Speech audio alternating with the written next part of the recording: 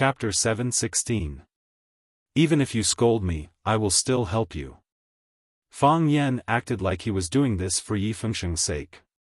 Yi Fengsheng blinked his big eyes and didn't know how to fight back. Bailey Lu looked at Fang Yan mockingly and sneered, "Who ran so fast just now? I haven't seen you for such a long time, but your jumping ability has improved." This idiot.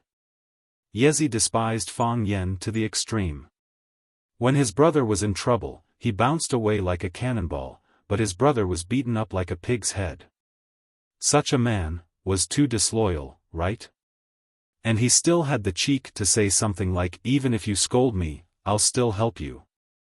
Those who were not loyal always liked to say things like, "supremely righteous," but those who were truly righteous would never say such nonsense. He's not an idiot. Yi Rou stood behind Yezi and retorted softly. "Ah." Yezi was shocked. She patted her chest and said, "Sister, when did you come?"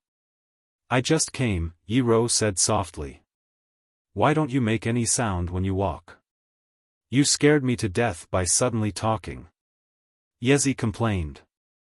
Of course he's not an idiot, he's very smart. When he saw danger coming, he ran faster than anyone else. How can such a person be an idiot? I scolded him wrongly, I should have scolded him for being a bastard. Yi Rou looked at Yezi's delicate and pretty side profile and asked, "Is Fang Yan closer to Bailey Lu or Yi Fengsheng?"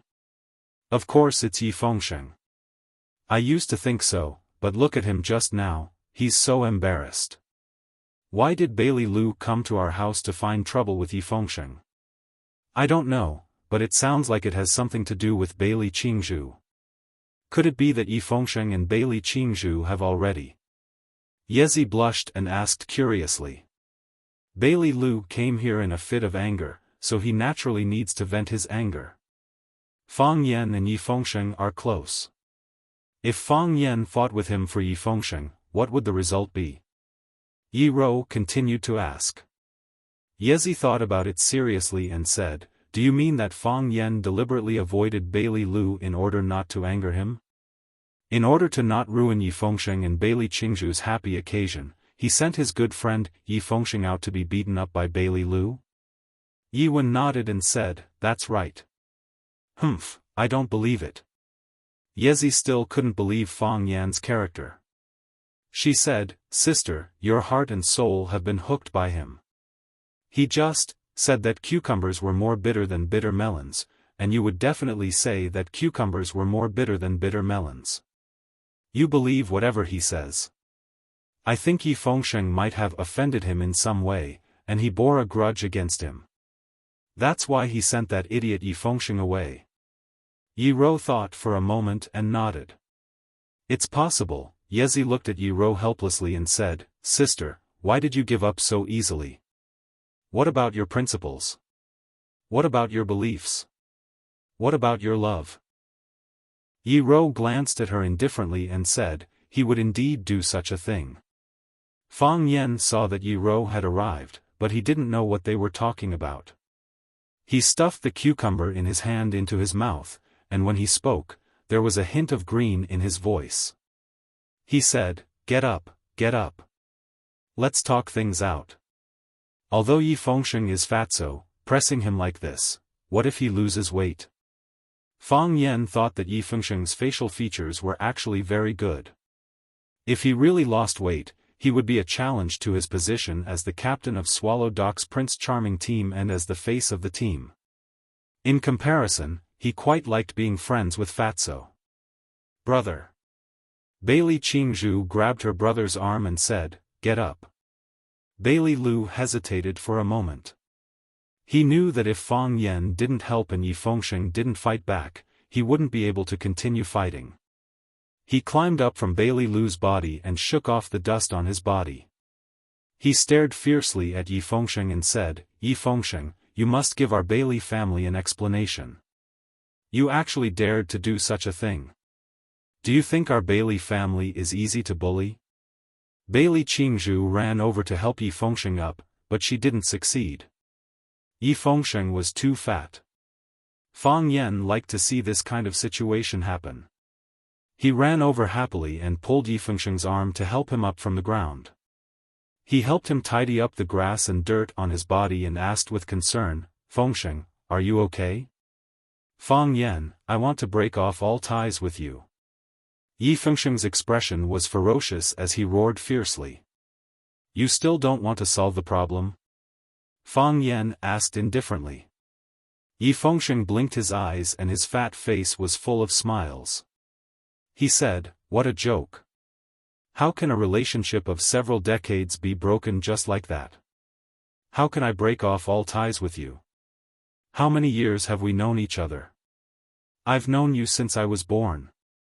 Are you really willing to help me solve my problem?" "That depends on what problem it is," Fang Yan said. "Actually, it's not a big problem," Yi Fengsheng said. "How big is not a big problem?" Yi Fengsheng pulled Fang Yan's sleeve to the corner of the wall and said in a low voice, "Qingzhu is pregnant." Fang Yan's expression stiffened. Then, he began to rejoice that he had dodged just now. If he hadn't dodged, Bailey Lu's anger would have reached his heart. Perhaps he would still be fighting with his life now. Who asked his good brother and his sister to create a new life? "What's with your expression?" Yi Fengsheng said angrily. "You also know. Between men and women, it's very easy for things to go wrong. At that time, I didn't think that it would be so easy." Fang Yan composed himself and looked at Yi Fengsheng's fat face. He asked very seriously, "What do you want to do?" "I haven't thought about it yet," Yi Fengsheng said. "What do you mean by haven't thought about it yet?" Fang Yan said, gritting his teeth. Yi Fengsheng thought for a while, then looked at Fang Yan and said, "Fang Yan, you know. I've always wanted to go out and see. Whether it's the North Sea or the Gobi Desert, or go to extremely cold places. I want to go out and see while I'm still young. Swallow Dock is too small, I want to go out and see. But now that you have a child, I know, but I'm not ready yet. My fierce tiger fist has just become a tiger, I want to have another breakthrough, but now that you have a child," Yi Fengsheng looked at Fang Yan and asked, "What do you think I should do?" "Get married," Fang Yan said. "Marry Bailey Qingzhu and make her your wife." Yi Fengsheng opened his mouth and said, "It's not that I don't want to marry her, but, since you're willing, then marry her," Fang Yan said firmly. He knew that Yi Fengsheng had premarital phobia. For a young man who always laughed and played around, it was very difficult for him to make a decision when he suddenly encountered something like this. He did not have much experience in relationships, and this was his first time experiencing the life of a married couple. He thought that after marriage, he would lose his freedom. He had not even thought about whether there would be any problems living with another woman, but this was his responsibility, an obligation that he had to bear. Yi Fengsheng stared at Fang Yan with wide eyes. He did not understand why he was so determined. Fang Yan sighed and said, "We grew up together with Qingzhu, and I also treat her like a younger sister." "You like Qingzhu in your heart, don't you?" "Yes." Yi Fengsheng nodded. Regarding this, he did not hide it. "Qingzhu and you are in love with each other, and you are willing. Since this has already happened, you can't blame anyone else. However, Qingzhu is pregnant with your child, so both of you must stand up and bear the responsibility. Qingzhu has already stood up, do you not dare to?" "Who says I don't dare? I just don't know what to do. Am I right? This is the first time you've experienced something like this, and you don't know how to handle it, right? You can't imagine your future life, so you're afraid, right? You seem to be very good at it. Don't tell me you've already been married. Don't lie to my cousin, if you lie to her, she will kill you." "Of course I've never been married," Fang Yan said angrily. "We're talking about you now, don't drag me into it. Also, if you don't stand up and bear the responsibility, do you think the Bailey family will let this go?" "Bailey Lu will kill you," Fang Yan said. "Everyone in the Bailey family will want to kill you," Fang Yan said.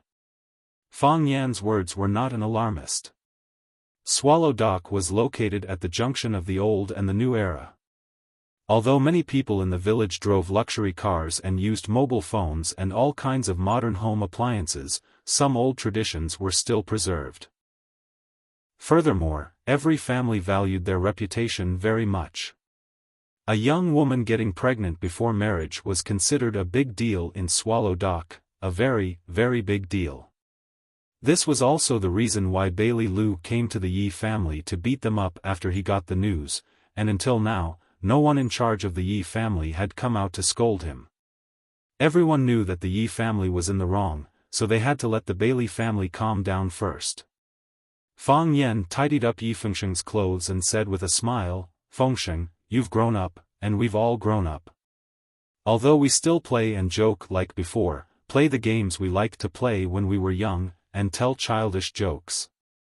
But, there are some responsibilities that we have to bear. You have a child, and you're the father of a child. So, you have to stand up, marry the woman you like, and give your child a warm home. I think this is much braver and greater than you going to the North Sea, the Gobi Desert, and the Arctic."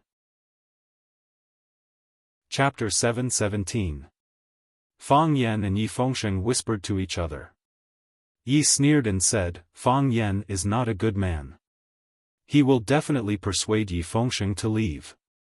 Yi Fengsheng has always wanted to go to Huacheng with him. If uncle hadn't stopped him, fearing that he wouldn't be able to control himself after going to Huacheng, he would have run away long ago." Yi Rou looked at Fang Yan tenderly with a slight smile on her lips. Since her relationship with Fang Yan was confirmed, she didn't know why she always looked at him and thought about him. Even if she didn't say a word and just looked at him quietly, she felt extremely happy and satisfied. Hearing Yi Rou's words, Yi Rou shook her head gently and said, "Fang Yan is not such a person, sister, why are you speaking for him again? Have you forgotten? How many girls came to see him when he was in mourning in Swallow Dock? Jiang Qin and Yuan Lin don't need to be mentioned. They would come every few days. Teacher and student relationship?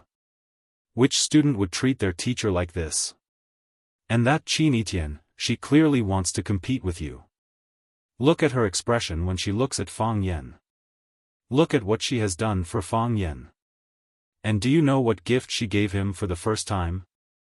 Fang Yingxiong secretly told me that the so-called red heart black jade was priceless.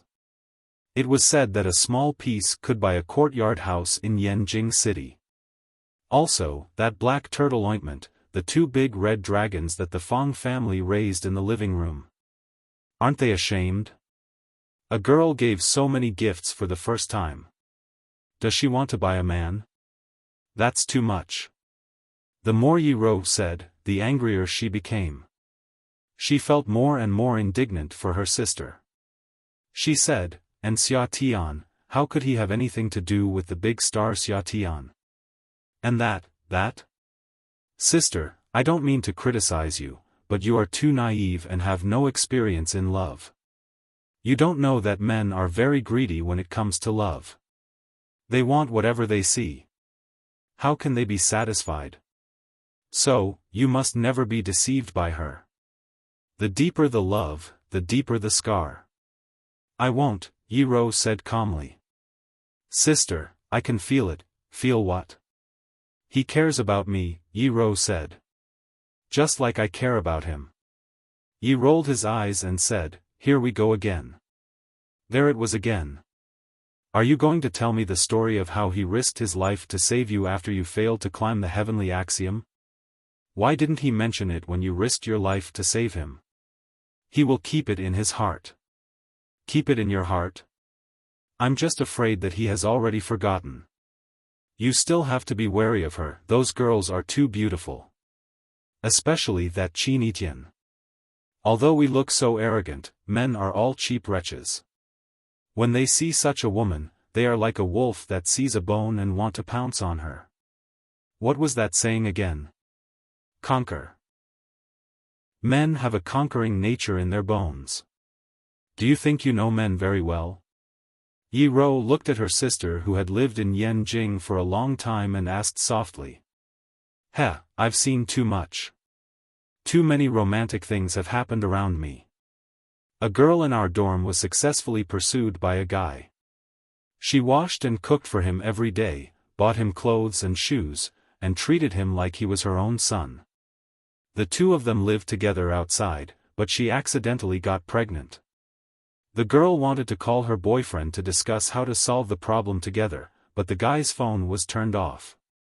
She came back crying and said that she wanted to commit suicide.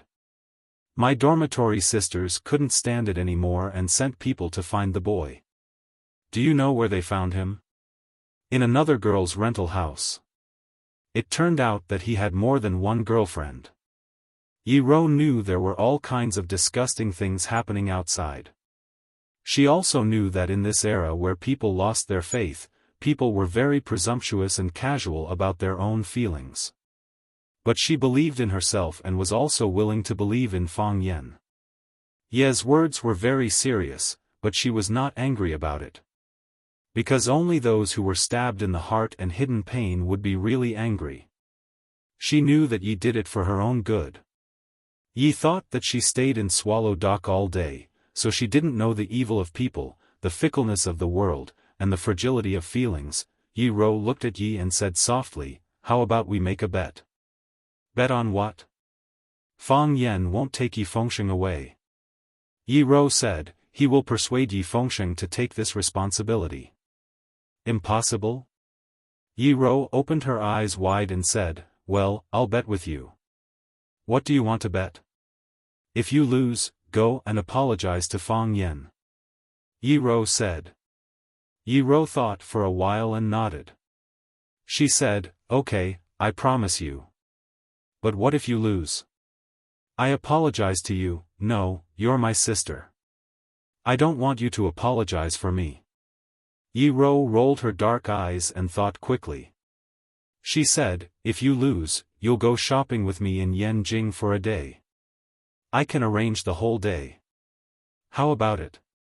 Yi Rou thought for a while. Although she didn't like shopping, she still agreed.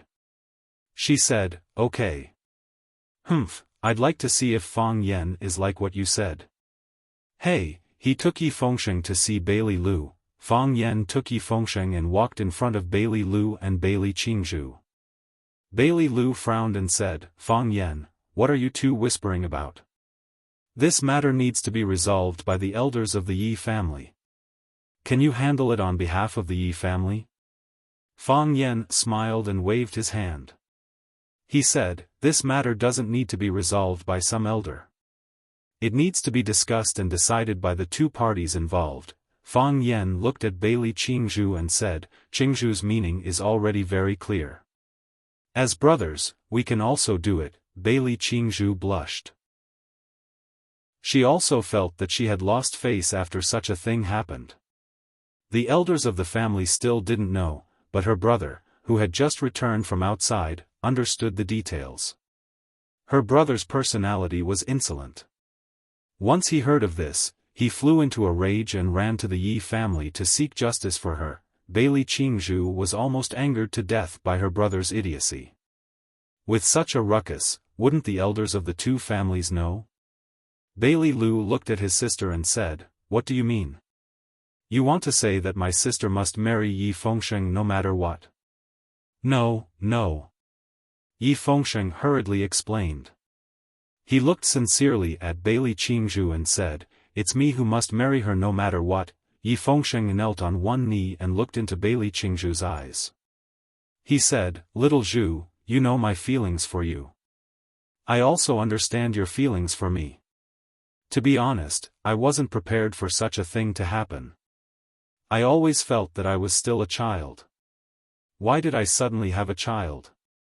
After I heard the news, I didn't know what to do. I even hid and didn't dare to pick up your call. I'm a bastard, I deserve to die. I know you must have been very sad at that time. I've let you down. I also felt very sad in my heart. I felt that no matter what, as a man, should have stood up at that time, hugged you and said it's okay. We'll bear this together. But at that time, I didn't do it, and I didn't do it well. I've always wanted to go out and have a look. I've always wanted to go out and explore. I've always wanted to train our Yi family's ferocious tiger fist to the middle stage of tiger. I've always felt that there are still many things that I haven't done. I've always thought that I still have a very, very long time, but you suddenly told me that we have a child. We're going to get married. Yi Fengsheng's eyes reddened. He reached out and held Bailey Qingzhu's small hand tightly. He said, even now, I'm still not prepared, but I'm willing to bear it with you. I want to marry you, I want to make you my wife. I want to raise this child with you. Just now, Fang Yan told me that to stand up and marry the woman you like, to give your child a warm home, is much braver than going to the North Sea, the Gobi Desert, or the extremely cold land, and much more noble. I don't care if it's brave or not, and I don't care if it's noble or not, I just want to do it. Because this is what I think in my heart. I want to marry you, I want to make you my wife, I want to be the child's father. The muscles on Fang Yan's face twitched again and again. This bastard, how can you change your lines so casually? Although the effect is better after you changed it, but, have you ever thought about my feelings?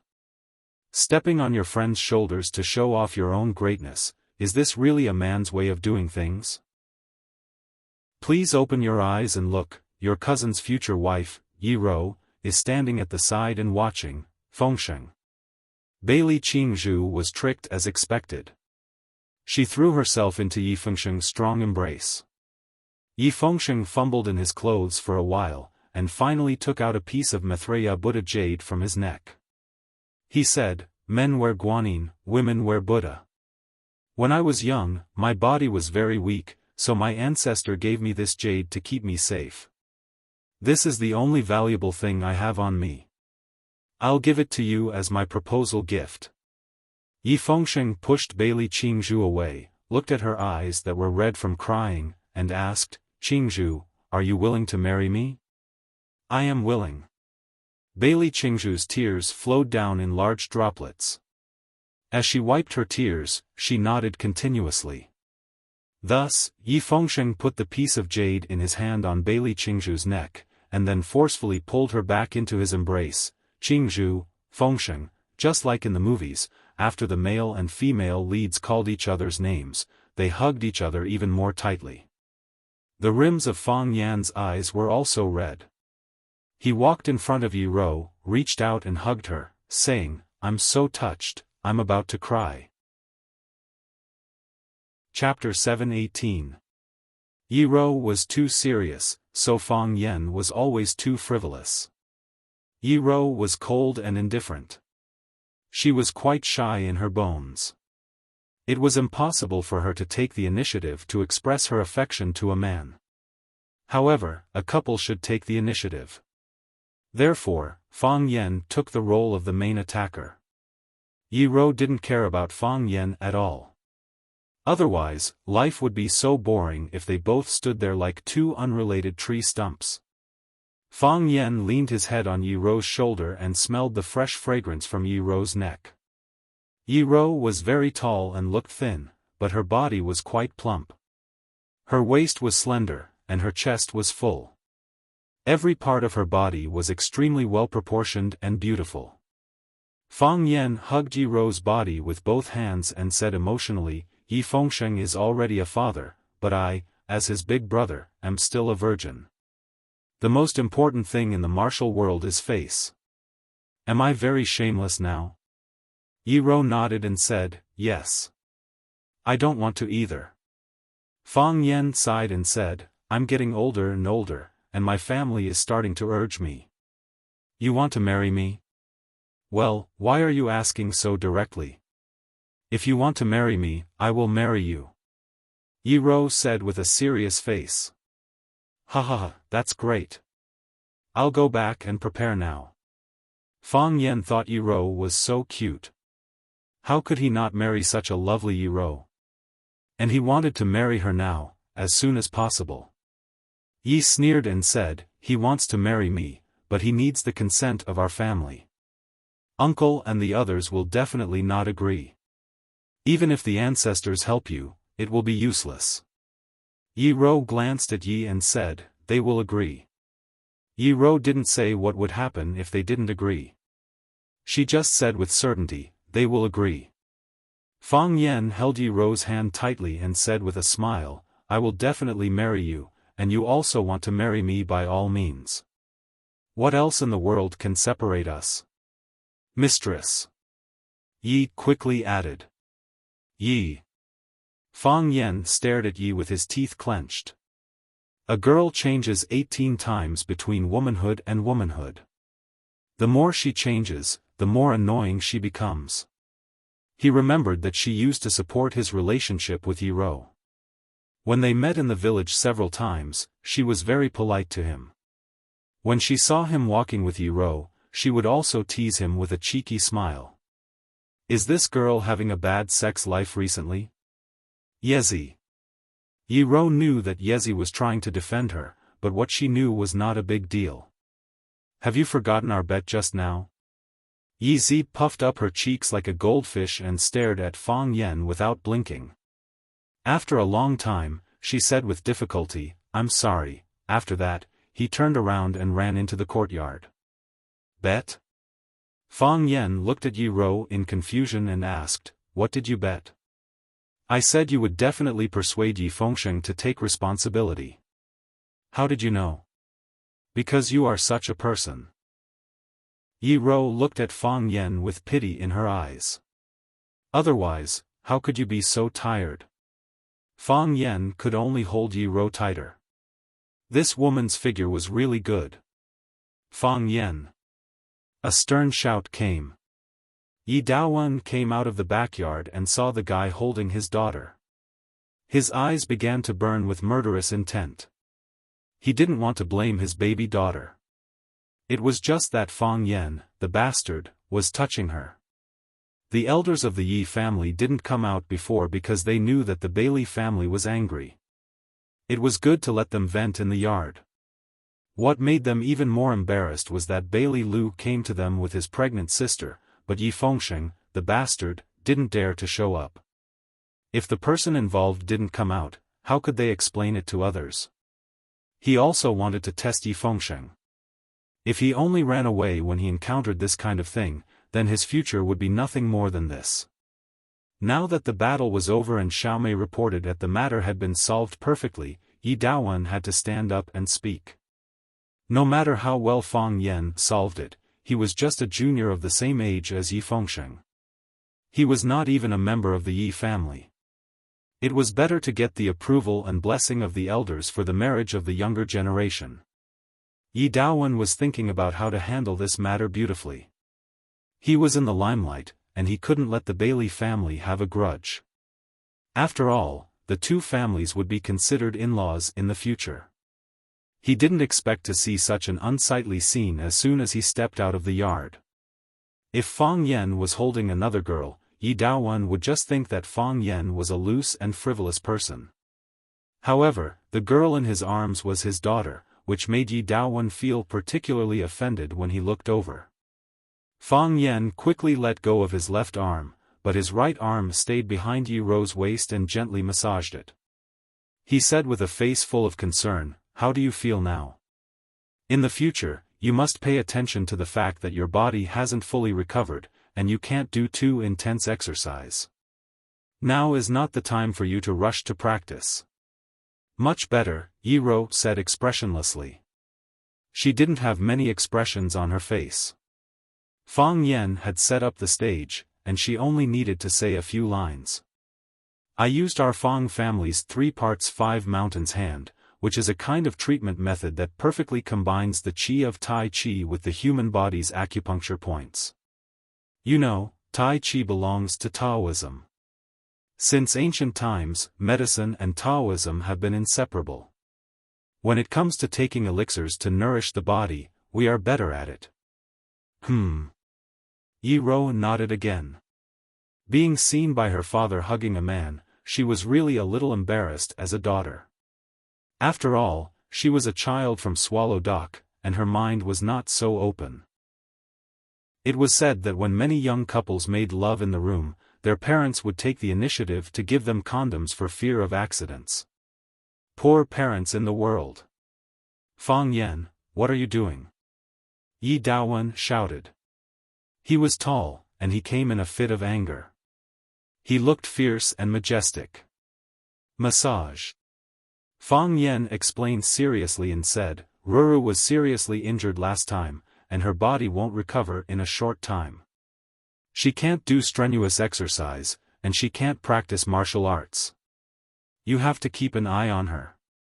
Don't underestimate these sprains. They may develop into hidden dangers in the future. But uncle, don't worry.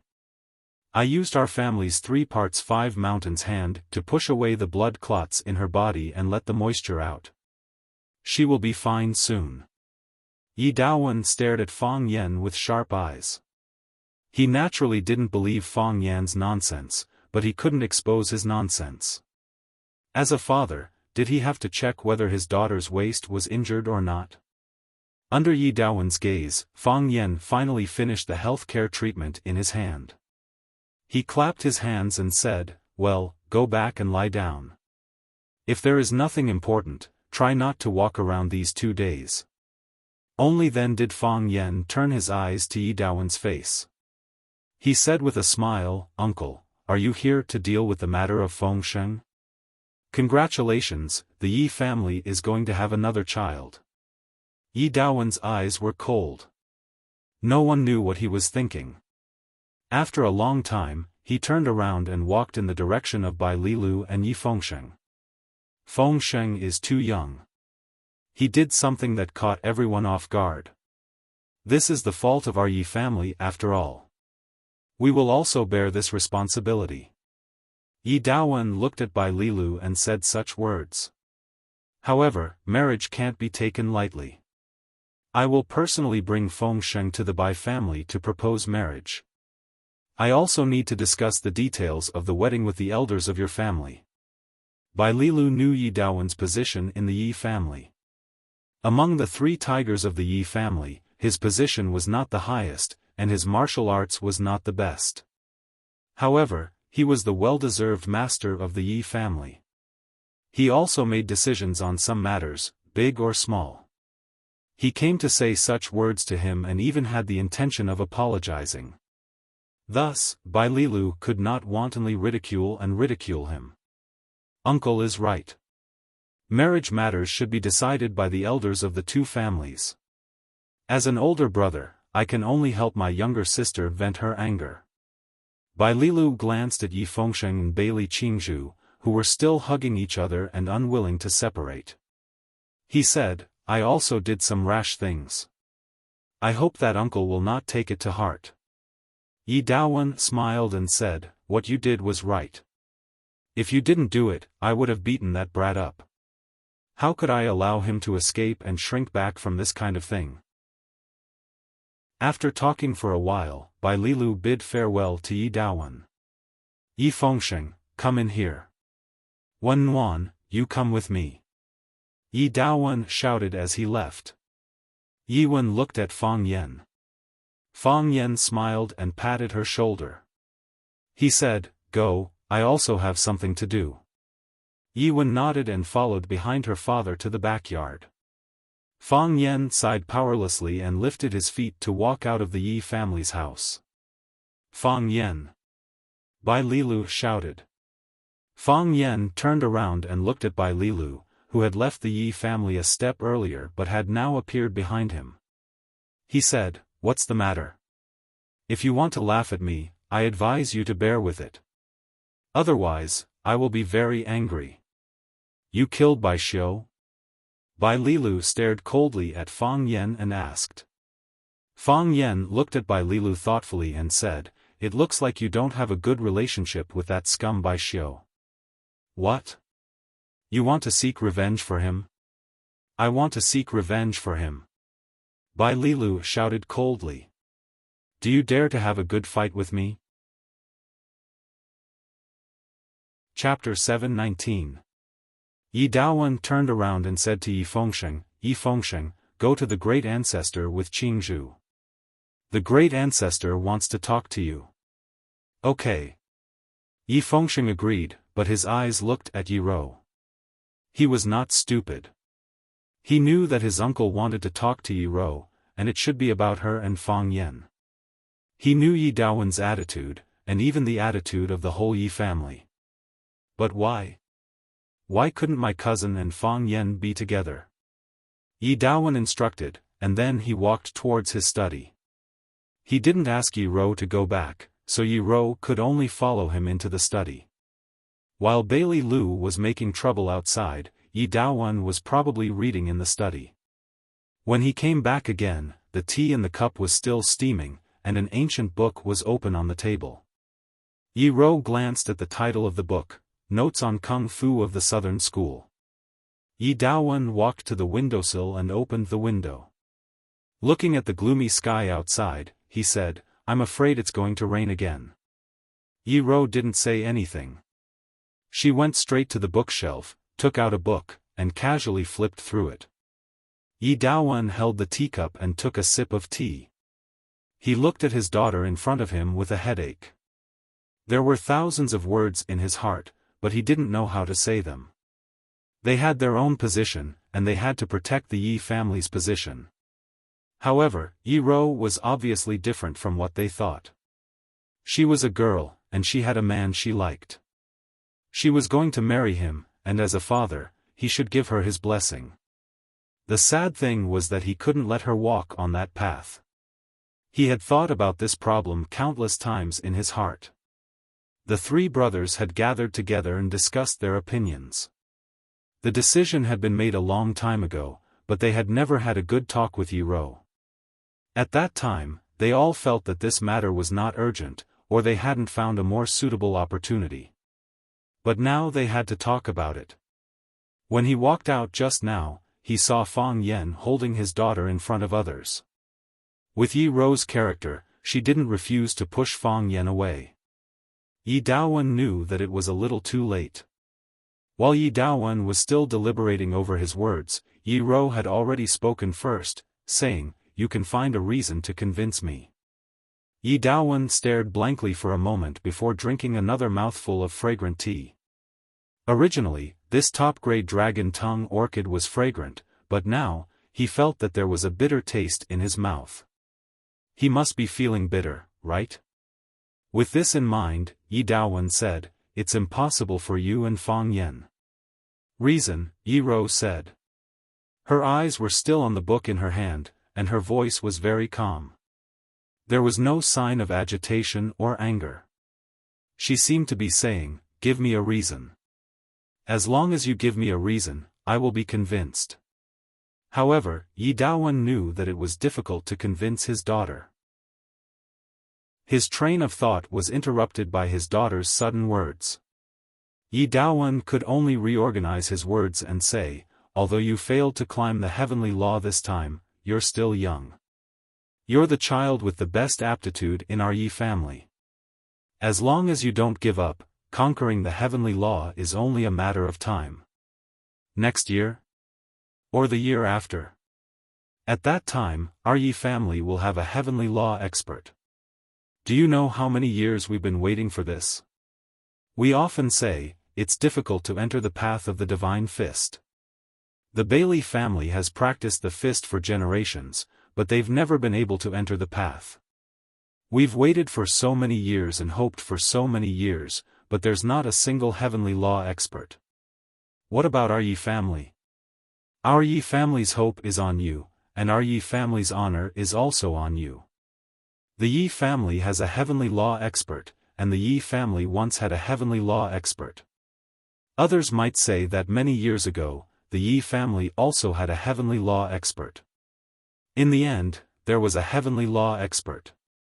The Yi family needs you, needs this honor, and needs this history.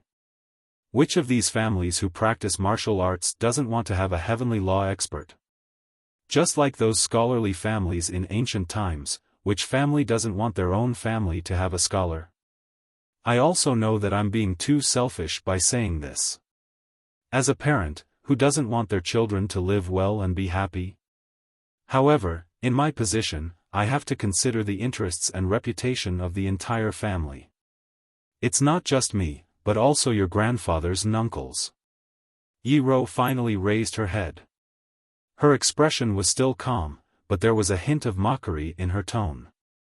She looked at her father and said, "Is it because I'm too outstanding? I've said it before. You've always been the most outstanding," Yi Daowen said. On this point, he was also very proud of his daughter. "Because I'm too outstanding, I can't get married and can't leave the Yi family? You can also get married. We've also discussed it. We can find a husband for you. You're outstanding in all aspects, and there are countless young talents who want to enter our Yi family. Your second and third uncles are also looking for someone outside for you. Whether it's from the government department or the military department, you have to find someone who can match you in all aspects. It's okay if you don't match up. As a husband and wife, one has to be strong while the other is weak. If both of them are too strong, it's not good for family harmony. Look for." Yi Rou squinted her eyes and smiled. She said, "Look for? Huh? Can one's own husband be looked for? The past is not the past. Even now in Swallow Dock, there are many couples who have never met before getting married, and they live very well afterward. But, I already have someone I like." Yi Rou said aloud. "That's why I wanted to talk to you. I should have talked to you a long time ago. At that time, I thought that everyone also thought that young people's relationships were not very stable. Maybe they would break up after talking for a while. Now you think we won't break up? I do feel that way. Unfortunately, you couldn't convince me," Yi Rou said. She closed the book in her hand and prepared to leave. Yi Rou stopped and turned to look at her father. She knew that he was also in a difficult position.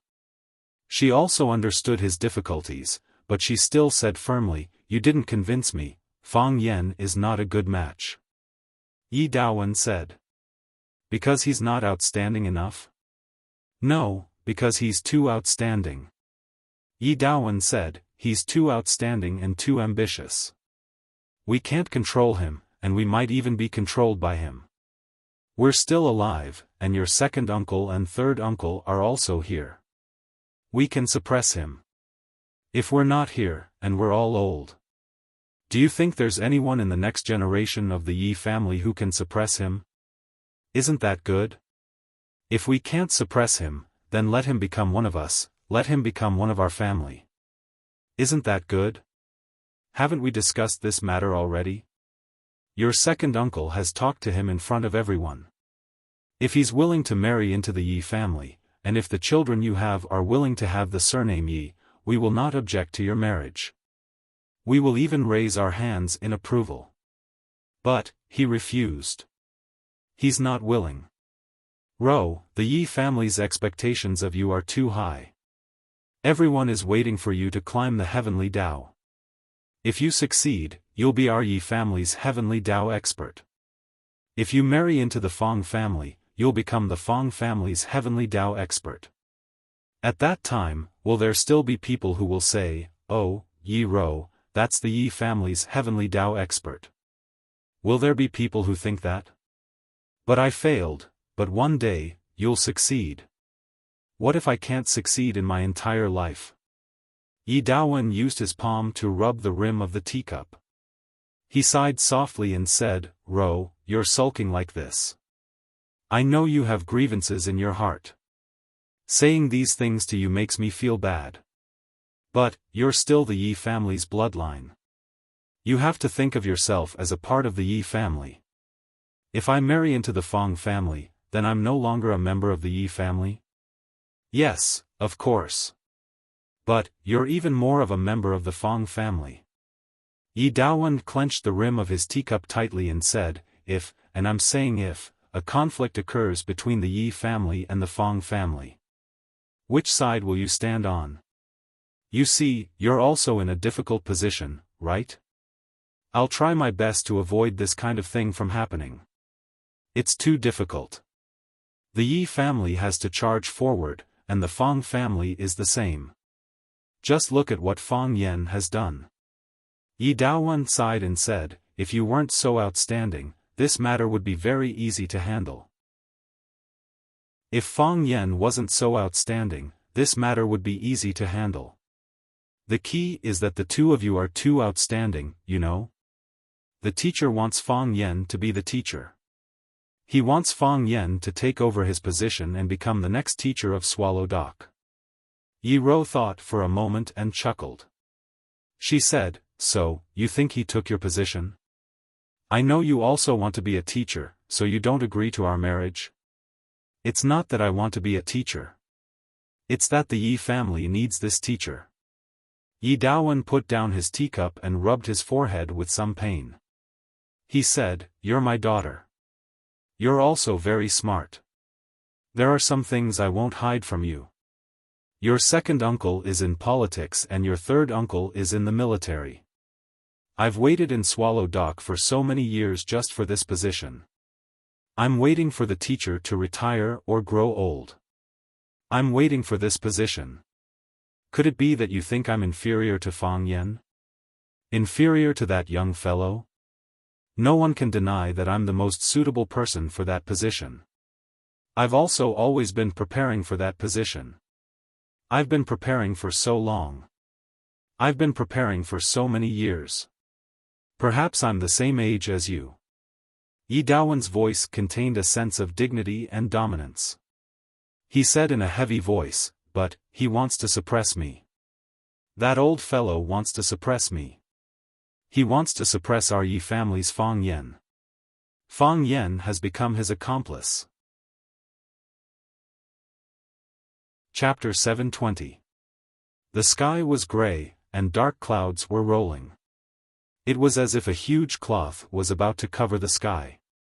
The wind had stopped, but the rain arrows that could pierce through the darkness didn't fall in time.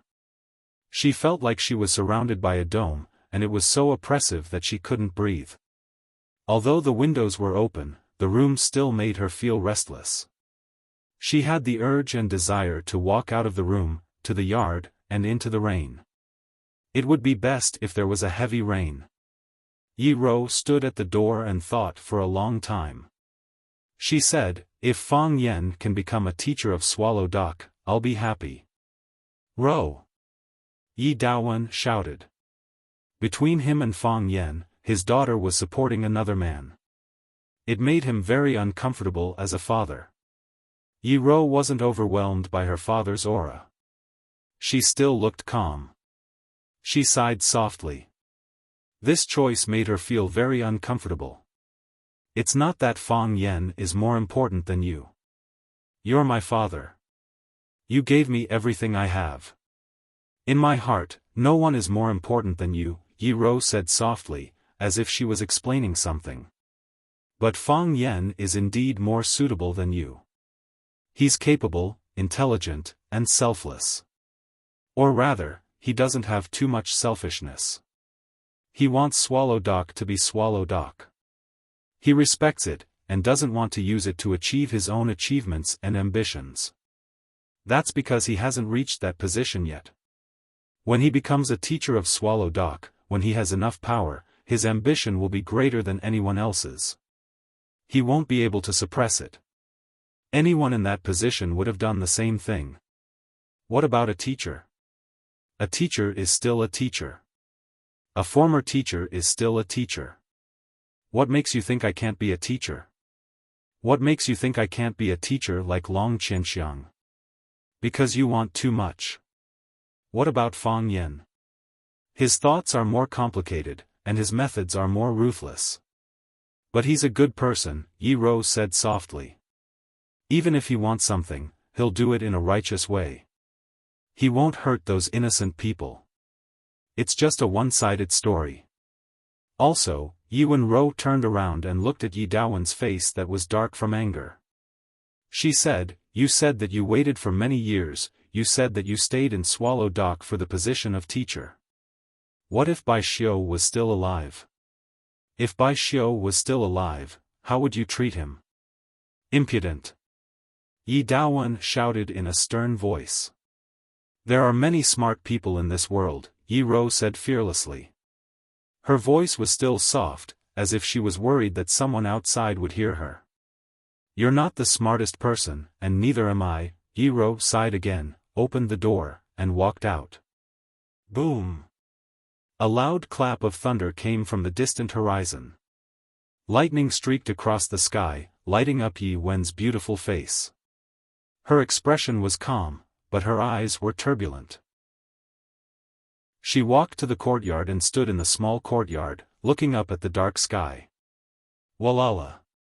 The torrential rain poured down on her face and body. Yi Rou stretched out her hand. The raindrops fell on her palm and splashed away. She enjoyed this moment of comfort and coolness very much. It was as if all the hair on her body had opened up. She knew that only the rain arrows could tear apart the endless darkness and boredom. Clang!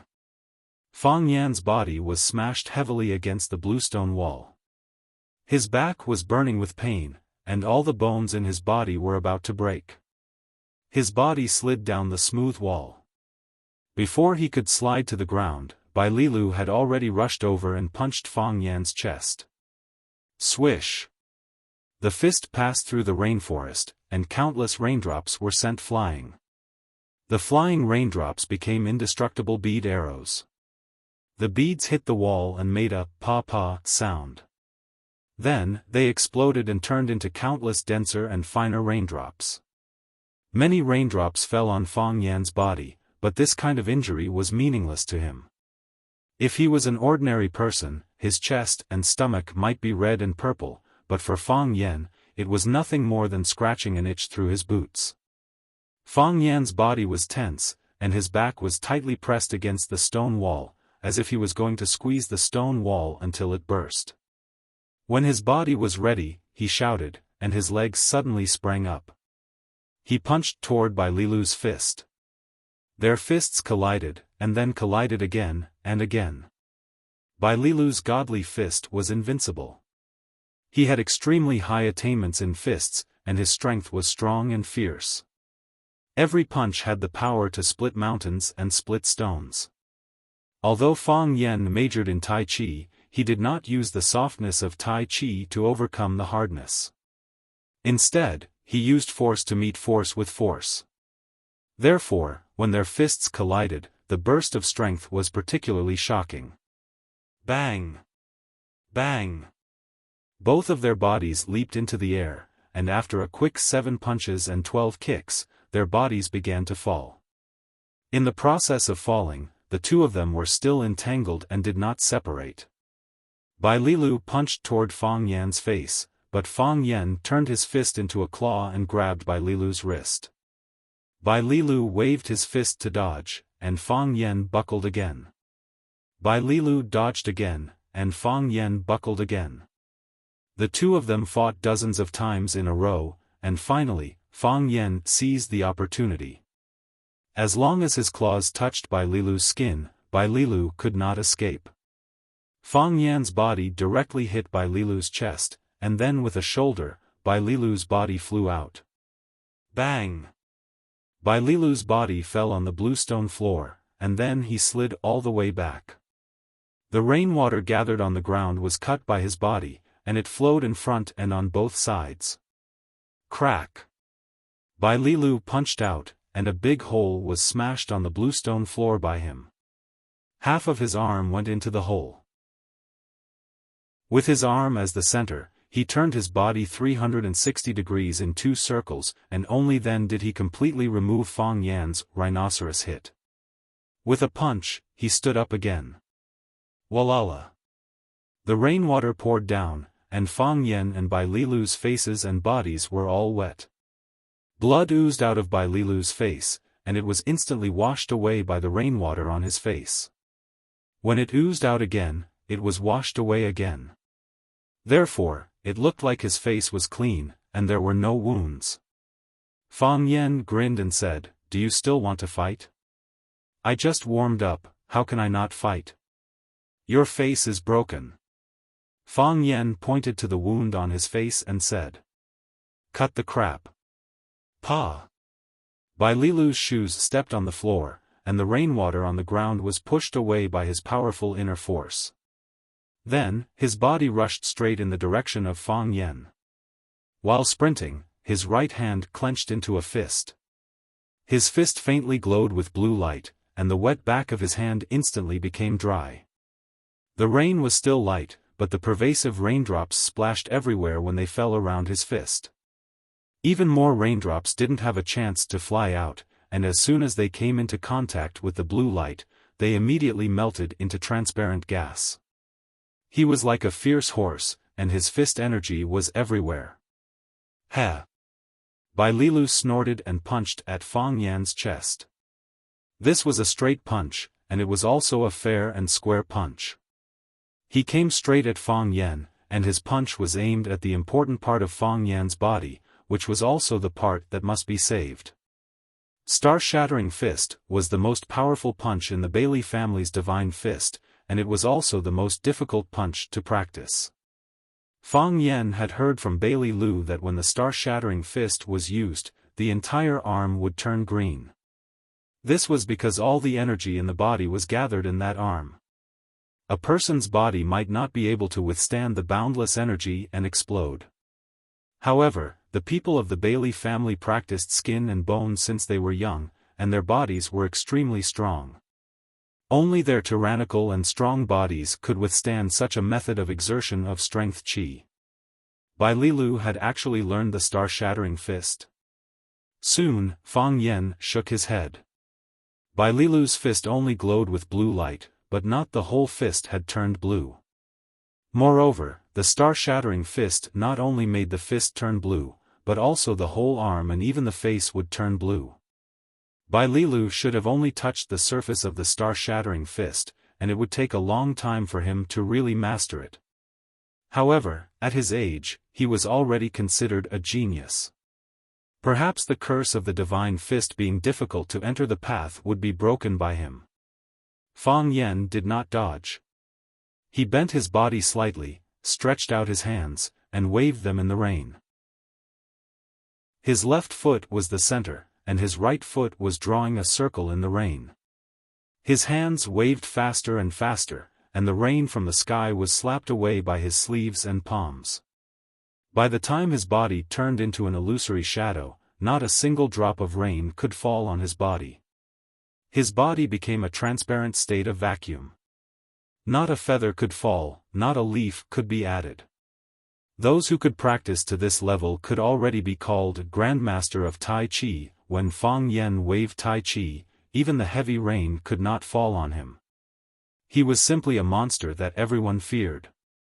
Bai Lilu sprinted in the rain, and his fist was getting closer and closer to Fang Yan's chest. In the process of running, the color of Bai Lilu's fist became darker, and the green light gradually converged, slowly shrinking into his flesh. Star-Shattering Fist, this was the real Star-Shattering Fist. I've been tricked. Fang Yan was shocked. Bai Lilu, this bastard, actually hid his strength at this critical moment. He wanted to give Fang Yan a fatal blow at this moment. Pa! Bai Lilu punched Fang Yan's chest, and Fang Yan's body flew out. Chapter 721. The 100 Miles Godly Fist used bravery as its bones and strength as its flesh. It was brave and unyielding when fighting with others, fearless. In the past, when Fang Yan and Bai Lilu fought, they were fighting to the death. It looked like they were fighting with their lives on the line. Neither of them would hold back. Fang Yan never thought that Bai Lilu would learn the Star-Shattering Fist after not seeing him for a while. Fang Yan never thought that Bai Lilu would learn to hide his strength during the fight. Was this the Bai Lilu he knew? Was this the Bai Lilu family's man? Pfft! Fang Yan despised him in his heart. Bai Lilu's punch was unstoppable. Before the punch arrived, the qi came first. Fang Yan's body bent and flew backward, as if he had been struck by a powerful force and collided with a powerful force. Bai Lilu's body was still in the charging position.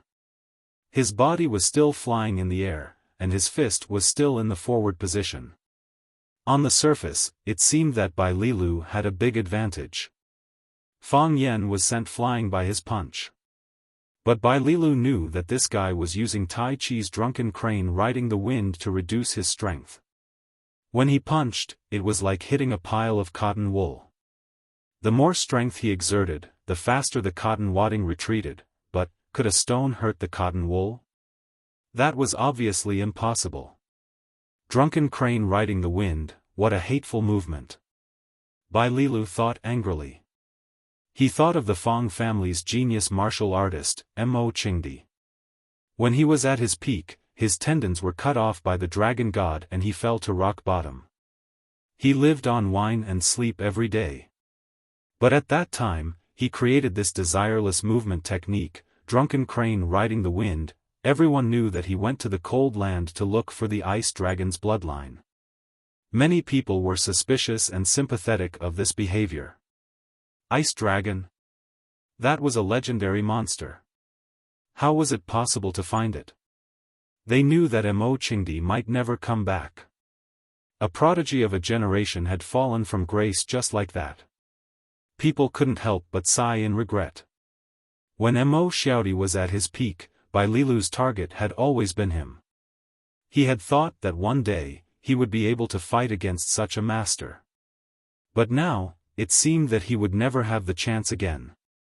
Logically speaking, Bai Lilu's punch, which had been accumulating power for a long time, should have missed, because he didn't even touch Fang Yan's body. However, he did not give up. He did not even change his move. His body flew even faster, drenched in the torrential rain and facing the cold wind. His entire palm had turned green. Although the green color was faint, it proved that he had comprehended the star-shattering fist for some time. Fang Yan retreated and rushed forward. When the force of the leap was exhausted, Fang Yan's body began to fall, and so did Bai Lilu's body. As soon as Fang Yan's toes touched the ground, Bai Lilu charged towards Fang Yan's face in a condescending manner. *Pa*. The fist incinerated the rainwater and smashed towards Fang Yan's head. Fang Yan's feet were like a pair of ice skates gliding on the water, and Bai Lilu's body was also chasing after him. The whistling of the wind, the pitter-patter of the rainwater, and the heavy breathing of people mingled together.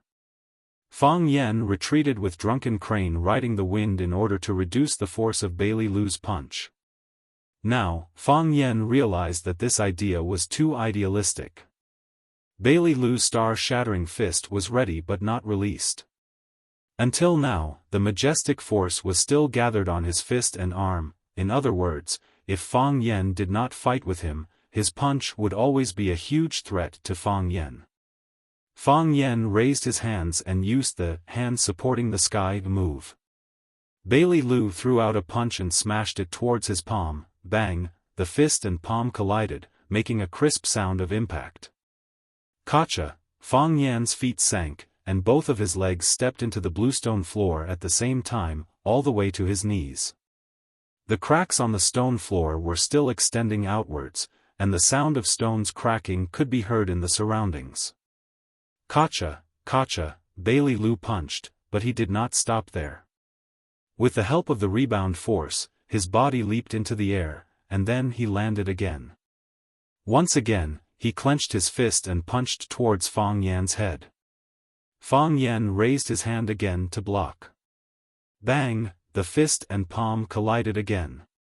Kacha! Fang Yan's legs continued to sink.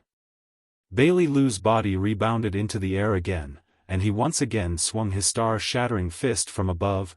Kacha! Fang Yan's body was like a wooden stake, being hit by a huge hammer again and again into the depths of the ground.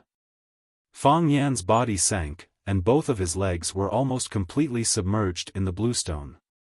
He could feel the sharp stone fragments cutting his little brother between his legs. Bai Lilu's body flew into the air again, then he clenched his fists, and with strong winds and heavy rain, he rushed towards Fang Yan. This was the last blow. It was also a fatal blow. Walala! His body fused with the torrential storm, like a blurry shadow, a bolt of lightning that was full of lethality. bang, bang, Bailey Lu punched again. Fang Yen raised his face, letting the bean-sized raindrops hit his cheeks, eyebrows, and eyes. The sky was gray, and covered by the curtain of rain.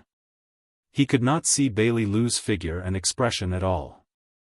However, he could clearly see his fist, his cyan fist, which contained a violent power, was swung forward. "Go to hell!" Bailey Lu roared. "Go to hell!" Fang Yen also roared at the same time.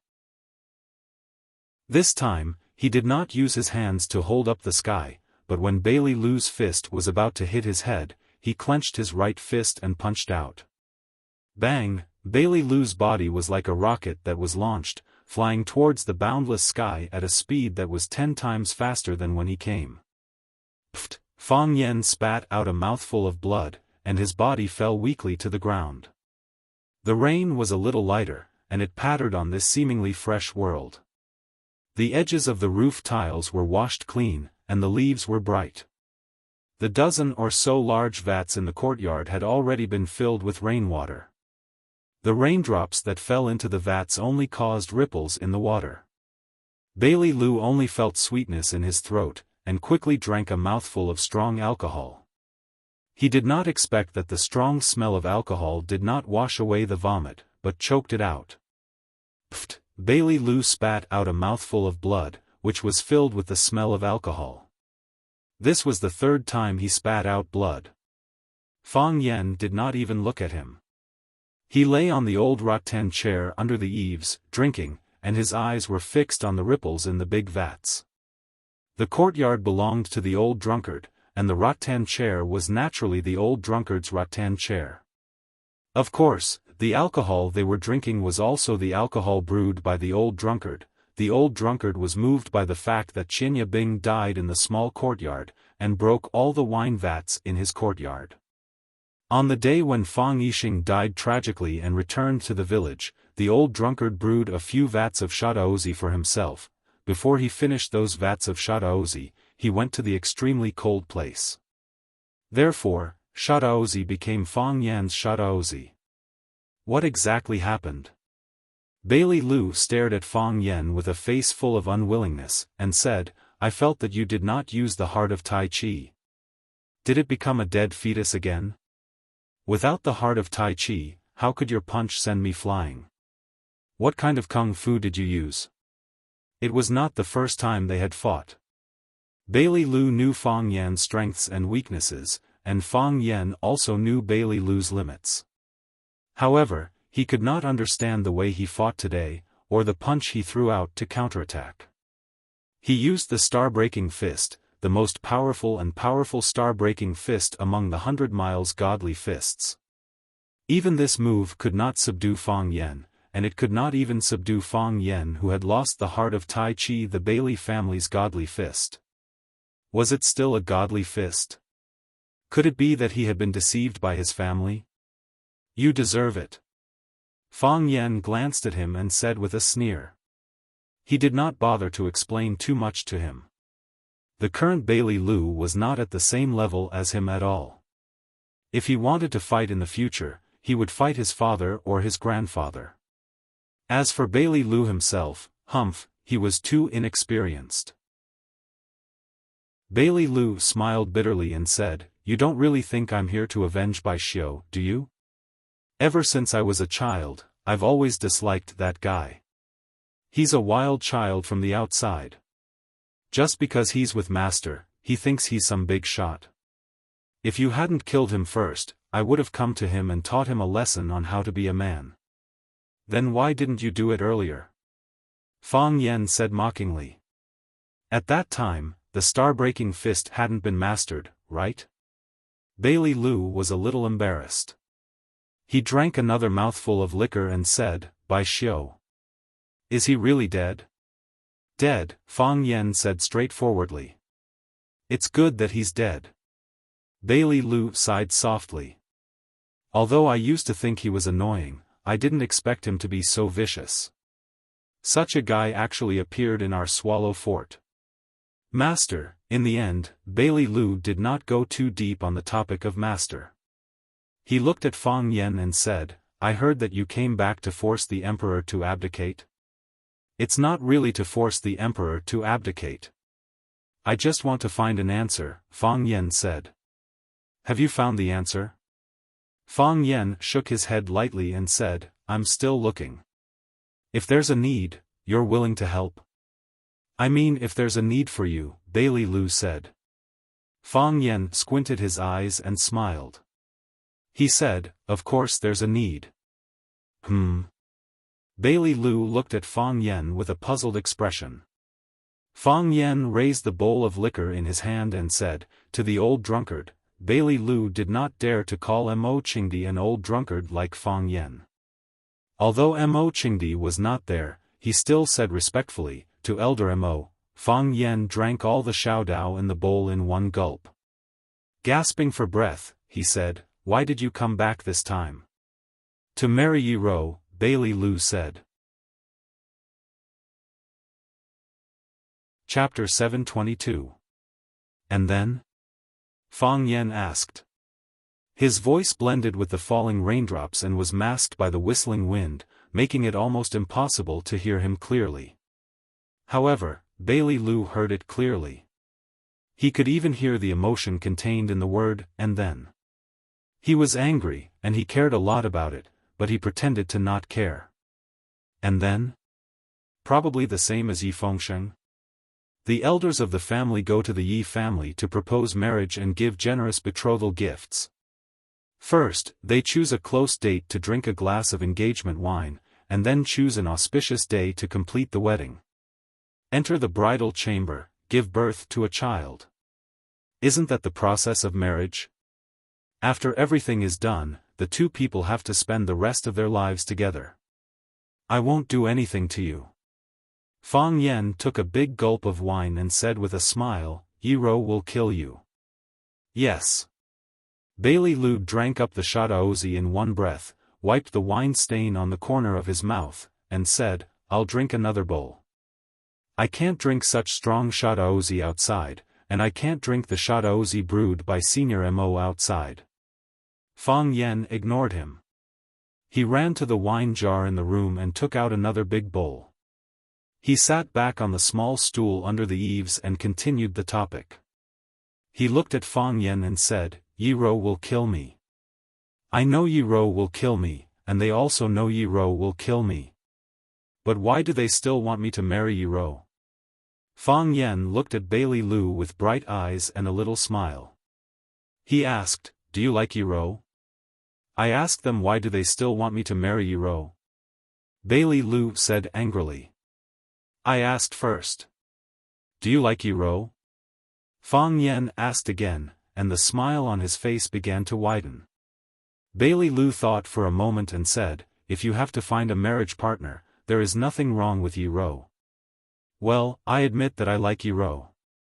You also know that among our group of friends, there aren't many who don't like her. At that time, we were a group of men hunting birds in the mountains and fishing in the water, but Yi Ro never played with us. Although we said she was unsociable and didn't like to play with such a girl, we actually hoped that she could be with us. If she inadvertently glanced at us, everyone's heart would pound violently, and their voices would become much louder, just like a group of little roosters that had been injected with hormones. Bai Lilu picked up the wine bowl and took a sip. He felt the strong aroma of the wine, but his eyes were fixed on the water droplets that continuously dripped from the eaves into the pool. The water droplets were like a thick transparent thread, creating small ripples in the small pool. If the water droplets were alive, would they merge with each other or be swallowed by the pool? Were their hearts filled with joy? At that time, we were all very envious and jealous of you. We wanted to play with Yi Ro, but we didn't know what reason to get close to her. You are different. Because of the competition every year, you two were born to be enemies. When a group of us stands together, when she looks over, her gaze will most likely be on you, although her gaze might not be kind. You can also go up and provoke her or even insult her, and then wait for her to retaliate. In fact, we are all envious of you. Fang Yen nodded, looked at Bai Lilu, and said, "So, you like Yi Rou, so you won't object to this marriage. Even if you object, you won't object so fiercely. Yi Rou has extraordinary skills, and she may become the youngest elite in the Tao of Heaven in Swallow Fort. The Yi family is now like the sun in the sky. If you two get married, the Bailey family will also benefit a lot. Not only the Bailey family, as long as the Yi family spreads the news that Yi Rou is looking for a man, the other families in Swallow Dock will probably rush to marry her. As you said, if you want to find a woman to marry, who doesn't want to marry Yi Rou?" After a pause, Fang Yen said, "Of course, it won't be easy for you to take advantage of this. The Yi family will never let Yi Rou go. So, did they ask you to be their son-in-law?" Bailey Lu grinned and said, "We can do this, but you can't. I have an elder brother and a younger brother. I have 4 or 5 cousins, and more than a dozen brothers and sisters. Even if I, Bailey Lu, sacrifice for my family or for my beauty, it's not a big deal. For example, Li Xiaotian has an elder brother, Li Xiaolong. Li Xiaolong is so powerful that he can support the Li family. It's not a bad thing for Li Xiaotian to marry into the Yi family and be the peace ambassador between the two families. You don't consider my and Yi Rou's opinions.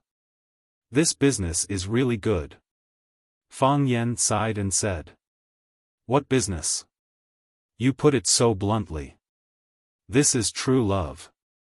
Although Yi Rou doesn't necessarily love us, we love Yi Rou." "Then, let's go back to my first question," Fang Yen said with a smile. "Aren't you afraid that Yi Rou will kill you? What about you?" Bailey Lu looked at Fang Yen with a bowl of wine in his hand and said, "Like you said, you won't do anything? Yi Rou is responsible for killing people, and I'm responsible for digging holes. I can't bear to let Yi Rou bear such a heavy workload alone. Look, I know it's like this. If I only consider Yi Rou's opinion, I think I can give it a try." He thought, "I'm not worse than you, Fang Yen. If I make love to you, Yi Rou may fall in love with me in the future. But if I only consider your opinion, we're brothers. I've helped you. My family forced me to do this. You can't just kill me with a sword. But if I have to consider your and Yi Rou's opinion at the same time, I'm afraid no one dares to accept this marriage, right? The weight of you and Yi Rou together is no less than that of those rich and powerful families." "You are a smart man," Fang Yen said as he looked at Bailey Lu with a bowl of wine in his hand. "Come on, let me toast you. Because I didn't steal your woman?" "No." Fang Yen shook his head and said, "Because you made the right choice. You should know that I will really kill people. I've already killed Bai Xiu." Bailey Lu clinked his bowl with Fang Yan's and said, "Some people are not easy to kill." "Then kill them slowly," Fang Yen said. "Anyway, I'm not too busy now. Once upon a time, there was a mountain called Monkey Mountain. There was a Taoist temple on the mountain, and there were a group of old monks in the temple. The Taoist temple was located on the mountainside of Monkey Mountain, built against the cliff. Half of the Taoist temple was suspended in the air. From a distance, it looked like it was flying in the clouds. Because of the rain, the mountain was blurred and the fog was rolling. The entire Taoist temple was shrouded by the rain and the fog. The Taoist priests in the temple were doing their evening classes in the One Mind Temple. There were also a few old Taoist priests in the kitchen, preparing dinner for the Taoist temple. Such a tranquil and comfortable scene, every day passed in this manner. In the past few decades, it was rarely broken by anything. However, today was not an ordinary day. On the cliff of the Taoist temple, a black figure was climbing along the cliff. His posture was calm and his speed was fast. He looked as if he was walking on flat ground. From the bottom to the top, he was like an agile old monkey or a soaring eagle. His body was almost flying toward the outer wall of the Taoist temple. The tips of his feet lightly touched the protruding but precipitous rocks, and then he stepped on a large rock even higher up. When his body reached the top of the void suspension temple, his body paused for a moment. He lowered his voice and looked around. Then his body jumped down like a bat and quietly entered the window of the void suspension temple. There was no one in the room, nor was there any sound. He could not even hear a person's breathing or pulse. This was something he had already inquired about when he came in. He did not stop and continued to climb until he reached the door of a locked room on the top floor. He pressed his palm on the golden lock, and his inner strength burst forth. With a slight ding, the copper lock automatically bounced open. He held the lock in his hand, pushed open the door, and entered. The room was dark, but it was not a problem for the black-clothed man. He didn't even need a flashlight to walk around the house freely. For martial artists of their level, night vision was not a very impressive skill. There were rows of bookshelves in front of him, and there were all kinds of books and ancient books on them. The room was filled with a strong scholarly atmosphere, but there was no smell of decay. Instead, there was a faint fragrance. The black-clothed man reached out and quickly searched through the books, looking for a place where the treasure could be hidden. In a very inconspicuous small house in the Taoist temple, a young Taoist was sitting on a chair, drowsily sleeping. Perhaps he was startled by the thunder outside, but he suddenly opened his eyes and wiped the saliva from the corner of his mouth. Looking at the surveillance image on the TV screen in front of him and the figure busy in the dark room, the young Taoist became excited and ran towards the one-hearted sect view next door. Lowering his voice, he shouted, "Master, Master! Grand Master, someone's here to steal the Tai Chi painting again. Someone's here to steal the Tai Chi painting again." Chapter 723. The sky was dark and misty, and the rain was hazy. The old parasol tree in the courtyard was washed clean by the rain, and the large leaves of the parasol tree showed the green color of their youth, like green jadeite leaves that had just bloomed. There was an open vat under the Chinese parasol tree. The water in the broken vat was already full, and the new water flowed out, flowing into the stream next to the courtyard. Tiny ripples appeared on the surface of the water because of the newly fallen raindrops. Occasionally, large ripples would appear, stirring up the water in the vat, as if there was an invisible monster hiding at the bottom of the vat. However, it didn't show its head, and there was no way to see its true appearance. Splash, a big red fish emerged from the water, opening its mouth and spitting out bubbles, catching the rootless water falling from the sky. It seemed as if something had bitten its tail, and then it suddenly dove into the bottom of the pond. Splash, water splashed everywhere, and the water swayed even more violently. With the heart of the water as the center, ripples began to spin in the vat. The black shadow was still searching in the room, flipping through the precious ancient books and then throwing them to the side. His movements were extremely fast, but he almost didn't make any sound. The room was still pitch black, and other than the flickering light from his pupils, it was difficult to see any other light. Swoosh, a cool breeze blew toward his back. If it was someone else, they would just think that there was a breeze blowing, and their back was slightly cold. However, for the black-robed man, even the slightest movement in the surrounding dozens of feet could not escape his perception. He didn't make any movements, but his body actually disappeared from where he stood. Crack, countless fine threads of the horsetail whisk slapped the bookshelf, and the bookshelf was cut into countless pieces. That wasn't a natural wind, but a breeze caused by the attack of the horsetail whisk. After missing its attack, the horsetail whisk flicked, and it once again chased after the black-robed man not far away. This time, the direction of the horsetail whisk's attack was that pair of bright eyes. In this dark space, the pair of eyes were a little too bright. Swoosh, there was another faint breeze. The person holding the horsetail whisk leaped up, and his Taoist robe opened, but there was no sound. His appearance, his attack, and his attack, all of them had not made a single sound. He didn't even speak.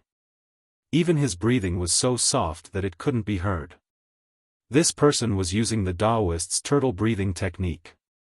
His internal organs were like a turtle in a dormant state, but his body still maintained a powerful offensive ability. The black-clothed man's body disappeared, and the horsetail whisk struck the bookshelf again. The bookshelf could not withstand such gravity, and with a crack, a wooden board fell off. Then, the entire bookshelf began to collapse, making a crashing sound. What was different was that this time, the direction in which the man in black disappeared was not to dodge or retreat. Instead, he took the initiative to greet the horsetail whisk. "Evil creature, you're courting death." The middle-aged Taoist priest was infuriated by the black-clothed man's arrogant and conceited behavior. He bellowed and suddenly withdrew his horsetail whisk. Then, he swung it towards the black-clothed man's chest. This time, the horsetail whisks were no longer gathered together. Instead, they were scattered and flew towards the man in black like countless flying needles. The fine threads on the horsetail whisk actually broke free from the handle and became a dense mass of deadly hidden weapons that covered all the important acupuncture points on the man's chest and face. "Ignorant child, don't scold me." The black-clothed man scolded, and at the same time, he swung his palm out. If there were bystanders, they would definitely be amused by this scene. The black-clothed man came to steal someone's treasure, but after being caught red-handed, he did not want to let others scold him. This was truly tyrannical. What was even funnier was that he called a middle-aged Taoist priest a ignorant child. Whose child would grow up so quickly? This humble Taoist is Fragrant Flower Pavilion's book reader, Qing Xian. Who are you?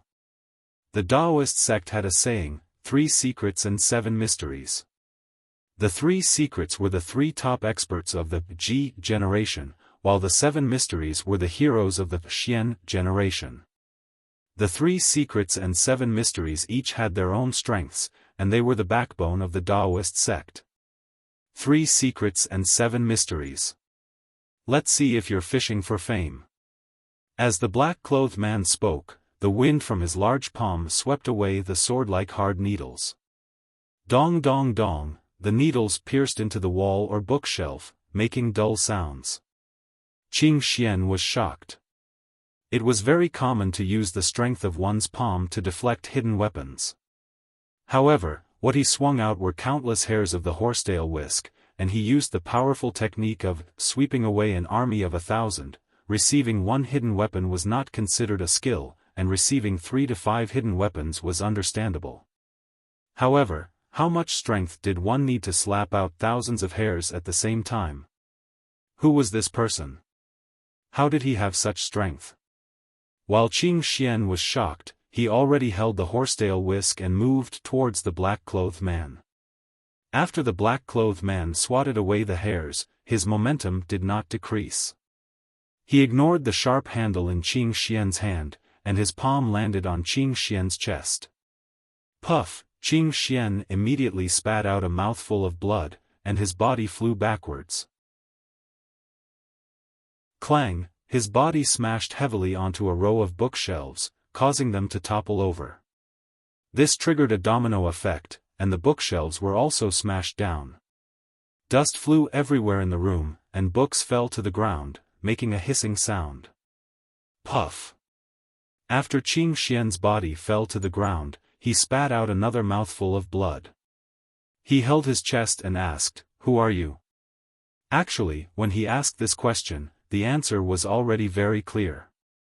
Because in the entire Wuxia, there were very few people who could send him flying with 1 palm, the black-clothed man did not answer Qing Xian's question.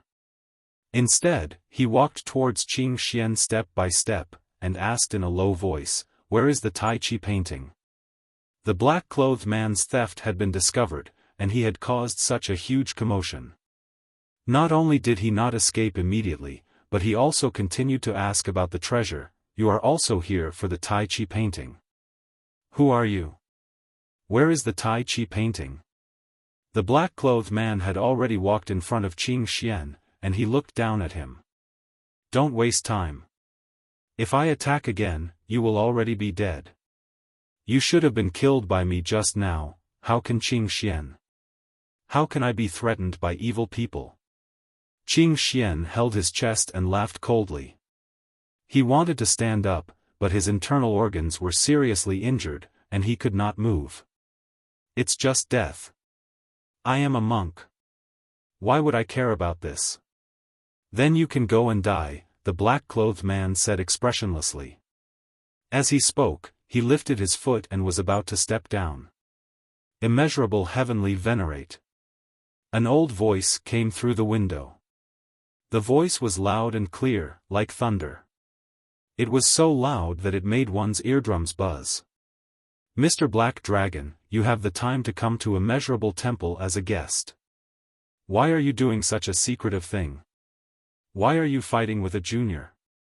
The black-clothed man glanced at Qing Xian and knew that he could not step down anymore. The leader of the group had stood up, but he still attacked an injured junior. It was really embarrassing. Old Taoist Tai Chong, you are not dead yet, the black-clothed man shouted outside. The moment he spoke, the buzzing in his ears immediately disappeared. Using sound to attack the enemy and using sound to subdue the enemy was the principle of imbuing strength into one's voice. For experts of their level, there was nothing in the world that could not injure or subdue the enemy. Who cares about life and death? The old voice said with a smile. Since Mr. Black Dragon is here, would you like to come out and meet me? Why not? The black-clothed man said aloud. He slapped the tightly locked window of the house with his palm. The window made of rosewood shattered into sawdust and scattered in all directions. The black-clothed man's feet did not move. He did not need any leverage, but he had already flown out of the window. Cha! His feet landed on a bluestone in the courtyard. The bluestone did not move at all. Not even the rainwater beneath his feet was disturbed. Black clothes and a black hat. His entire body was shrouded in darkness. His face could not be seen clearly. Even his figure could not be seen clearly. He stood there motionless, but his body seemed to be wrapped in a layer of gauze, wrapped in a layer of fog. It was illusory and real, and one could never find his true body. In the courtyard, dozens of Taoist priests gathered around. There were old Taoist priests with white beards, and there were also some young and naive Taoist priests. They looked at the man in black who was hiding in the wind and rain with a common enemy. There was no joy nor sorrow, only some anger spreading in their hearts. They did not provoke anyone, but there was always someone who came to their house to steal things and hurt their loved ones. This kind of thing would not feel good to anyone. Were monks not human? However, they did not act rashly. Because the person standing in the black shadow was called the Black Dragon, the most elusive and most unfathomable black dragon, one of the 3 divine dragons of Wuxia. Even though they were experienced and knowledgeable, they had to say, the guest who came to visit today was also a legendary figure. In the middle of the crowd of Taoist priests stood an old man in a light-colored Taoist robe. The old man's hair and beard were all black, and there were not many wrinkles on his face. However, his voice was extremely old, like an old monster that had lived for hundreds of years. The old man straightened his back and stood in the middle of the crowd. He looked at the black-clothed divine dragon and said, "Which Tai Chi diagram do you want? Treasures of heaven and earth belong to virtuous people." The black dragon said calmly. Even though he was surrounded by so many people, he was not afraid at all. "You have no use for it. I will take it myself."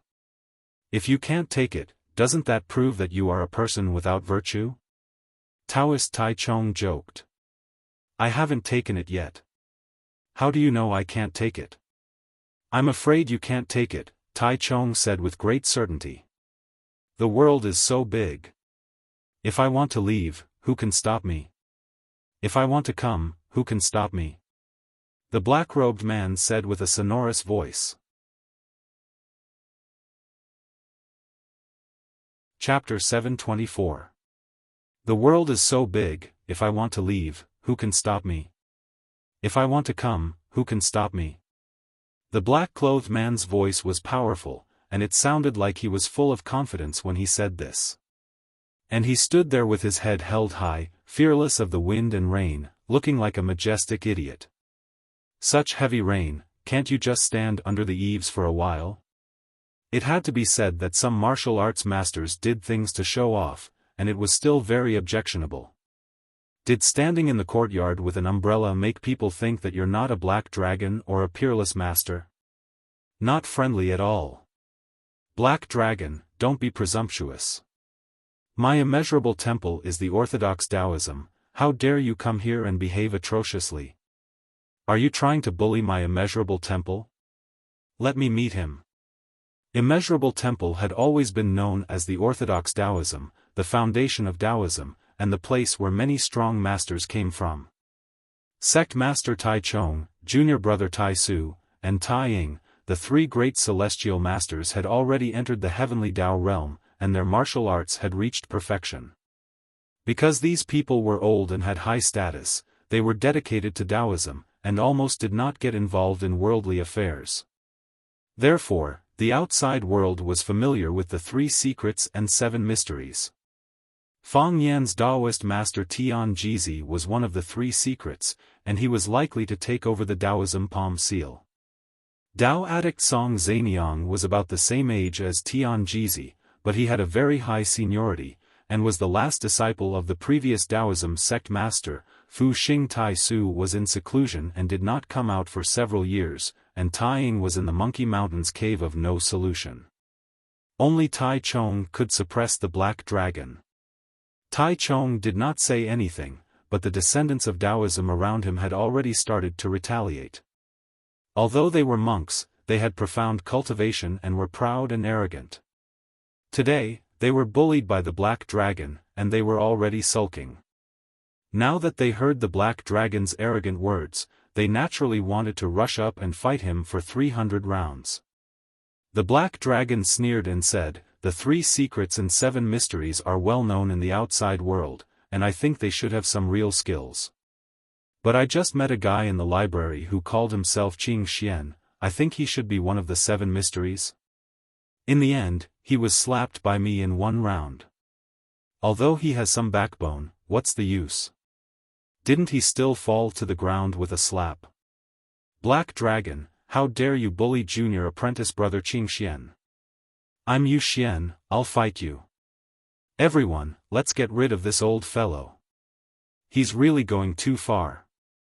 Mr. Black Dragon is a guest from afar. Everyone, don't be rude. Taoist Taichung said. The old Taoist priest Taichung's prestige was extremely high. As soon as he opened his mouth to speak, there was not the slightest bit of noise in the courtyard. Taoist Taichung looked at the black dragon and said, "If you are a friendly guest, we will naturally welcome you with tea, but if you are a malicious guest who wants to steal our treasures, our immeasurable monastery can only sweep you out. Does Mr. Black Dragon want to leave on your own, or do you want us to drive you away?" It had to be said that the black dragon did have the ability to act tough. If an ordinary person were to stand in the rain, they would have long been drenched. How could a drowned rat have any prestige to speak of? The black dragon was different. He had been standing in the rain for a long time, and the rain today was indeed very heavy. The rain was boundless, but not a single drop fell on Black Dragon's clothes. Even now, his body remained dry and clean.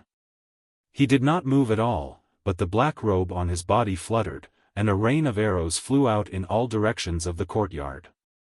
Whoosh whoosh whoosh. Countless raindrops turned into countless rain arrows, and countless rain arrows flew towards the surrounding Taoist priests. The young Taoist priests retreated nervously. The middle-aged Taoist priest and the old Taoist priest came forward and waved their sleeves. With a flick of their horsetail whisks, they sent the rain arrows flying. "This is to teach you a lesson for not being polite," the black dragon said in a gloomy voice. The black dragon did not intend to use this move to injure anyone. He only wanted to create some chaos in the crowd. Taichung and a few older Taoist priests stood there expressionlessly. When the rain arrows flew in front of them, they automatically bounced off, as though they had encountered an invisible wall. Even the young Taoist priest standing behind them would not be harmed in any way. After the black dragon was done teaching the young one a lesson, his gaze shifted to the old one. He looked at the old Taoist priest Taichung and said, "Taichung, I'm here for the Taiji painting. Give me the Taiji painting and I will naturally leave. The Taiji painting already has a successor. It will be sent out on a chosen day." "Naturally, I can't give it to you," said the old Taoist priest Taichung indifferently. "Who can obtain this Taiji painting?" asked the black dragon in surprise. "Naturally, it's a fated person." "A fated person?" The black dragon sneered. "You monks and Taoist priests just like to play tricks. What do you mean by fated people? Those who have a close relationship with you are fated people. It's fine if those vulgar people in the outside world like to play tricks behind the scenes, but even you monks and Taoist priests like to play such tricks. Don't you have any shame? You keep saying that you believe in gods, but if there really is a god, the first thing they will punish would be believers like you who are duplicitous and use their name to cheat." "Heavenly Lord of the Immeasurable," Taichung chanted and said, "it looks like this old Taoist will have to do something today. To be able to fight with old Taoist Taichung, it's not a wasted trip." As the black dragon spoke, his body vanished into thin air.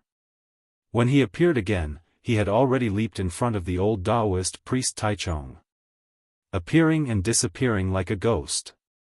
It was not the black dragon's usual movements, but the ultimate technique that the black dragon was currently using. This ultimate technique was called appearing and disappearing like a ghost.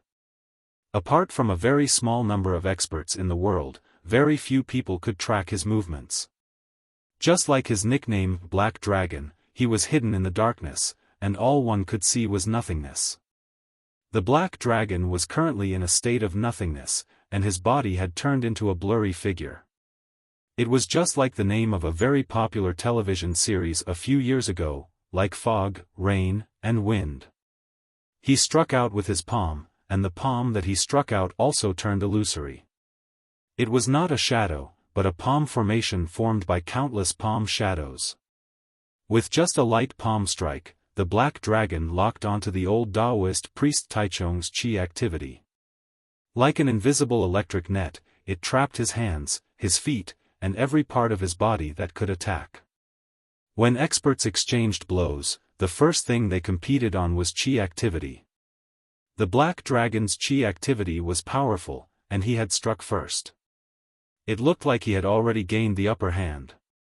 Just as the illusory palm prints were about to strike the old Taoist priest Taichung's chest, the old Taoist priest's body disappeared. No, he did not disappear. He just suddenly disappeared right under people's noses, and then reappeared even more suddenly.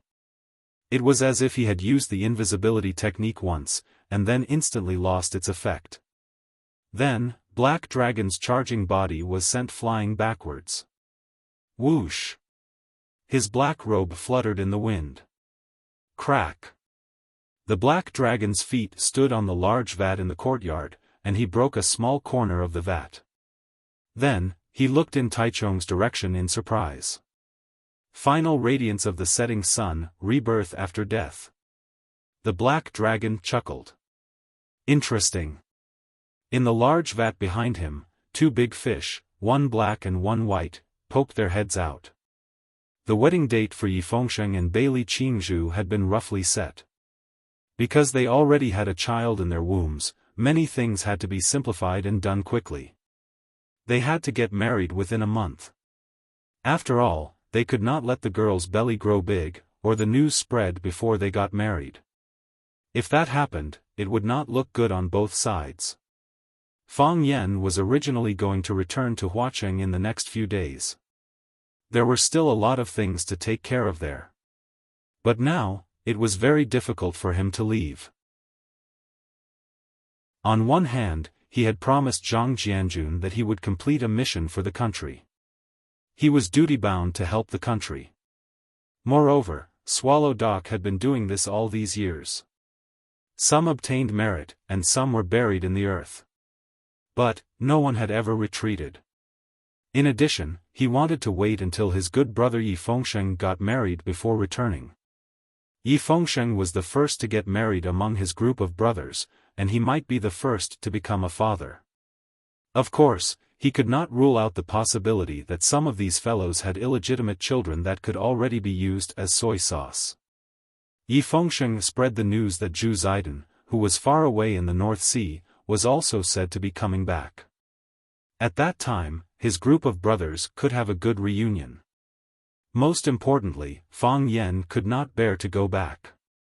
During the days he was in Swallow Dock, he accompanied his mother to the mausoleum in the back mountain every morning to sweep his father's grave. He would pour a cup of wine for him, light a stick of incense, and then help his mother tidy up her vegetable garden.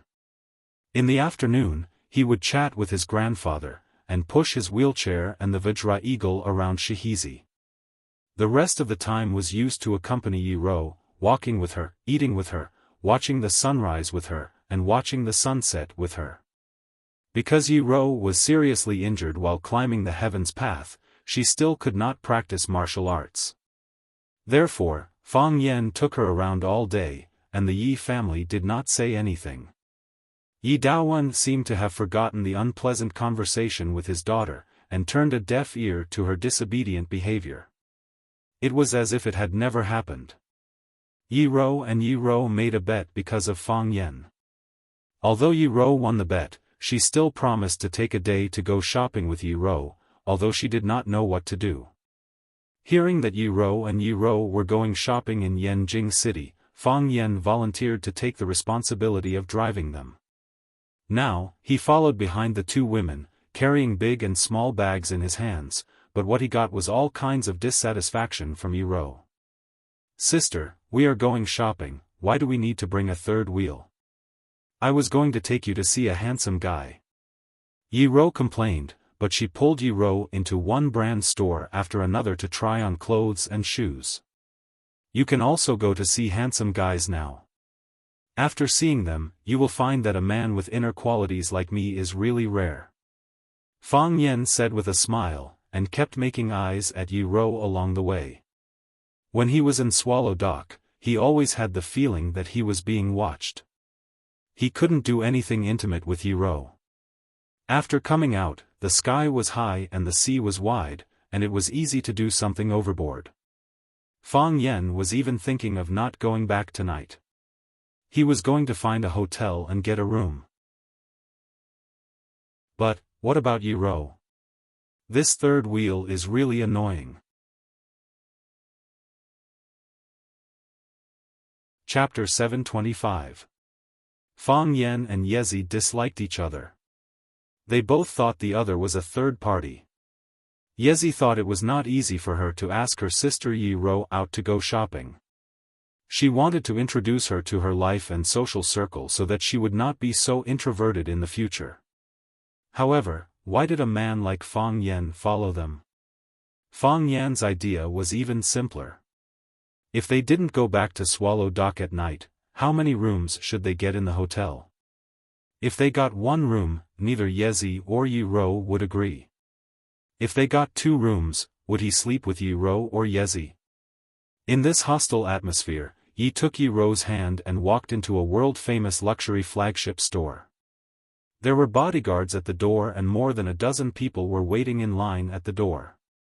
Yezi seemed to be used to this kind of thing. She took Yi Ro and stood in line at the back of the crowd. Fang Yen walked behind them with big and small bags and whispered to Yi Ro, "Shall we go to another store? There are too many people in this store and we need to wait in line." "Idiot." Yezi rolled her eyes and sneered, "This is to make it easier for distinguished guests to shop, so they limit the number of people entering the store at a time. If this kind of brand store is as crowded as a super mall, who would want to go in? This is hunger marketing."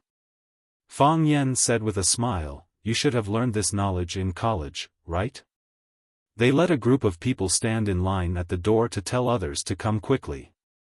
If you don't come soon, there will be no more customers. This kind of solicitation is so childish and so many people are fooled. I really don't understand. You are childish. The things in this store are all limited products. If you don't buy them, they will be bought by others. You won't understand. When Fang Yan was about to refute, he saw a beautiful woman in a red dress walking towards them with a middle-aged man. She said in a sweet voice, "Honey, this is the place. I want that new bag. Can you buy it for me?" The middle-aged man seemed to dote on his little lover. He put his arm around her shoulder and said with a smile, "Okay, if you want it, we will buy it." "Thank you, husband." The woman pounced on him and kissed him hard on the face in front of everyone in the mall. When the woman came to the door, she saw Yi, who was waiting in line at the door. She exclaimed and said, "Hey, isn't this Yi Xinchen? Yi Xinchen, why are you here?" Yi glanced at the woman coldly and said, "What do you have to do with me eating? There's no food here." The woman giggled and hugged the middle-aged man next to her. "Honey, this is my classmate, Yi Xinchen. Her favorite brands are Nike and Adidas Shamrock. I've never seen her here before." Yi squinted at her college classmate, Li Mo, and sneered, "What's wrong with me liking Nike and Clover? At least I bought it with my own money. It's refreshing and comfortable to wear. Unlike some people who are like blood-sucking maggots. Who knows what kind of shameful things they would do for a bag." Fang Yan knew the background of the Yi family. With Yi Daoling's status as the economic lifeline of the country at this time, wouldn't it be easy for his baby daughter to buy any brand of bag? Besides, the Yi family also had their own business. Their business was very big. Although they were not as rich as Qinitian, it was not too difficult to buy this brand store or the Friendship Mall where they were standing now. Because of Yi Daoling's sensitive identity, Yi would not wear clothes that were too ostentatious to bring trouble to her father. Besides, although Yi did not learn martial arts, she also had the inheritance of a martial arts family. Her usual clothes were mainly casual and sportswear like Nike Clover. Occasionally, she would extravagantly buy a branded bag and an expensive skirt. Unexpectedly, Ye's low-key had also become the point of attack between the classmates. "Yi Xinchen, what are you talking about? Who is a blood-sucking maggot? You asked your parents for money, aren't you a blood-sucking maggot?" Okay. The middle-aged man patted Li Mo's shoulder and comforted her, "We are all classmates. Don't be angry." When the middle-aged man saw Ye's appearance, he had an instant feeling of amazement. When he saw Yi Ro, who was holding Ye's arm, he felt that this woman should only be in heaven. It was rare to see her on earth. He was a playboy. He had the calmness of a middle-aged man, but he still felt that his heart was beating fiercely. The man took the initiative to reach out to Yi and said amiably, "Yi Xinchen, hello, I am Hu Jianyu. Do you like this brand too? Li Mo also likes this brand of bags and clothes. I don't know how many I have bought for her. You and Li Mo are classmates. It is rare for us to meet today. Do you want to go shopping together? This has nothing to do with vanity. Girls still need a few beautiful clothes and a branded bag to keep up appearances. Don't you think so?" Hu Jianyu had already revealed his wealth in a few words, and he also revealed the information that he was interested in Yi. As for whether they would accept his kindness or not, it would depend on whether they were tempted by his bait. He had seen too many women like this. On the surface, they were as cold as icebergs or looked like they were not moved by money, but in private, they would take the initiative to leave their phone numbers, waiting for a more fierce attack. Yi was not willing to shake hands with Hu Jianyu at all. She stared at him coldly and said impatiently, "I don't know you. Yi Xinchen, you didn't know me before, but you will know me in the future. You see, even if we met before, I didn't know your name, right? I said, I don't know you, and I don't want to know you. For Yi, such a man was really not appetizing at all. Not to mention the outstanding young people working around her father, even some pursuers in the school were thousands of times better than him. Although she liked to keep a low profile, her father was in such a prominent position. How could she hide it from some people? At least the sons and daughters of some of the heads in the state ministries and commissions were aware of her identity. She never grouped with others, but those people still intentionally or unintentionally pulled her into such a circle. If you can, don't disturb my sister and me anymore. Okay? Hu Jianyu's face became gloomy, and he said sarcastically, little girl, you have quite a character. I hope you can always have such a character. Liamo originally wanted to show off that she had a rich godfather, but she felt a sense of crisis from Hu Jianyu's attitude towards Yi Xinchen. Only then did she realize what a stupid thing she had done. She hugged Hu Jianyu's shoulder tighter, smiled sweetly, and said, honey, my classmate is not very good at talking. Don't lower yourself to her level. Let's go. Don't let these small people affect our mood. Let's go in and see the bags. Let them continue to line up. Liamo showed her VIP card, and the bodyguard at the door immediately pulled the rope and let her go. This made some people who were still lining up at the door a little dissatisfied, but they soon calmed down.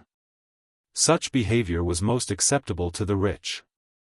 They didn't think it was a privilege, but they regretted that their wealth hadn't reached such a level. She's sick. Yezi cursed in a low voice. This woman usually has princess syndrome. She commands people and scolds them all day long. Seeing that I have a good relationship with my classmates, she dislikes me everywhere. Several times she said in front of everyone that I am simple. I just like simple. What's wrong with that? Who wants to dress like a lady like her? Fang Yan tried to hold back his laughter. He didn't expect that Yezi would also be bullied. Fang Yan was very satisfied to see such a good show while waiting in line. Anyway, the person they bullied wasn't Yi Ro. Of course, no one dared to bully Yi Ro. Yi Ro held her hand and said, if you kill a fly, will you keep that fly in your heart? Of course not, Yezi said proudly. I don't care about her. Anyway, I'm very angry. After all the people in front of them had gone in, it was Yezi's turn with Yi Ro and Fang Yan. Yezi had paid attention to the new models of this brand, so she went straight to the front counter. Liamo was choosing bags. Seeing Yezi coming, she said to the salesgirl next to her, give me that red one, that yellow one, and that white one. If you don't have the black one, forget it. Give me all the new models in this series. Okay, please wait a moment. The salesgirl said respectfully. In the face of their VIP card users, this kind of request must be met. Even if ordinary users had such requirements, they had to meet them. Yezi ran to the counter, pointed to a yellow bag, and said, give me that one. The salesgirl smiled apologetically and said, Miss, please wait a moment. This yellow bag has been chosen by that lady. Then take out the other samples for me to see. Miss, you know that this is a limited edition. How about you look at other styles first? When this lady finishes choosing, I'll bring them to you. Limo giggled and said to the salesgirl, you don't have to work for her. This bag is worth more than 100,000 yuan. How can she afford it? I just wanted to come and take a look to clear my name. Hu Jianyu looked at this scene with a smile on his face. He felt very happy in his heart. Chapter 726. Yezi glared at Liamo angrily, but she didn't want to be entangled with her in such a crowded place. It would be the two of them who would lose face. She snorted, turned around and walked to other places. Yi Ro finally looked up at Liamo. She didn't say anything to her, and followed Yezi to the clothing area. Yezi took Yi Ro's hand and said with a smile, sister, you shouldn't always wear the training clothes. Although I think you look good in the training clothes, you should always wear some clothes that girls like, right? I think you will look like a fairy if you wear a beautiful dress. I think the dresses in this shop are very suitable for you. You can choose whatever you like. I'll pay the bill today. I've been saving up my lucky money and annual dividends. Yi Ro looked at the dazzling clothes on the clothes rack, shook her head, and said, I already have clothes to wear. Oh, how long have you been wearing those clothes? I think you should throw them away. Also, those dresses of yours were made by the old tailor at home. It's not that she's bad, but when you think about how your clothes were designed by the same designer as your ancestors' clothes, just thinking about it gives you goosebumps, right? You're not an old woman. Fang Yan quite agreed with Yezi's suggestions. Who didn't want their girlfriend to dress up beautifully? Who didn't like their girlfriend to dress up gorgeously? Always wearing white or black training clothes looked simple and elegant, but it was necessary to change the style, right? And the police uniform, the stewardess uniform, the nurse uniform, and the female prisoner uniform. Life was short, and every kind of life should be experienced. Otherwise, she would have come to this world in vain. Fang Yan thought it was time for Yi Ro to make some changes. So, Fang Yan stood beside him and echoed, I think Yezi is right. Your clothes are either black or white, and most of them are the same style of training clothes made by the old tailor in your family. How many clothes have you bought? You're still a young girl. How can you share the same designer with an old lady? It's rare for you to come out today. You should buy more clothes for yourself. Didn't Yezi say so? She paid for it. Yi was furious. She stared at Fang Yan with her big round eyes and said, Fang Yan, do you have any shame? How could you say something like that? You also know that my sister's clothes are either black or white? You also know that she doesn't have many bright clothes? Since you knew, why didn't you think of buying her clothes? Are you a good boyfriend? No wonder eldest uncle and the others don't agree to the marriage between you and my sister. If it were me, I wouldn't agree either. I'm worried that my sister will have to suffer if she marries into the Fang family. I do want to buy one, but your sister has to give me a chance first, Fang Yan said with a wronged expression. A few days ago, I said that I wanted to bring her to Beijing for a walk, but she refused. If she doesn't come with me, how am I going to choose clothes for her? You can't buy these clothes in Swallow Dock. Yi sneered and said, that's because my sister knows you're up to no good. What you said is too much. What kind of person do you think I, Fang Yan, am? I never thought of deliberately taking your sister to a hotel in Yanjing to get a room. Anyway, she's my wife. Why should I be anxious about this kind of thing? You said it. Then tonight my sister will go back with me and stay at my house. I've also stayed at your house. Your house is not big, and it's not convenient to stay there. I've already booked a hotel room. Fang Yan, didn't you say that you never thought about it? I didn't think about it, Fang Yan said. That's what I naturally did. Moreover, I booked a double standard. Each of us has a big bed. Can sleeping in the same room make you pregnant? Shameless. You're prejudiced against me. Anyway, I won't let my sister be alone with you. How can you be so shameless? I only booked a room. Why do you have to come and squeeze with us? What if you peep at me when I take a shower and change clothes?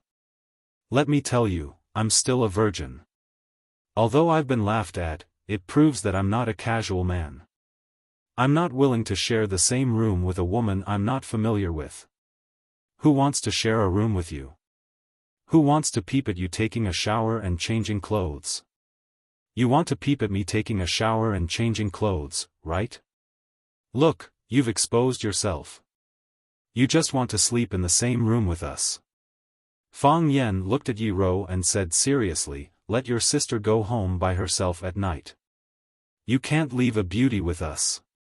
You know that I'm not a man who can stay calm even when I'm in love. Yi Rou smiled and watched Yi and Fang Yan quarrel. Although she didn't like to talk, she liked such a lively scene. Because she felt that Fang Yan regarded Yi as his family. She regarded her family as his family, and she liked this feeling. Sister. Yi stamped her feet and said, "You can't sleep with him at night." "But I can't sleep with you." "Who wants to sleep with you?" "In your dreams." Yi wanted to rush up and beat up Fang Yan. She said, "My sister will sleep with me tonight. You can sleep in the hotel. Yi Rou is my girlfriend. Why should she go back with you? She's also my sister." Yi sneered. "If she doesn't go back with me, I'll call my uncle. I'm not a troublemaker, but I can't stand this kind of thing." Fang Yan said to Yi Rou angrily, "She dared to threaten you. If I were you, I wouldn't go back tonight. I'd like to see what they can do to you." Yi Rou smiled, put her arm around Ye's shoulder and said, "I'll go back with you." Fang Yan felt that his head was going to explode. All his hopes were shattered. The police uniforms, the flight attendant uniforms, the nurse uniforms, and the female prisoner uniforms were all gone. Yi glanced at Fang Yan proudly and said, "Where were we? By the way, we need to choose clothes." Yi took Yi Rou's hand and walked to the clothes rack. She picked out a blue dress and said, "Sister, I think you must look beautiful in this dress. Why don't you try it? Miss, you really have a good taste. This is our latest style this year." The salesgirl next to her flattered in time. Yi Rou didn't hesitate. She lifted the dress and walked into the changing room. Yi and Fang Yan were waiting at the door. Yi sneered and said, "Don't think I don't know what you men are thinking." "You really don't know," Fang Yan said seriously. "Don't you just want to sleep with my sister?" "No, I don't. I just want to give your sister a chance to sleep with me." Fang Yan shook his head and said, "I'm afraid that your sister will be suffocated." "Fang Yan. We're all adults. We have to face this kind of problem. I knew you were shameless, but now I know you're even more shameless than I thought. I just don't understand why you don't like me. Why should I like you? What do you have that makes me like you? I'm kind-hearted and kind.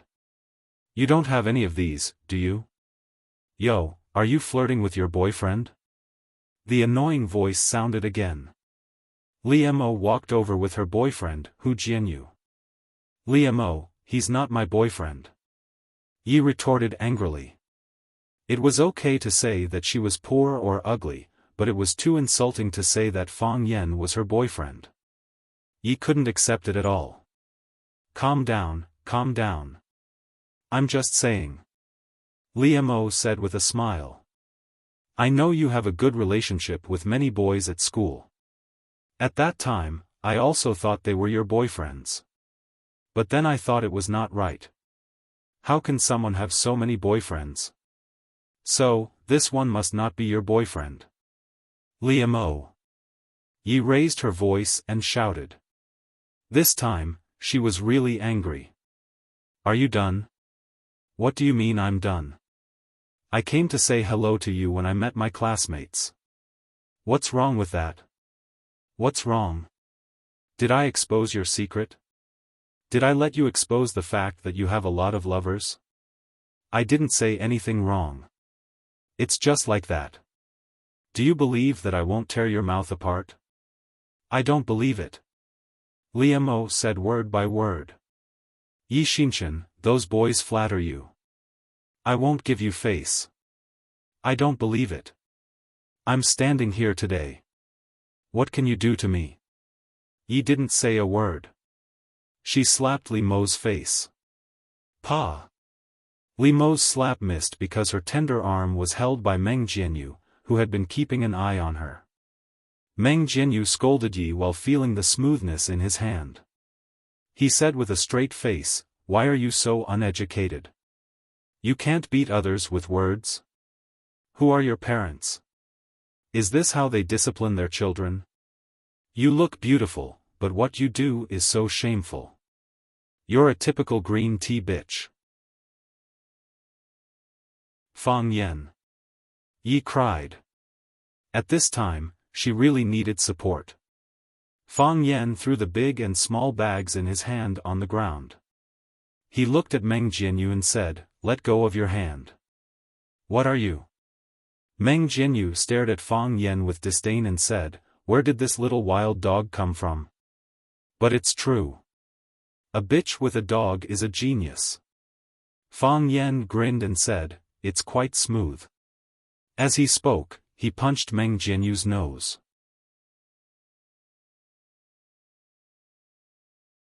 Chapter 727. Crack, there was a crisp sound, and then a stream of blood rushed forward. Because Meng Jianyu was facing Yezi, when his nose spurted blood, Yezi and the salesgirl standing next to her suffered at the same time. Yezi's body was splashed with some bright red blood, and the salesgirl, who was about to step forward to stop the fight, was covered with red blood. Ah! The salesgirl was a young and beautiful girl. She had never experienced such a scene. She reached out to touch her face, and then her hands were full of blood. She was so scared that her face turned red and she screamed. Meng Jianyu glanced at the salesgirl and thought to himself, "He hit my nose, why are you screaming? How can you steal the limelight like this?" After condemning the salesgirl for overstepping her authority, Meng Jianyu screamed at the top of his voice like a victim should, "Ah!" Meng Jianyu also screamed. He felt that his moaning was much more authentic and passionate than the salesgirl. His nose really hurt. His body fell back a few steps quickly, and then he stopped leaning against a shelf. Meng Jianyu reached out to touch his nose, but the pain there made him dare not touch it at all. He couldn't even touch it lightly. Ah, ah, ah, women with big breasts reacted slowly. Liamo finally saw what was happening in front of her. After screaming, "Ah," 3 times in a row with a high decibel voice, she finally stole the limelight. Liamo carried the bag in her hand and quickly ran to Meng Jianyu's side. She reached out to touch his nose and cried, "Honey, how are you? Are you okay? It hurts." Slap, Meng Jianyu slapped her face and scolded, "Are you king idiot? Didn't you see my nose? My nose collapsed. It collapsed. Motherf *cur, it hurts like hell. I tell you, it's not over today." Liamo was slapped in the face, leaving a clear palm print on her face. After standing there for a while, she ignored Yezi's sympathetic eyes and walked towards the man again. She blushed and apologized, "Honey, I'm sorry, I was too worried about you. Are you okay? Let's go to the hospital." "What hospital? Call someone for me." Meng Jianyu pointed at Fang Yan and then at Yezi. He covered the blood on his face and cursed, "I want them to die. I want them to die without a burial place. Bitches and dogs will last forever. This son of a b*tch dared to hit me. He broke my nose, I want him to suffer a fate worse than death. Call old Six, quickly call my good brother old Six, ask him to bring his brothers here." The door of the changing room was opened from the inside, and Yi Ro, who had changed into a long blue dress, stood at the door. She saw where Meng Jianyu was pointing and heard her cursing. She couldn't help but raise her brows and say, "Don't scold people. Don't curse. I'm going to *king beat someone up." Meng Jianyu turned around and saw Yi Ro. He was instantly stunned. But at this time, he was so angry that he lost control of his emotions. "You're not a good person either. One look and I can tell you're a green tea bitch." Yi Ro didn't understand what green tea bitch meant, but she understood the sentence, "You're not a good person either. How dare you insult my woman? I don't even dare to curse, but you dare to curse my woman." Fang Yan strode forward, wanting to give this reckless guy a piece of advice. Unfortunately, it was too late. Yi Rou's body suddenly jumped up. Yes, in this world-famous luxury store, she was wearing a blue dress that she had just changed into, and her body jumped up high like a little fairy. She jumped so high that Fang Yan could hear the exclamations around him. Look, that girl, mom, sister jumped so high, amazing, is this a movie? Yi Rou's body almost hit the ceiling of the store. She flew over the heads of several customers, and then began to fall. She flew above Meng Jianyu's head. When Meng Jianyu looked up, he could clearly see Yi Rou's feet, his pupils dilated, and his mouth opened wider. Then, he couldn't see anything. Yi Rou slapped Meng Jianyu's face with one foot, and kicked sideways with the other. Bang! Meng Jianyu's body flew up into the air, and then rolled away on the ground. Crack! Yi Rou landed lightly on the ground. She did look like a beautiful fairy. Liamo rushed over like a shrew, reaching out to tear Yi Rou's face, and cursed, "You slut, I'll tear your face off." Pa! Without the slightest hesitation, Yi Rou sent out another kick. So, Li Mo's body also rolled away. When Fang Yan rushed to Yi Rou's side, Meng Jianyu and Li Mo were both flying. "What do you want to say?" Yi Rou stared at Fang Yan and asked. Looking at the blue dress on Yi Rou, Fang Yan said happily, "Haha, I told you. You look good in a blue dress, and you didn't hurt him, did you?" "He cursed you," Yi Rou said angrily. Meng Jianyu raised his head with difficulty, and shouted at the security guards who rushed over, "Call the police. Call the police. I want them dead, I want them to live a life worse than death. Call the police." When they walked out of the police station, it was already a little dark. Ruan Qian sent away the police chief who personally saw him off, and looked at Fang Yan and Yezi. Yi Rou laughed and said, "I often see you fight, but this is the first time I see you in the police station, is it funny?" Yi Rou looked at Ruan Qian and asked expressionlessly. Ruan Qian was shocked, and quickly stopped laughing. He waved his hand and said, "It's not funny, it's not funny at all." Because of the relationship between Fang Yan and Yi Rou, the relationship between them and Yi Rou had improved. But Yi Rou was notorious, and if Yi Rou got angry, they would still be a little afraid. Seeing Ruan Qian's fierce reaction, Yi Rou slightly raised the corner of her mouth and said, "It's quite funny." "Ha ha ha ha." Ruan Qian laughed while observing Yi Rou's expression.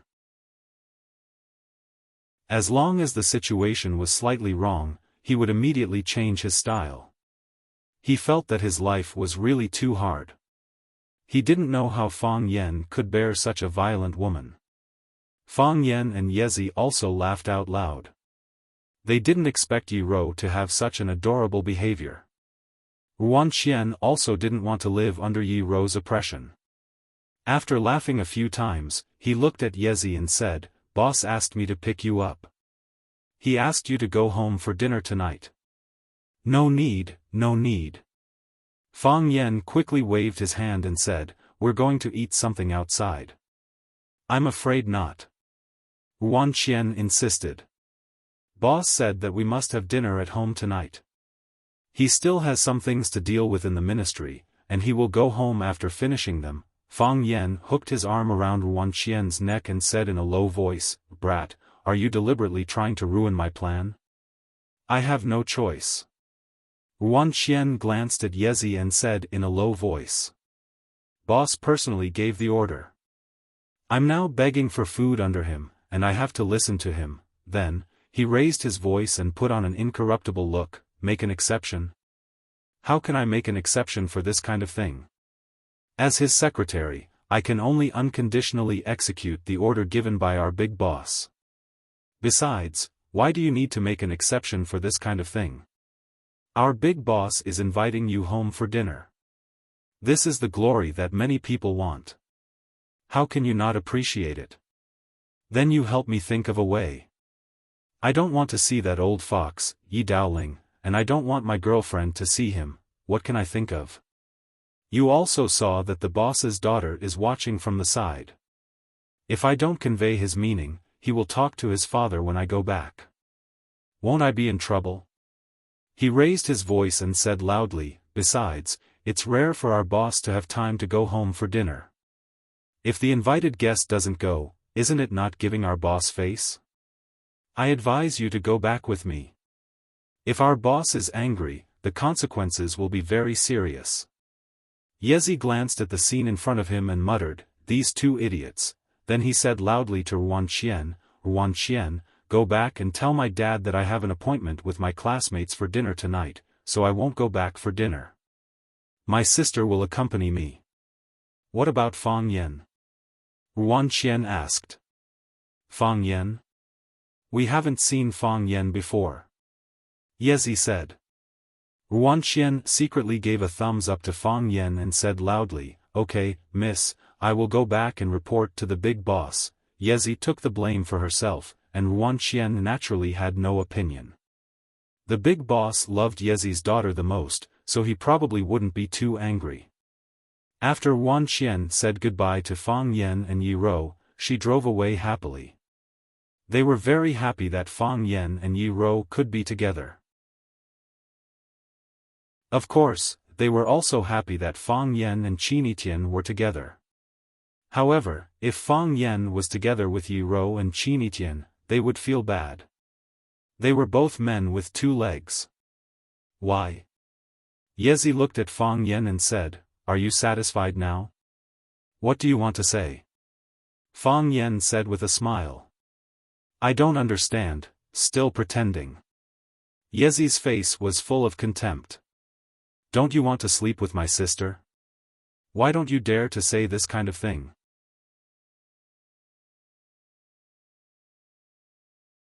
Chapter 728. Inside the police station, Meng Jianyu's face was swollen. He sat there looking like a volcano that was about to erupt. Li Mo's cheeks were red and swollen.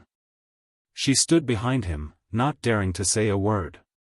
Today's matter, in the end, was caused by her.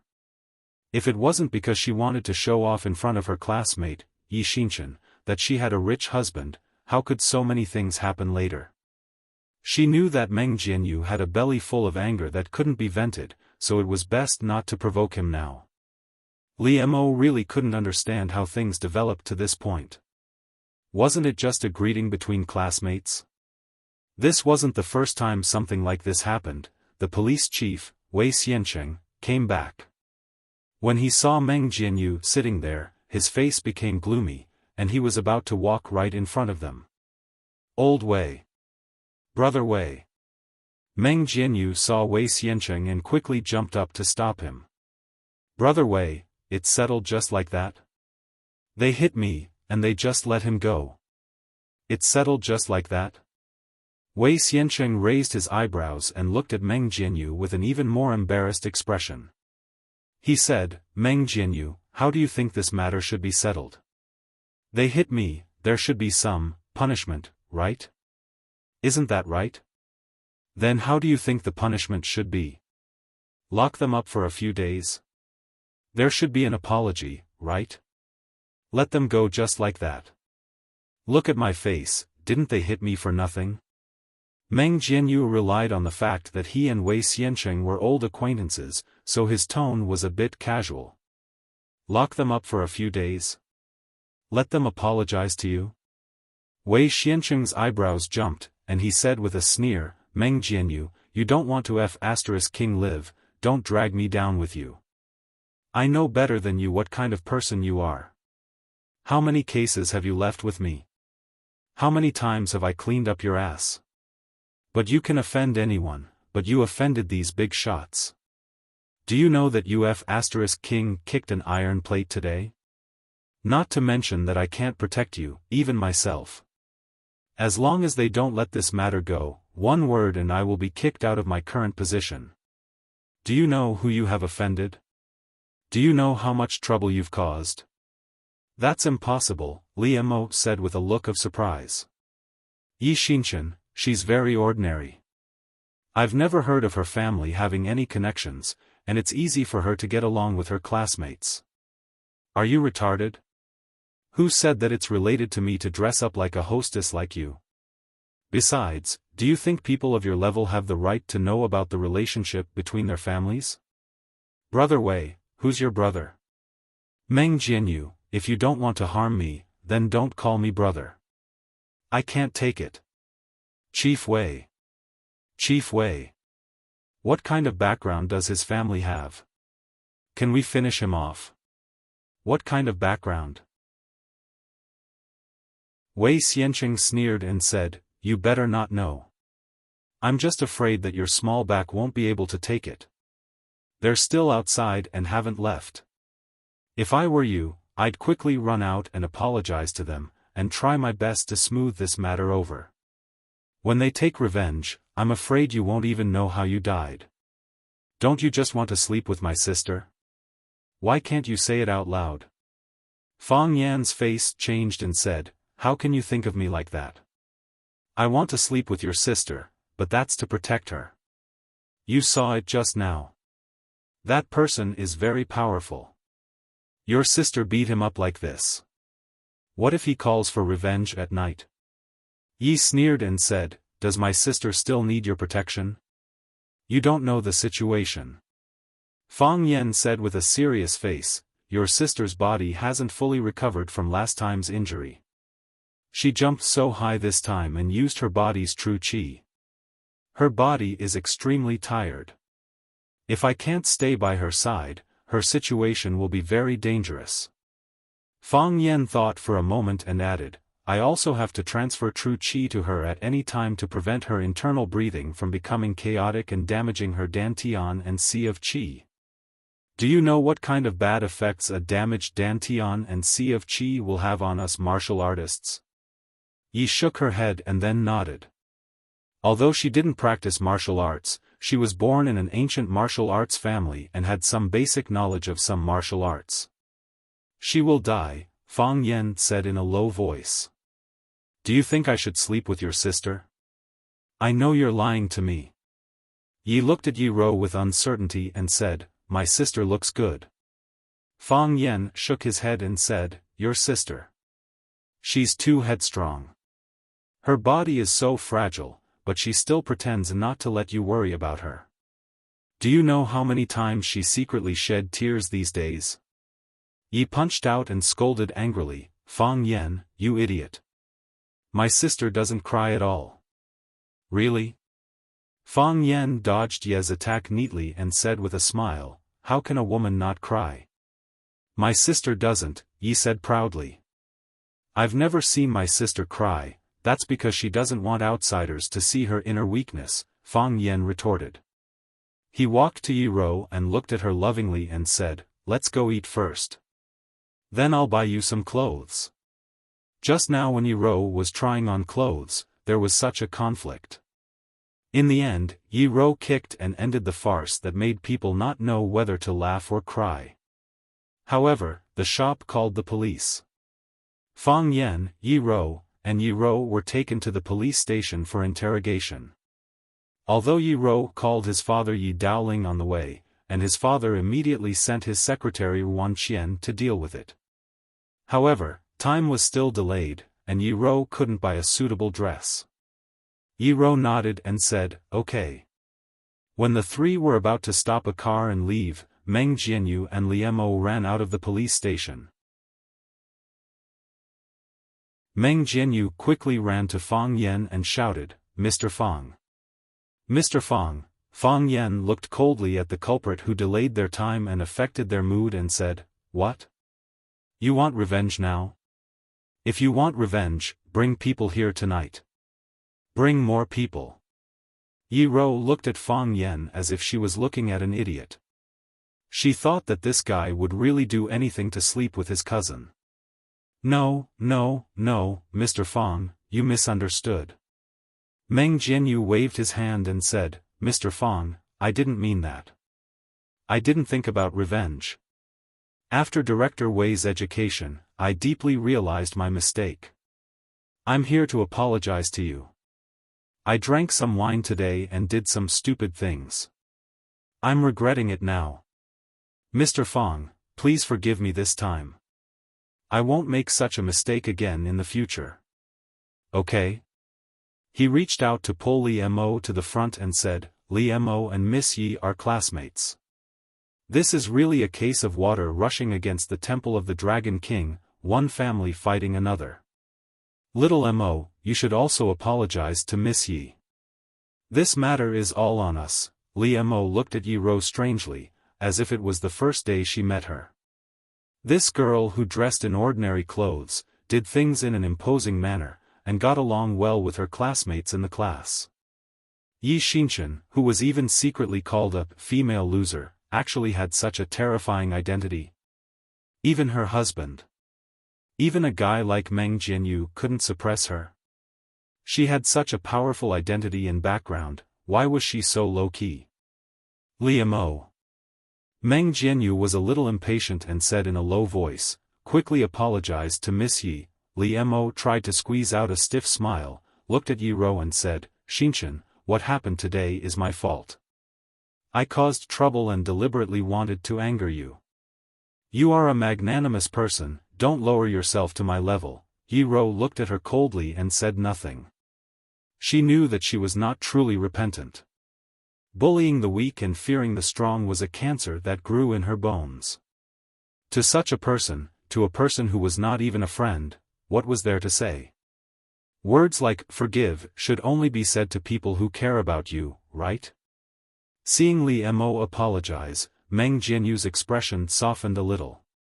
He looked at Fang Yan with a smile and said, Mr. Fang, this matter is over? Fang Yan squinted at him and said, Are you afraid of our revenge? No.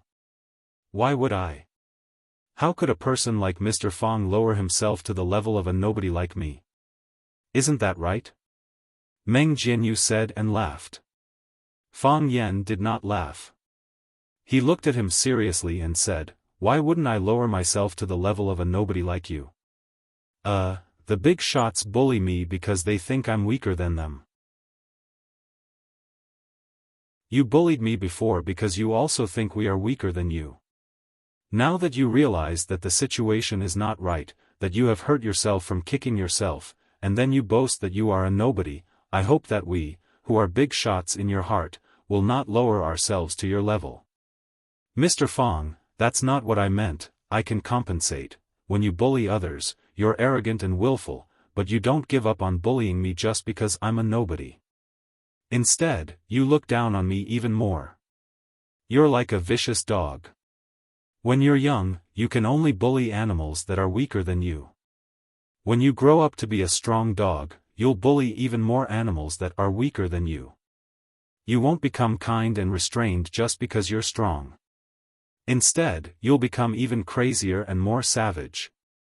Mr. Fang, this is really a misunderstanding, so, why should I give you a chance to become a stronger dog? Fang Yan looked at him with a smile and said, Go back. When you go back, you will find that you have become nothing.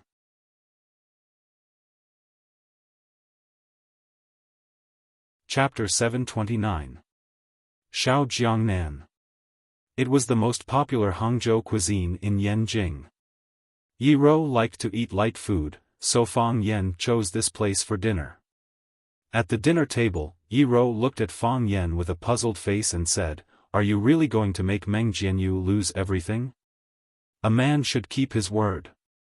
Fang Yan leaned over to Yi Ro and studied the menu with her. He said, If you say you want to kill his whole family, you must kill his whole family. If you say you want to make him bankrupt, you must make him bankrupt. Don't order the braised pork. It's too greasy. The bamboo fish here is good, and the fish soup is very delicious. I think you will like it. What are you going to do? Yi Ro was very curious about this kind of thing. For a big shot like me, it's as easy as killing an ant if I want to take revenge on someone. I can do it by just making a phone call. Fang Yan bragged shamelessly. Are you going to call Lu Chaoga? Yi Ro asked aloud. Or Qinitian? Both of them have the ability to do that. Because Fang Yan and Lu Chaoga had a close relationship with Qinitian, Yi Ro was particularly displeased about this. She thought Fang Yan was a scumbag who played around with girls. Fang Yan said without raising his head, why do I have to call them? I can call Lu Shulan Valley. Fang Yan did call Lan Shulan Valley. He believed that Lan Shulan Valley would understand what he meant and solve the problem neatly. He also hesitated to let Lu Shu handle this matter, but Lu Shu's means were dirtier and more vicious. It would hurt the harmony of the world. In the end, he still gave Meng Jianyu a chance to live. Lan Shulan Valley and Lu Shu were his partners and also two of his capable men. Their characters were both extreme. One seemed to be generous, but in fact, he was good at moderation. He could easily wander between the Lan family and himself, and he was a rare handsome man. Lu Shu's temperament had changed greatly. He looked gloomy but was cruel in his bones. If he hardened his heart to deal with someone, that person would probably be in a state where they could neither live nor die. But the people you really trust are Lu Chaoga and Qin Etian. Men will naturally believe in women who treat them well. Then shouldn't I trust your sister even more? Fang Yan ordered 2 more snacks and told the waiter to place the order. He looked at Yezi and said, why don't you ask your sister to kill Meng Jianyu and his little lover? Do you have a bad relationship with people in school? Why are even your classmates targeting you? When I was teaching in school, both teachers and students liked me very much. I was the school idol of Rosefinch Secondary. Keep bragging. Yi sneered and said, many people didn't like you when you went there just now, right? Also, don't think I didn't notice that you were deliberately changing the topic. How is this possible? Fang Yan immediately retorted, when I just went there, they just didn't know me, so they didn't like me. When they know what kind of person I am. I want to hit you. Yi interrupted Fang Yan's bragging and said, I know everything about you. My father has your information on his desk. Fang Yan looked at Yi Rou and said with a smile, you see, your family is still investigating me. They want to see if I'm qualified as a son-in-law. Then he looked at Yi and asked, did they give me a score? How many did they give? It is said that children from rich families will give scores to all their suitors. The one with the highest score will have a chance to win. I don't know whether they gave you a score or not. But it is true that they don't want you to be with my sister. Fang Yan squinted his eyes and smiled, saying, we will definitely be together. Are you so sure? Yi Rou also turned to look at Fang Yan and stared at his eyes with her big shining eyes without blinking. She meant to ask, how can you be so sure? Because the mountains are no longer as sharp as the sky and earth. That's why I dare to say goodbye to you. They didn't drink in the evening. After dinner, Fang Yan took the 2 girls shopping for clothes. Because of the unpleasant things that happened in the afternoon, the 3 of them were too embarrassed to go to that brand store again. Instead, they went to another shopping mall, to another world-famous brand store. Yi Rou didn't have many styles of clothes, and most of them were plain. Encouraged by Fang Yan and Yi Rou chose several brightly colored clothes. It had to be said that Yi Rou's temperament was out of this world.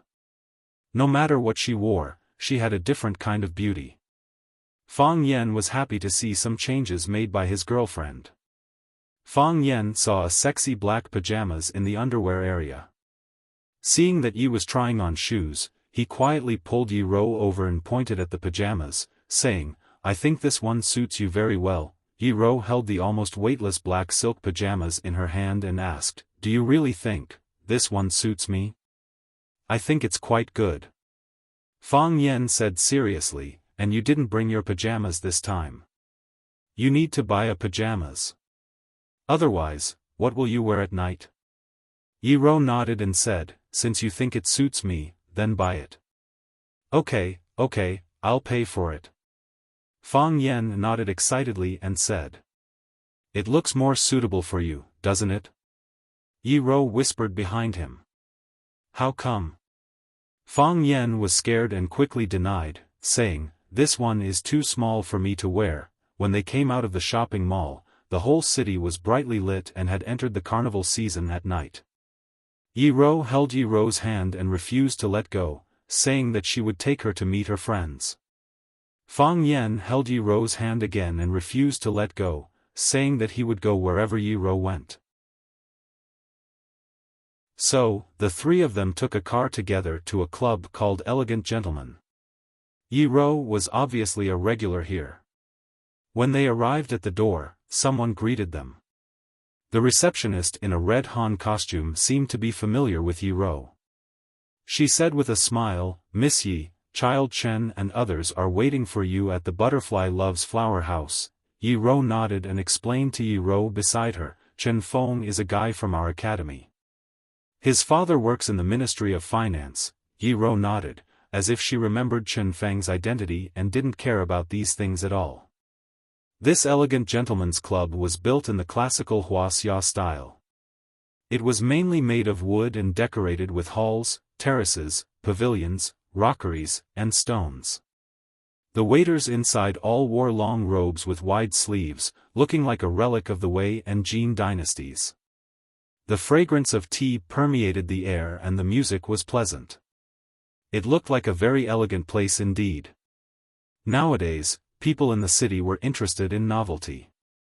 Some places that were nostalgic or full of primitive and wild flavor were popular and sought after. For example, the beast hunting garden and here. The waitress did not take Fang Yan and others to the box first. Instead, she took them to a very secluded place to change clothes. Fang Yan looked at Yi Ro with a puzzled face. Yi Ro said, "Just listen to her arrangement." Fang Yan was taken to a separate locker room. The beautiful waitress said with a smile, "Sir, do you need to take a bath first?" "No need." Fang Yan stared at her vigilantly and said, "What do you mean?" "I tell you, don't have any bad ideas about me. I came with my girlfriend. The one in black just now is my girlfriend. She is good at fighting." "Sir, you misunderstood.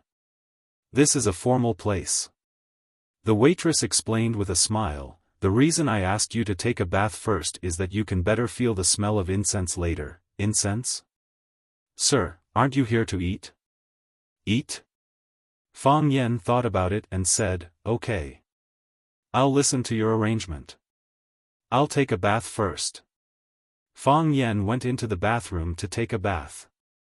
When he came out, the waitress had prepared a white Han costume for him.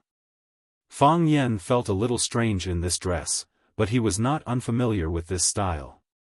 Because Swallow Dock was originally a special place with a strong traditional style. Fang Yan put on his clothes and the waitress helped him tie his belt. She said, "Sir, please come with me." Led by the waitress, they walked toward the small buildings in the backyard. At the door of a small building with a butterfly falling in love with flowers hanging on the door, the waitress knocked on the door, and there was laughter coming from inside. "It must be Yi Ro." Yi Ro said she would bring her sister over. Her sister is also a beautiful woman. "Brothers, please give in." Creak, the wooden door was pushed open from the inside, and a man in a black Han costume stood at the door with a smile on his face. He opened his mouth to speak, but when he saw Fang Yan behind the waitress, the smile on his face instantly froze. He looked at Fang Yan and asked, "Who are you looking for?" Fang Yan looked at him with a smile and said, "Are you a friend of Yi Ro?" "Yes." "Who are you?" The man stared at Fang Yan more vigilantly. "I am Yi Ro's brother-in-law." Fang Yan said with a smile. "Her sister is my wife. They went to change clothes and haven't come back yet, right? Yi Ro asked me to come over first and get to know you." The man hesitated for a moment, moved aside and said, "Since you are Yi Ro's brother-in-law, please come in." "Thank you." Fang Yan said with a smile. He walked barefoot into the wooden house, where more than a dozen people were sitting on the ground. There were men and women among them, and they all looked very young. Tea was brewed on the tea table, and 2 sticks of incense were lit in a copper censer on the table. This kind of fragrance was elegant and fragrant, but not strong enough to make people dizzy. It smelled good spices. Outside, some invisible rich people liked to eat fragrance, and good spices were hard to find. There was even a saying that 1 ounce of agarwood was worth 100 ounces of gold. However, the arrival of Fang Yan suddenly broke the lively atmosphere of the scene. Everyone looked at the intruder with a strange expression.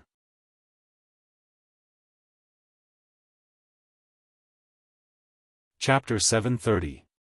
You could never wake up a person who pretended to be asleep, and you could never defeat a thick-skinned person. After Fang Yan sat down, everyone's eyes were fixed on him. No one was familiar with him, and they didn't know what to say when they met him for the first time. They could only look at each other in awkward silence. Fang Yan looked indifferent. He picked up the teacup in front of him and carefully tasted the high-quality De Hong Pao tea.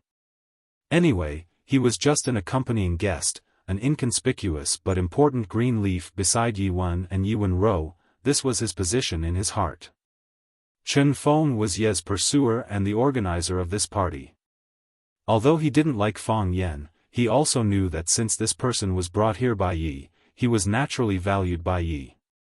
If he had a close relationship with Yi, thinking that he might have a close relationship with Yi, Chen Feng didn't have a good impression of Fang Yan. Brother-in-law? Brother-in-law? So what? How did that sentence come about? Wasn't a sister-in-law the intimate little cotton-padded jacket of a brother-in-law? However, he still had to put on a good show. Chen Feng looked at Fang Yan and asked with a smile, "Sir, what's your name?" Fang Yan said with a smile. "Oh. Mr. Fang, are you really Ye's brother-in-law?" "Yes." Fang Yan nodded with absolute certainty. Ye's sister was Yi Wen-ro. If he wasn't her brother-in-law, who else could be her brother-in-law? "I've long heard from Yi that she has a beautiful sister who is as beautiful as a fairy, but we haven't had the chance to meet her. This time she said she would bring her sister to Yanjing for a trip, so we wanted to do our duty as hosts." Chen Feng had a square face and looked a little serious when he wasn't smiling. But when he smiled, he looked kind and honest. From his face, he didn't look like a treacherous person. He pointed to the 2 young men who were also wearing long robes sitting opposite him and said with a smile, "Zhang Quan and Li Weiguo wanted to perform well tonight, and maybe they would have a chance to win the beauty's heart, but they didn't expect that the beauty already has a boyfriend. Speaking of which, it really makes me sigh." Li Weiguo had a delicate face and looked gentle. He was drinking tea with a teacup in his hand. After hearing Chen Feng's words, he pretended to be angry and retorted, "Chen Feng, your words are biased. In this room, only Zhang Quan and I want to win the beauty's heart." Before Yi and the others came, who was the one who wanted to perform well? Chen Feng laughed and said, "Didn't you say you two were the loudest?" Chen Feng and said, "Are you?" Li Weiguo looked at Fang Yan and asked, "What do you do, Mr. Fang?" Fang Yan thought for a bit, then said, "I used to be a teacher, heh." Li Weiguo grinned and said, "So it's teacher." "It's a good job, the future of our country is in your hands," Li Weiguo said. This job is good, but the contempt in his eyes was not concealed. No matter how much they wanted their children to hide their strengths and bide their time, they would not let them become teachers. Those without talent could not do it, and those with talent would not want to be trapped in a 3-foot platform.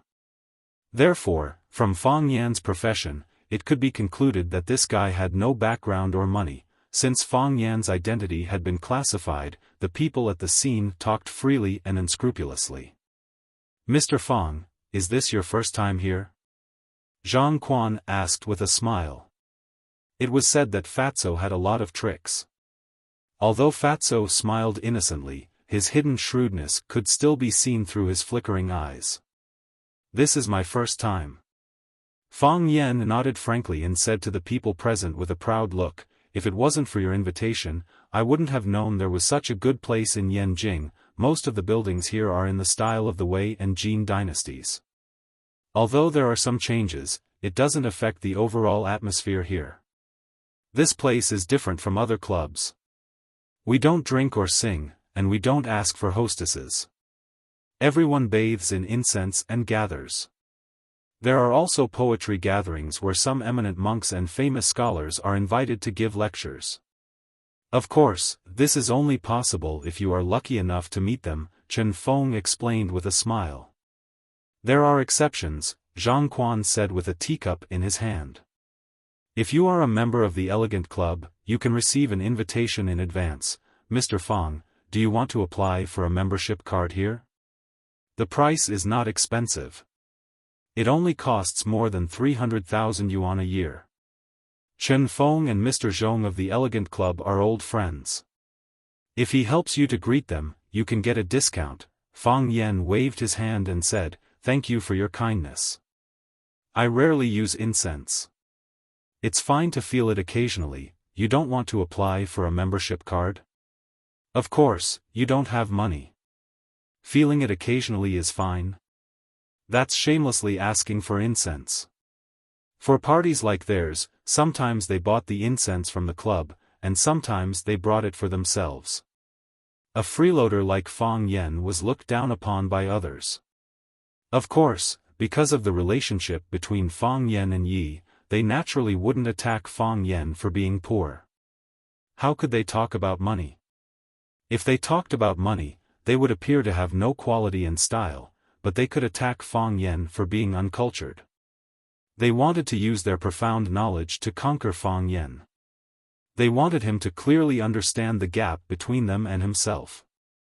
They wanted him to be ashamed of himself and to not show his face.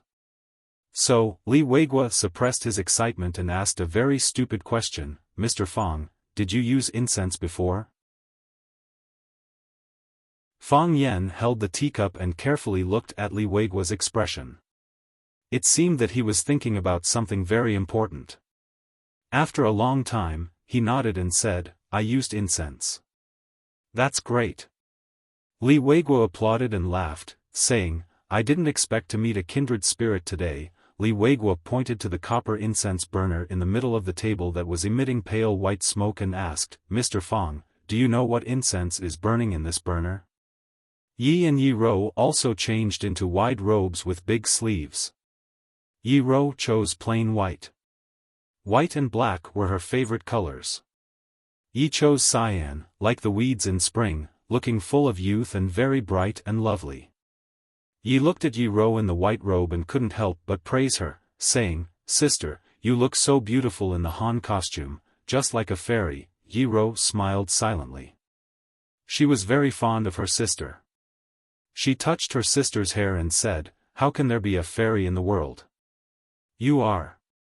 Yezi said proudly, "I heard from my father that if you succeed this time, you will become a fairy." "Sister, although I don't know what the way of heaven is, it must be something great to make my father and my uncles so excited. You have always been the most powerful. Not only in our Yi family, but also in Swallow Dock. You are very powerful in the whole Wuxia." Yi Rou thought for a moment and said, "Fang Yan is also very powerful, sister." Yi Rou complained. "Do you like to speak up for him so much? How is he powerful? How can he be compared with you? He is really powerful." Yi Rou pulled Yi Rou to sit down on the rattan chair and said seriously, "Do you know he has the heart of Tai Chi?" "Yes." Yi Rou nodded. "So what? Didn't you still beat him black and blue like a pig?" Yes, this was Yi Rou's understanding of Fang Yan. Not only Yi Rou, but many others also thought that Fang Yan's kung fu was just so, the heart of Tai Chi. The name sounded powerful, but he was still beaten black and blue by Yi Rou. In this way, it proved that the heart of Tai Chi was actually a fake product, which was deliberately mystifying by the Fangs. However, they had never seriously thought that Fang Yan's opponent was Yi Rou, who was known as the once-in-a-century genius of Swallow Dock. Because Yi Rou was so powerful, it seemed that Fang Yan was not powerful at all. "He is better than me," Yi Rou said softly. She was not used to talking to people loudly. Even the people closest to her talked to her in a flat and expressionless manner. However, this was her unique style. A kind of domineering and cold personality. Tai Chi has a heart. This is the consensus of all the people in the inner Jianghu who practice Tai Chi hard. Think about it, how many people learn Tai Chi? There must be hundreds of thousands of people in the world, right? But think about it again, how many people among hundreds of thousands of people understand the heart of Tai Chi? And at Fang Yan's age, how many of them are there? Yi Ro widened her eyes and said, so powerful? But, I know. You want to say that he was defeated by me every time we competed, and he even ran away. It was really shameful. Yi Ro rarely interrupted others and said, Tai Chi is about letting nature take its course and follow the heart, but what was Fang Yan's heart? At that time, he couldn't find his heart at all, but I know that his heart was not as simple as defeating me. What was the point of defeating me? What was the point of defeating a woman? Just like Bai Xiu was always unwilling to fight with me, Fang Yan also thought that it was not necessary to fight with a woman until both of them were defeated. Humph, Yi Ro sneered and said, those annoying guys. So what if she was a woman? They couldn't defeat a woman, damn the sand pig doctrine, so, at that time, Fang Yan had been holding back. Yi Ro lowered her voice, and even her eyes became extremely soft. I hit him hard again and again to force him to use his full strength, but he still didn't do his best. Yi Ro was surprised and said in a low voice, so, Fang Yan had already started to hit on you at that time, he did it early.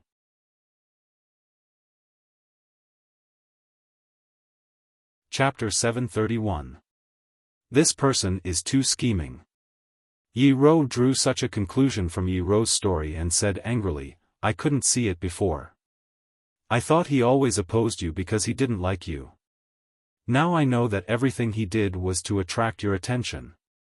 Sister, why is this guy so scheming? How old was he at that time? He only knew how to pick up girls. Yi Ro didn't expect that Yi would have a different understanding of Fang Yan after she explained the situation in the past to Fang Yan. Anyway, in her eyes, Fang Yan was not a good person, but you were already very beautiful at that time.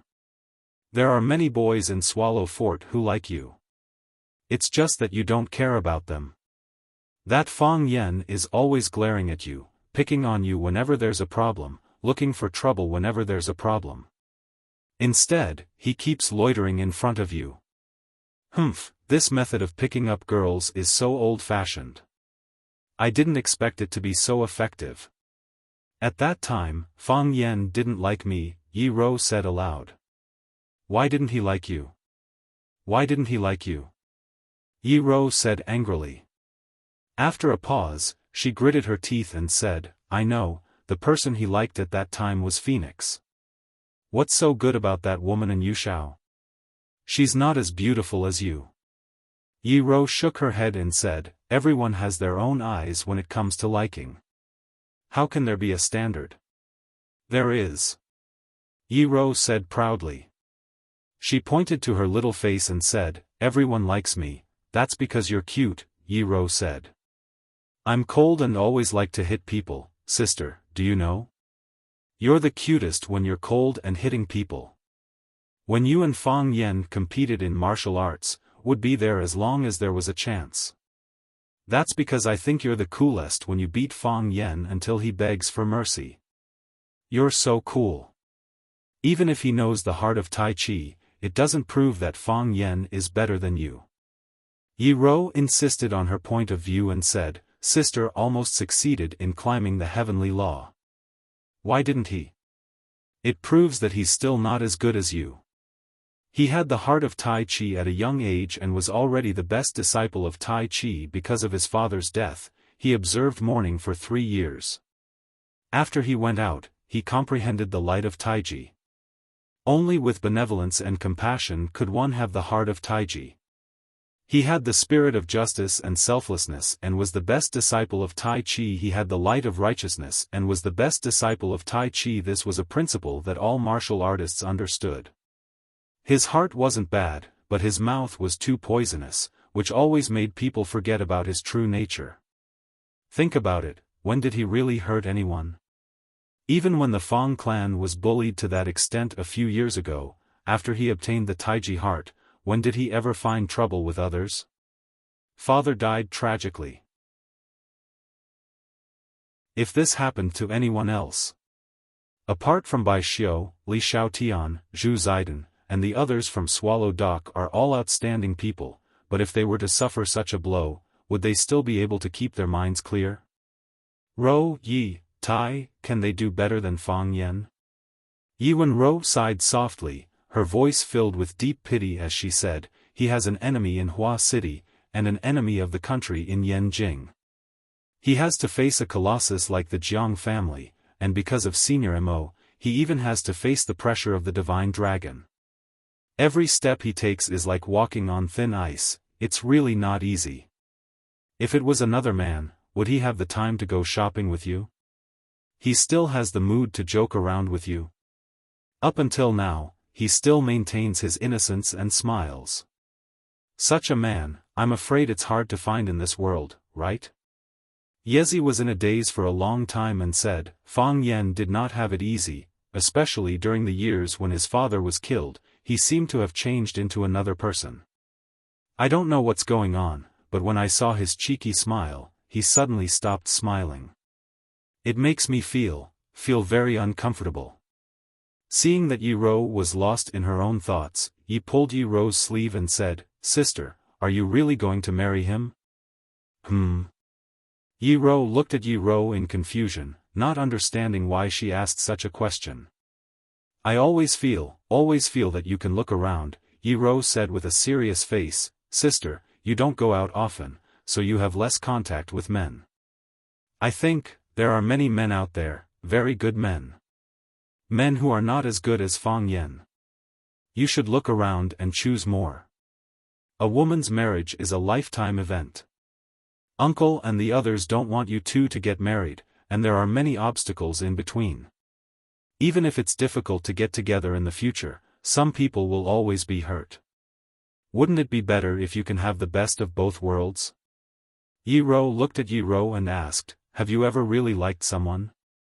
Yi Ro nodded and said with a blush, have you? Didn't I tell you? When I was in junior high, there was a boy in my class who was very handsome when he played basketball. Have you ever loved someone? Love?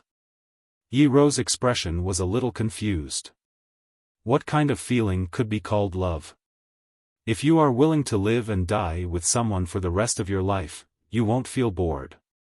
Yi Ro said. Except for him, no one else can. That's the kind of feeling. Yi Ro shook her head and said, not yet. I'm not even sure what kind of man I will find. Except for him, no one else can. Yi Ro's voice was still calm, but her tone was unquestionable. If he asks me to marry him, I will say yes without hesitation. So, I will marry him. Yi Ro was silent for a moment, fiddled with her hair and said, forget it, that's between you two. Why do you explain so much to me? Yi Ro looked at Yi Ro and said, I understand your intention. You arranged such a gathering to let me see more men, to see some other outstanding men in Yanjing. But, my eyes can no longer contain other men. I won't even look at them. Yi Ro smiled bitterly and said, I know I can't hide it from you. My dad asked me to do this and take you to see more people. I don't want to. I understand. Yi Ro nodded. She wanted to believe Yi Ro's explanation, and she also knew that there were other elders' thoughts in it. However, since she fell in love with that man, nothing was more important than this. Oh no, Yi Ro suddenly exclaimed. What's wrong? Let's go and have a look. Yi Ro jumped up and pulled Yi Ro out. What happened? I hinted to Chen Feng and others to embarrass Fang Yan. I don't know how badly they have bullied Fang Yan now, Yi Ro said anxiously. Yi Ro didn't worry at all after hearing Yi Ro's words. She was still pulled by her sleeves and walked quickly, but she looked calm and said, it'll be fine. What about them? Yiro smiled slightly. She didn't believe that anyone could bully Fang Yan. They walked quickly and came to the Butterfly Loves Flowers box under the guidance of the waiter. As soon as they arrived at the door of the box, they heard Fang Yan's voice coming through the wooden doors and windows. The heart of wood is placed in the water. Those that can sink in the water are called agarwood, and those that can sink with the water are also known as water sinks. Those that are half sunk are called plank incense, those that are not sunk are called yellow ripe incense. It's recorded in the Compendium of Materia Medica, not by me. The most precious agarwood is agarwood, which is also divided into different grades. Japanese subdivided into 5 grades, such as white agarwood, red agarwood, yellow agarwood, purple agarwood, black agarwood, and many other names. Agarwood is often not available for money nowadays.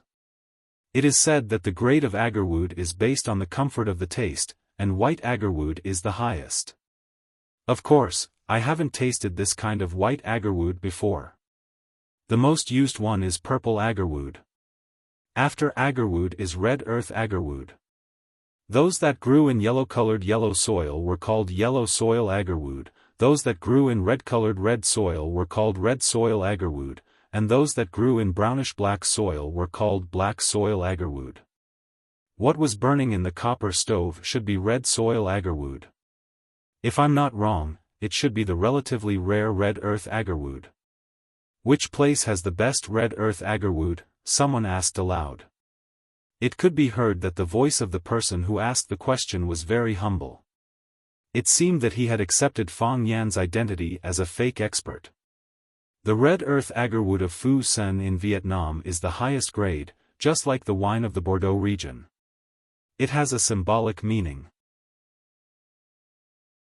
When we drink outside, when we hear that it is the red wine of the Bordeaux region, we all feel that it is a grade higher than other wines. The grade of red earth agarwood is determined by age. For example, the quality of the same material buried in the soil for 100 years and 200 years is different. The higher the value, the better. The longer it is buried in the soil, the original soft wood parts will be eroded by soil organic matter and the remaining immortal essence will be lost. Thus, a fundamental change will occur. The aroma will become stronger without the smell of wood. If it is buried for a long time, the surface will crack. This is what people in the industry call carbonization. This kind of agarwood is the best and the most expensive. It is difficult for us small people to see it, but it is not a rare item for everyone here. After Fang Yan finished speaking, it was the peak of the people's questions. Mr. Fang, what do you think of the soft silk agarwood? Mr. Fang, do you have any precious collections? Can you let us broaden our horizons? Don't ask. Let Mr. Fang drink some water to moisten his throat. What happened? It sounds different from what I imagined. Didn't we agree to let these people embarrass Fang Yan? How come they all become his fans in a short time? You're more knowledgeable than me. There was a smile at the corner of Yi Wen's mouth. Ye's expression was stiff. She looked at Yi Ro, opened the wooden door and walked in.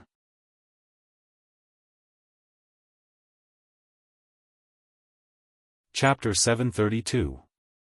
One was dressed in snow-white clothes, elegant and charming, like a fairy from heaven. The other was young and charming, like a beautiful girl next door. Yi Ro and Yezi, the pair of sisters, walked in side by side and immediately attracted the attention of all the men in the room. A fair lady was a gentleman's match. Even if they couldn't wait for it, they could look at them for free. Even the eyes of the only 2 women in the room were bright and gloomy, as if they were ashamed of their inferiority. Staying in the same room with such women, how could any man notice their existence? Yezi looked at the people in the room with a sweet smile and said, "What are you talking about with Fang Yan? It seems that you are having a good chat." Fang Yan? Hearing this name, many people in the room were moved. They only regarded this young man as Yezi's brother-in-law and only knew that his surname was Fang. For the sake of Yezi, they also called him Mr. Fang. Later, they learned that he was knowledgeable and knew all kinds of spices that they were obsessed with. Even Li Weiguo, who was the most proficient in them, had to admit that he was inferior to him. However, in their eyes, this man was just a teacher, or a knowledgeable teacher who knew some techniques of agarwood and talked calmly and admiringly. No matter how excellent he was, no matter how extraordinary he was still a teacher. No matter how excellent a teacher was, what was he in the eyes of these people? If they valued you, it was because they were courteous and virtuous. If they looked down on you, it was because they were arrogant and disdainful. However, if the person sitting in front of them was Fang Yan, the weight would not be the same. Is he the famous Fang Yan who defeated Jiang Junling in Huacheng? Is he the Fang Yan who forced the Jiang family to expel Jiang Junling? Is he the Fang Yan who had an affair with Qin Yitian? Qin Yitian is the most beautiful woman in Yanjing. Zhang Quan, what are you talking about? It's true that Qin Yitian is beautiful, but there are two beauties standing in front of us.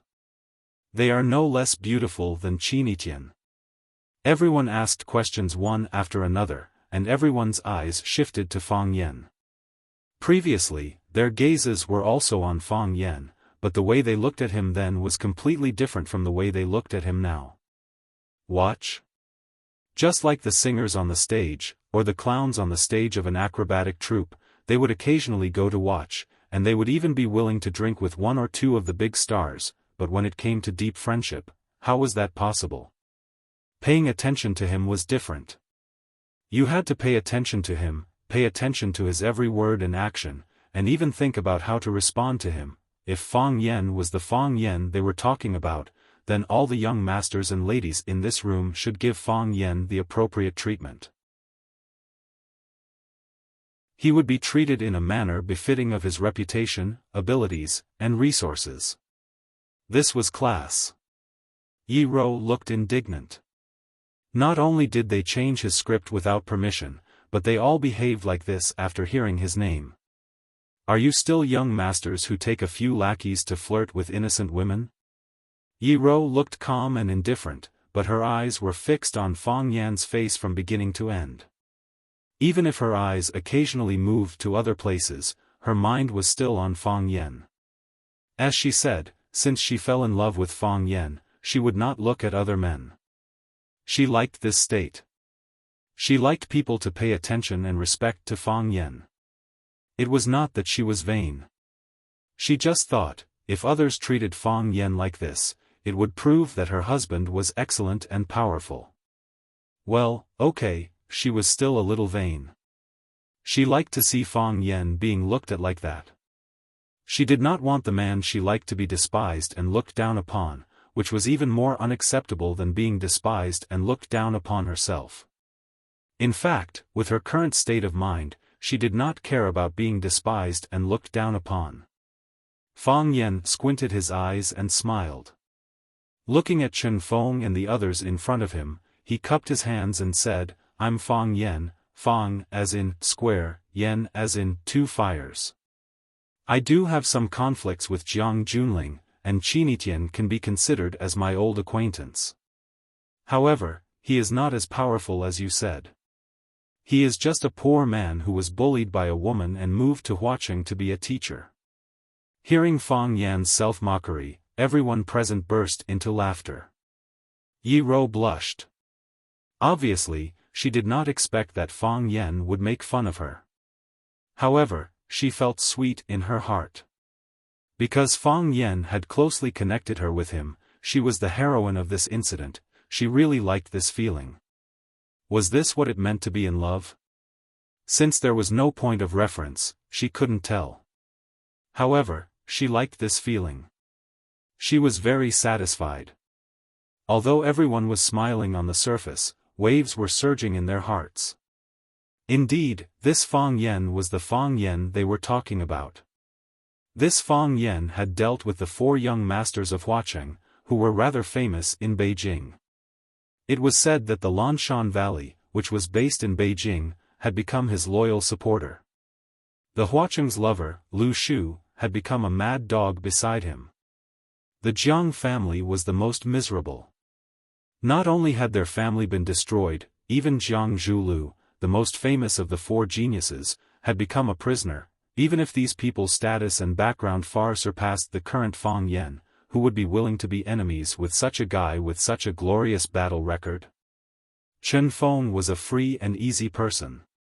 Moreover, he wanted to show off in front of Yi Rou. Hence, he took the initiative to apologize to Fang Yan. Although they didn't make things difficult for Fang Yan earlier, there was indeed a layer of enmity between them. For smart people like them, this kind of thing could be seen with a single glance. It was better for them to resolve it. Fang Yan waved his hand and said, "I'm just a small character with a small nose and small eyes. What's there to not recognize? We didn't know each other before, but now we know each other, right? We're all friends from now on." Because they heard that Fang Yan was the first to snatch Yi Rou's sister, Li Weiguo and Zhang Quan were the most hostile toward Fang Yan. Earlier, they were also the first to make things difficult for Fang Yan. Now that Chen Feng, who was the hidden leader among them, had apologized to Fang Yan, the two of them immediately followed suit. Li Weiguo personally carried the teapot to Fang Yan and said with a smile, "Brother Fang, I'll use tea in place of wine to toast you. Thank you for your guidance earlier. If there's a chance in the future, I'll treat you again to thank you." Fang Yan held the teacup with both hands and said with a smile, "Thank you so much, brotherly." Zhang Quan also looked at Fang Yan with a smile and said, "Brother Fang is a person who really understands incense. I still have a few boxes of good incense here. Although they're not as rare as agarwood, they're also the best red earth incense. You can take one box back to have a taste later. If you like it, I'll supply it all year round." The crowd shouted and asked why Fang Yan could supply it all year round, but they could only have one box each. Wasn't this too unfair? These young masters and ladies were all slick people. If they wanted to make friends with someone, they would naturally be happy and harmonious. Bathing and changing clothes, drinking tea and eating delicious food, chatting and then having a good sleep. Wouldn't that be great? Except for a few who had to go back, most people slept in this elegant club at night. Most of them were members of this elegant club. The club provided extremely comfortable and luxurious rooms for these members to rest in. Chen Feng walked to Yi and asked if they would stay at night. Yi hesitated, thinking that he would be nagged by his father if he went back. It was better to stay in this elegant club for one night than to get a room in a hotel. So he nodded and said, "We'll stay as well."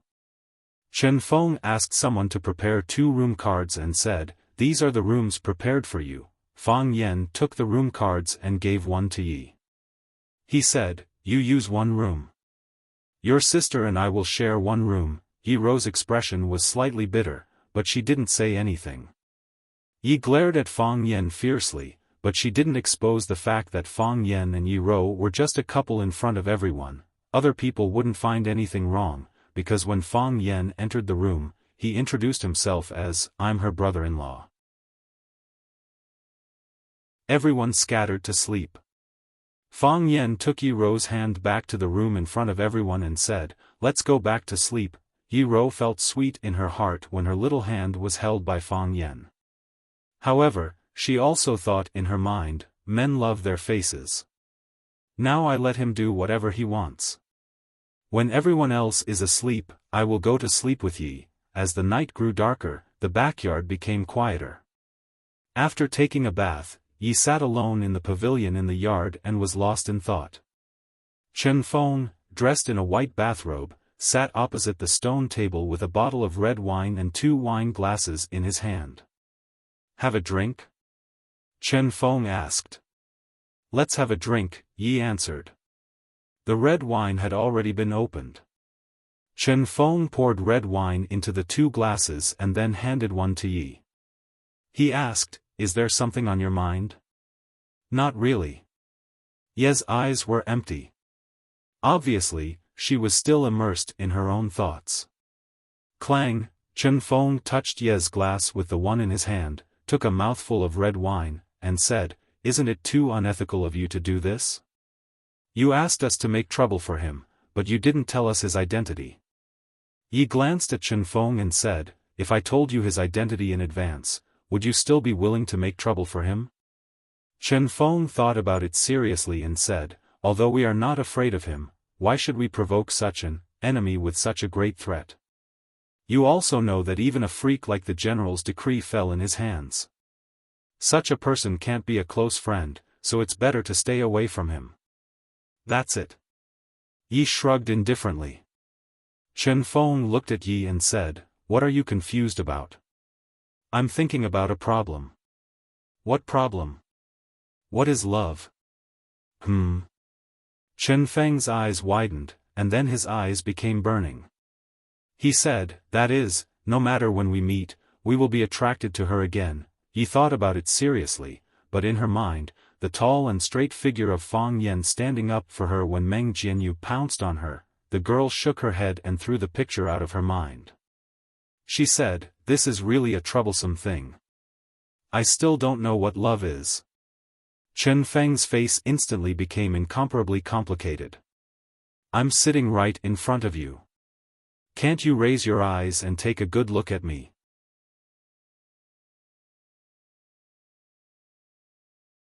Chapter 733.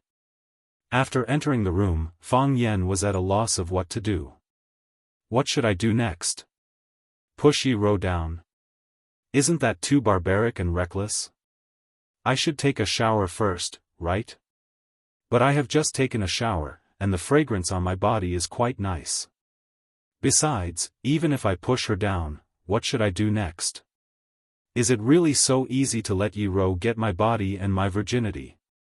Every man's first time is extremely precious, and it is the most important and sweet memory in their life. Isn't it too easy to lose it so easily? At the very least, even if the two of them really complete the great harmony of life. It is said that men's first time is very fast, and 9 out of 10 men will do it in a second. If I do it in a second, will Yi Ro laugh at me? Even if she doesn't show it on her face, she must despise me in her heart, right? Every time we spar, I always step on you. Now that I finally give you a chance to climb on top of me, you fall down so easily. Are you still a man?" She must be thinking this in her heart. Thinking of this possibility, Fang Yan had a feeling that he would rather die than live. As a virgin, he really felt a lot of pressure. Fang Yan found the remote control and turned on the TV. The TV screen was showing Animal World, and 2 leopards were mating. Fang Yan grinned, but he soon restrained himself. She wouldn't think that I was hinting at something, would she? Fang Yan didn't want to appear too wretched, and he didn't want to change the channel. So he asked Yi Ro, "What do you want to watch?" Yi Ro walked to the living room and sat down, saying, "Anything." This question was too clever and perfunctory. It was useless to ask. Fang Yan put down the remote control, looked at Yi Ro, and said, "Let's talk for a while." Yi Ro looked at Fang Yan strangely, thinking, "Aren't we talking all the time?" However, she still nodded obediently. Yi Ro had a cold personality and didn't like to talk. Moreover, if someone touched her bottom line, she wouldn't hesitate to punish them severely. But when she was alone with Fang Yan, her docility and obedience could melt anyone's heart. Fang Yan sat down beside Yi Ro. He thought for a moment and moved closer to her. After some thought, he moved closer. When their bodies were close to each other, he could feel the softness of Yi Ro's body and smell the fragrance of Yi Ro's breath. He couldn't help holding Yi Ro in his arms and covering her mouth with his. He thought it was more direct to communicate in this way. Besides, this wasn't the first time they had come into contact with each other. Yi Ro's lips were soft and her tongue was sweet. Although she wouldn't respond too intensely when kissing, she wouldn't bite off Fang Yan's tongue like the first time. Besides, her body was much softer now, unlike the previous few times when her entire body was stretched taut like a tree stump. Now her body was still a little stiff. Experienced people could see that Yi Ro was a little nervous, but Fang Yan wouldn't care about it at this time. All of this was because he was also very nervous. Men were not easily satisfied. He kissed Yi Ro's lips and then began to grope her breasts. Fang Yan always wanted to do this before, but he didn't dare to. He was afraid of being beaten. Today was the best time and the best time. He was in another city, not in the Swallow Fort where people were constantly monitored and suppressed. After shopping for a day, he went to the police station, bought a lot of clothes, took a bath, drank good tea, and smelled good fragrance. The room was elegantly decorated, very stylish and romantic. On this starless and moonless night, Fang Yan felt it was time for him to become a diligent man and start to kill monsters and level up. This was something he had never done before. He was also going to climb to a new height, a new world that he had coveted for a long time. It was said that men were born with an abnormal attachment to women's breasts because the first mouthful of food they ate came from them. A woman's breasts were children's tableware, but most of the time, they were men's toys. They could play with them for a lifetime without getting tired. Yi Ro was thin, but her breasts were round and plump. Unlike those giant breasts that were on the verge of collapse as if two rabbits were stuffed into their clothes, they were firm and well-proportioned. They were neither too big nor too small, which complemented her appearance and temperament. Fang Yan wanted to touch Yi Ro's breasts. Of course, it was a little rude to say so. However, this was the thought that men would have when they saw the goddess they loved. For many people, they would be happy to accept even if she was a little ugly and had a little bigger breasts. Fang Yan straightened his back and slightly distanced himself from Yi Ro's body. Yi Ro opened her closed eyes slightly as if she had realized something. She closed her eyes again and took the initiative to stick her body to Fang Yan's chest. Yi Ro began to resist, although her way of resistance was unusually gentle. Resistance is a normal reaction. Fang Yan encouraged himself in his heart. It's not that she doesn't like you, but she hasn't gotten used to being touched by you. She's just shy. When Fang Yan thought of this, he distanced himself from Yi Ro's body again. However, Yi Ro quickly stuck her chest to Fang Yan's chest again. Their bodies were so tightly pressed that nothing could get through. Fang Yan secretly felt sorry for his right hand. He thought, "Brother Right, I'm sorry that you've been wronged. Your treatment is far worse than my chest." Therefore, Fang Yan suddenly pressed Yi Ro under the sofa with all his strength. Fang Yan's body was on top of Yi Ro's. He greedily kissed her and reached out to catch the softness. As soon as he touched it, Yi Ro opened her eyes and stared at Fang Yan without blinking. Fang Yan touched it, but Yi Ro didn't hit him. Fang Yan touched it again, but Yi Ro still didn't hit him. Fang Yan grabbed the softness and touched it several times, but Yi Ro still didn't hit him. Fang Yan thought for a while and discussed with Yi Ro in a low voice, "Can you close your eyes? Or, I'll cover your eyes with something. I'm very nervous when you look at me like this. I feel like you'll punch me away at any time. I want to take a shower first." Yi Ro bit her thin lips and said in an almost inaudible voice. "Oh my God." Fang Yan blushed after hearing that. His heart raced, his body went limp, and his arms became weak. He almost fell heavily on Yi Ro. "Did you guys hear what she said? She said she wanted to take a shower first. She actually said she wanted to take a shower first." Fang Yan was so excited that the muscles on his face twitched. What will happen after taking a shower?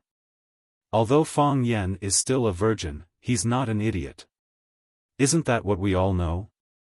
Of course, Fang Yan had the demeanor of a general. He couldn't be too obvious, or women would think he was too lascivious.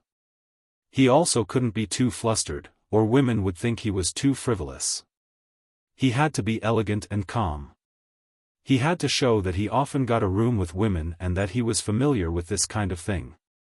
Oh, no, he couldn't show the last one.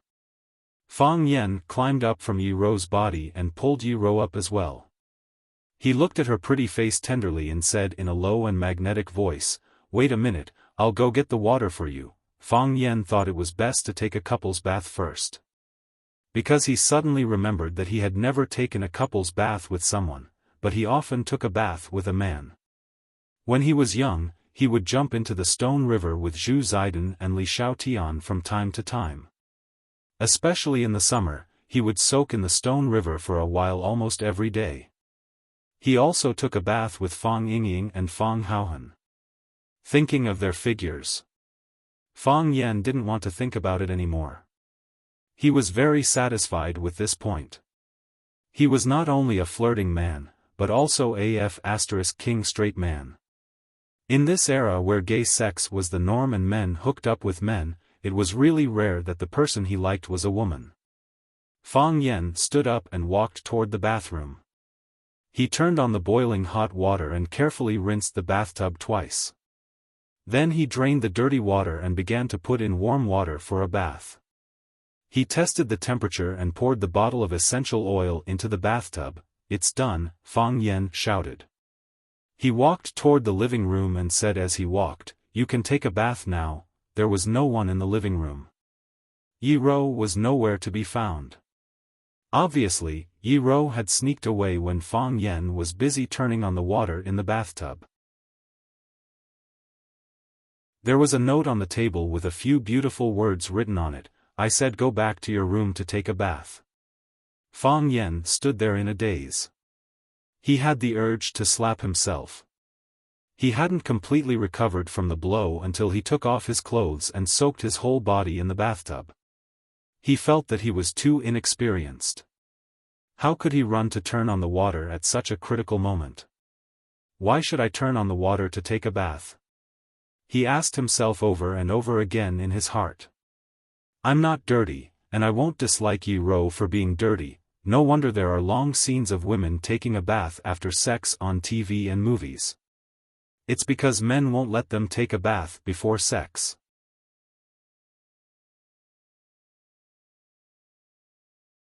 Chapter 734.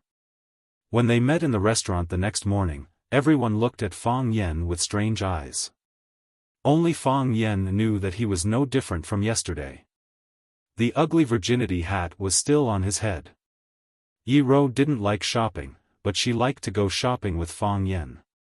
In other words, as long as she was with Fang Yen, she was willing to do anything.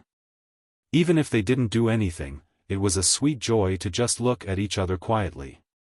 Yi Rou knew how to drive, so she drove Fang Yan's refurbished and painted antique Hongqi car back to Swallow Dock. Yezi had to stay in Yanjing to study, and there was still more than a month before the final exam. Before that, she couldn't skip classes and run to Swallow Dock. The Yi family attached great importance to studies and the education of their children. Yi Daoling wouldn't allow his baby daughter to be mediocre in both literature and martial arts and could only rely on him to make a living. Of course, such things were not uncommon among the powerful. Fang Yen didn't go back with Yi Rou because he had other things to do in Yanjing. When he was having breakfast with Yi Rou and Yezi, he received a call from Zhang Jianjun. He asked about Fang Yan's whereabouts and said that a car would pick him up later. Fang Yen said the name of the elegant place, and Zhang Jianjun said with a smile that he knew where it was. He asked Fang Yen to wait in the club and a car would pick him up later. It wasn't until the afternoon that Fang Yan's phone rang again. It was a woman named Qing Niao who called. She said that she was ordered to pick up Fang Yen to the headquarters. Where is the headquarters? Fang Yen asked aloud. You'll know when you get there. Qing Niao was very tight-lipped, and her tone was very impatient. She said, the car is waiting for you at the entrance of the club. She said the car, not she. It seemed that there was a hidden hostility to Fang Yen in her words. This made Fang Yen a little puzzled. When did he offend this bird? Puzzled, Fang Yen still walked toward the entrance of the club. This was an appointment with Zhang Jianjun, and behind Zhang Jianjun stood the old man.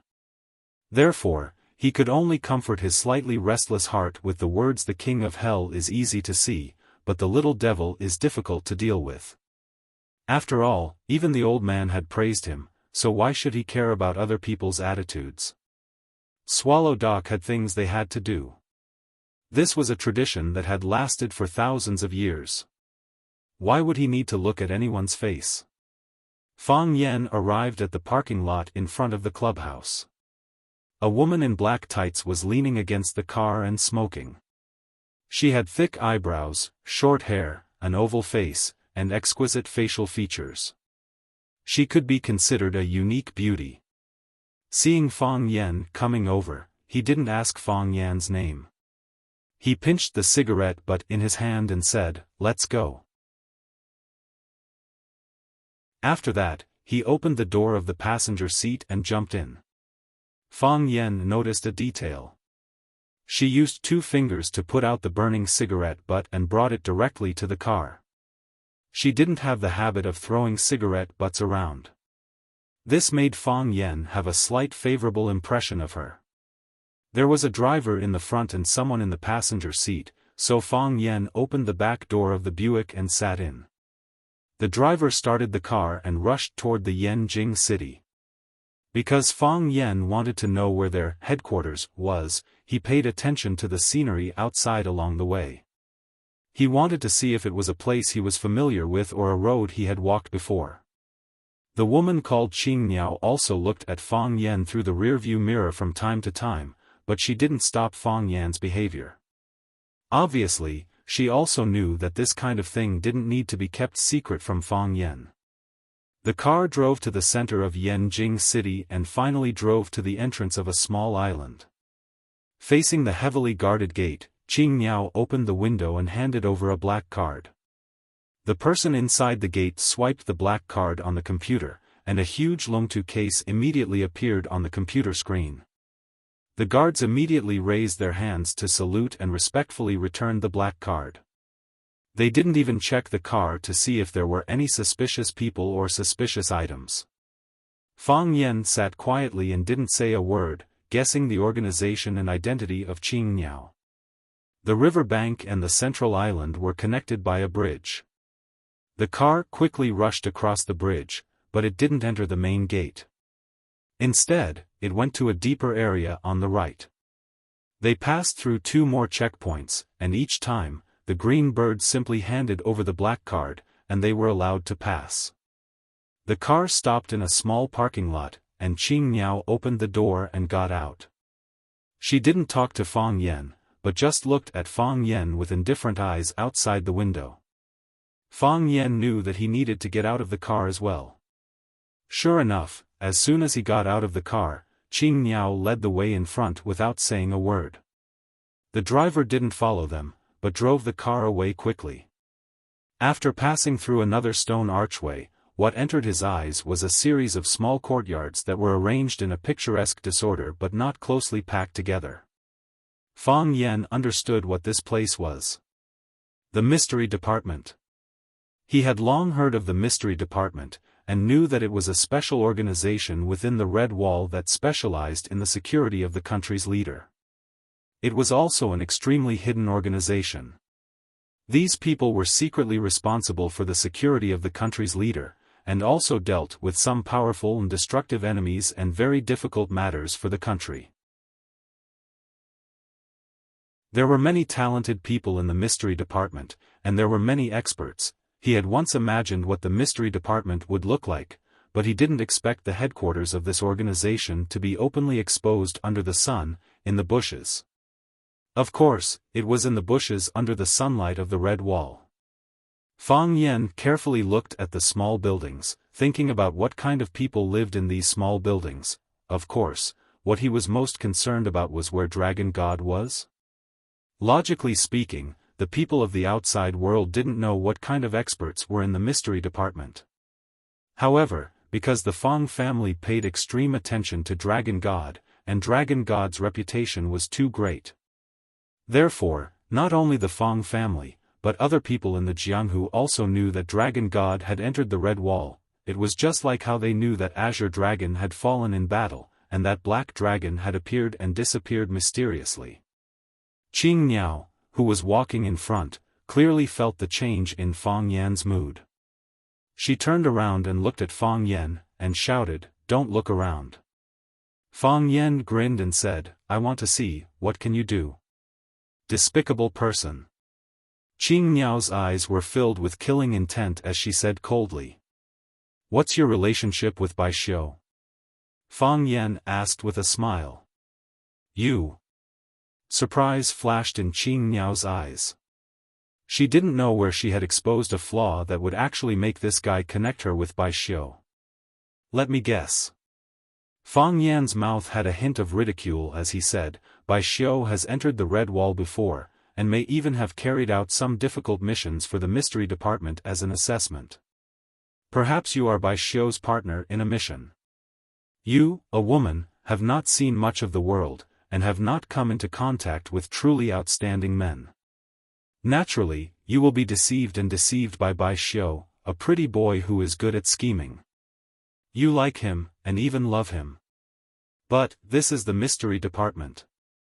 You can only temporarily suppress your feelings in the bottom of your heart, thinking that one day you and Bai Xiu will have the chance to be together. As long as you can have more opportunities to be together, as long as he can obtain the position that he once could. Unexpectedly, Bai Xiu was killed by my sword. So, you hate me. Is that so?" Qing Niao took a deep breath. Her eyes were cold, and her face was gloomy. She said in a low voice, "You think too much. I know Bai Xiu, but he is only my comrade." "Is that really so?" Fang Yan sneered, and said, "I can feel the frequency of your heartbeat. I can even hear the change of your qi when you take a deep breath. Bai Xiu is your Achilles heel, right?" "I don't know what you're talking about. You should already know what Bai Xiu has done.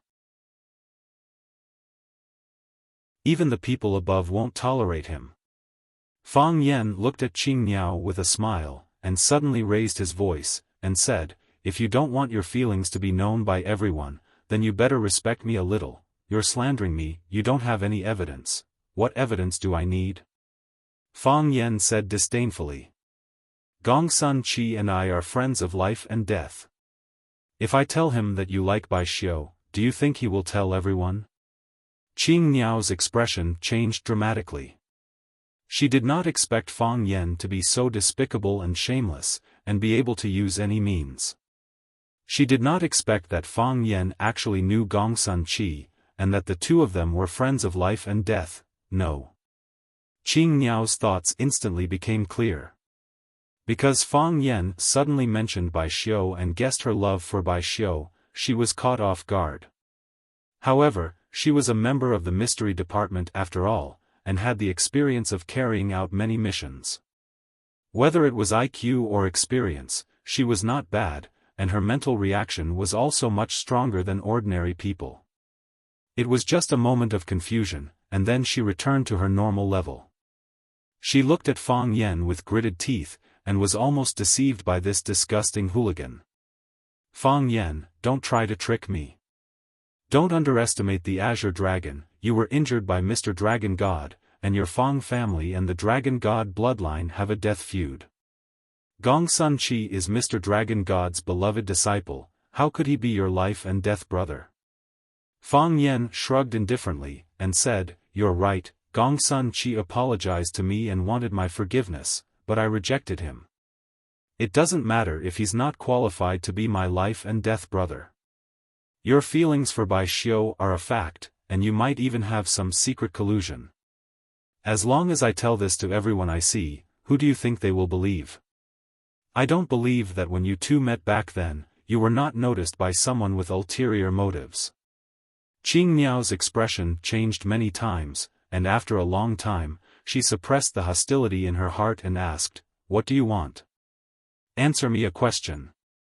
"What question?" "Which courtyard does the Dragon God live in?" Qing Niao was shocked, and said, "You want to challenge Mr. Dragon God?" "No." Fang Yan looked at Qing Niao as if she was an idiot, and said, "We'll take a detour to avoid him."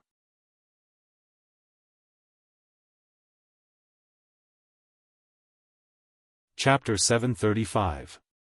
The green bird knew that Fang Yen had a grudge with the divine dragon lineage. The divine dragon had been living among the people for decades, and the moment he entered the capital, he challenged Azure Dragon, who was at the pinnacle of martial arts, to not underestimate his enemy. He won in one battle, and during the battle, he severed Azure Dragon's tendons, causing his cultivation to be ruined.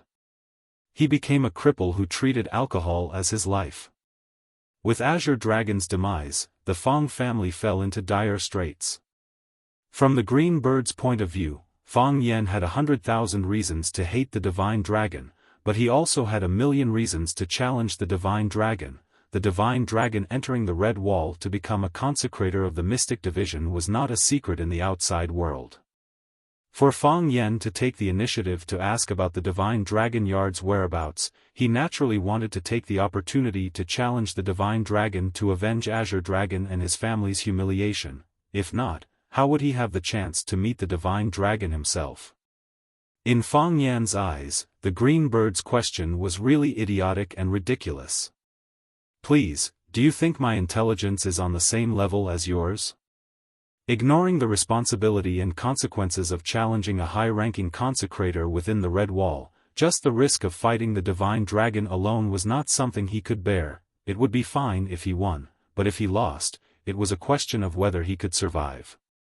Even the old drunkard who had entered the heavenly Tao realm was not the divine dragon's match. His tendons had been severed by that perverted old thing. From this, it could be seen that the divine dragon was ruthless. He showed no mercy when it came to killing in battle. As the old saying went, it's never too late for a gentleman to take revenge. Fang Yen was a gentleman. Fang Yen was in no hurry. 50 years later, when he mastered his divine powers and entered the pinnacle of the heavenly Tao realm, he would definitely trample that old bastard into mush. If 50 years wasn't enough, then 60 years. If 60 years wasn't enough, then 70 years. Fang Yen was younger than the divine dragon, and there would be a day when the divine dragon would be reduced to mush. He firmly believed in this. Upon hearing Fang Yan's answer, the green bird looked at Fang Yen with even more contempt. She said, "I thought you were going to avenge your family in a fit of rage, but I never expected you to be a coward who only knows how to avoid and take detours." Fang Yen didn't care at all. He looked at the green bird indifferently and asked, "Can you defeat the divine dragon?"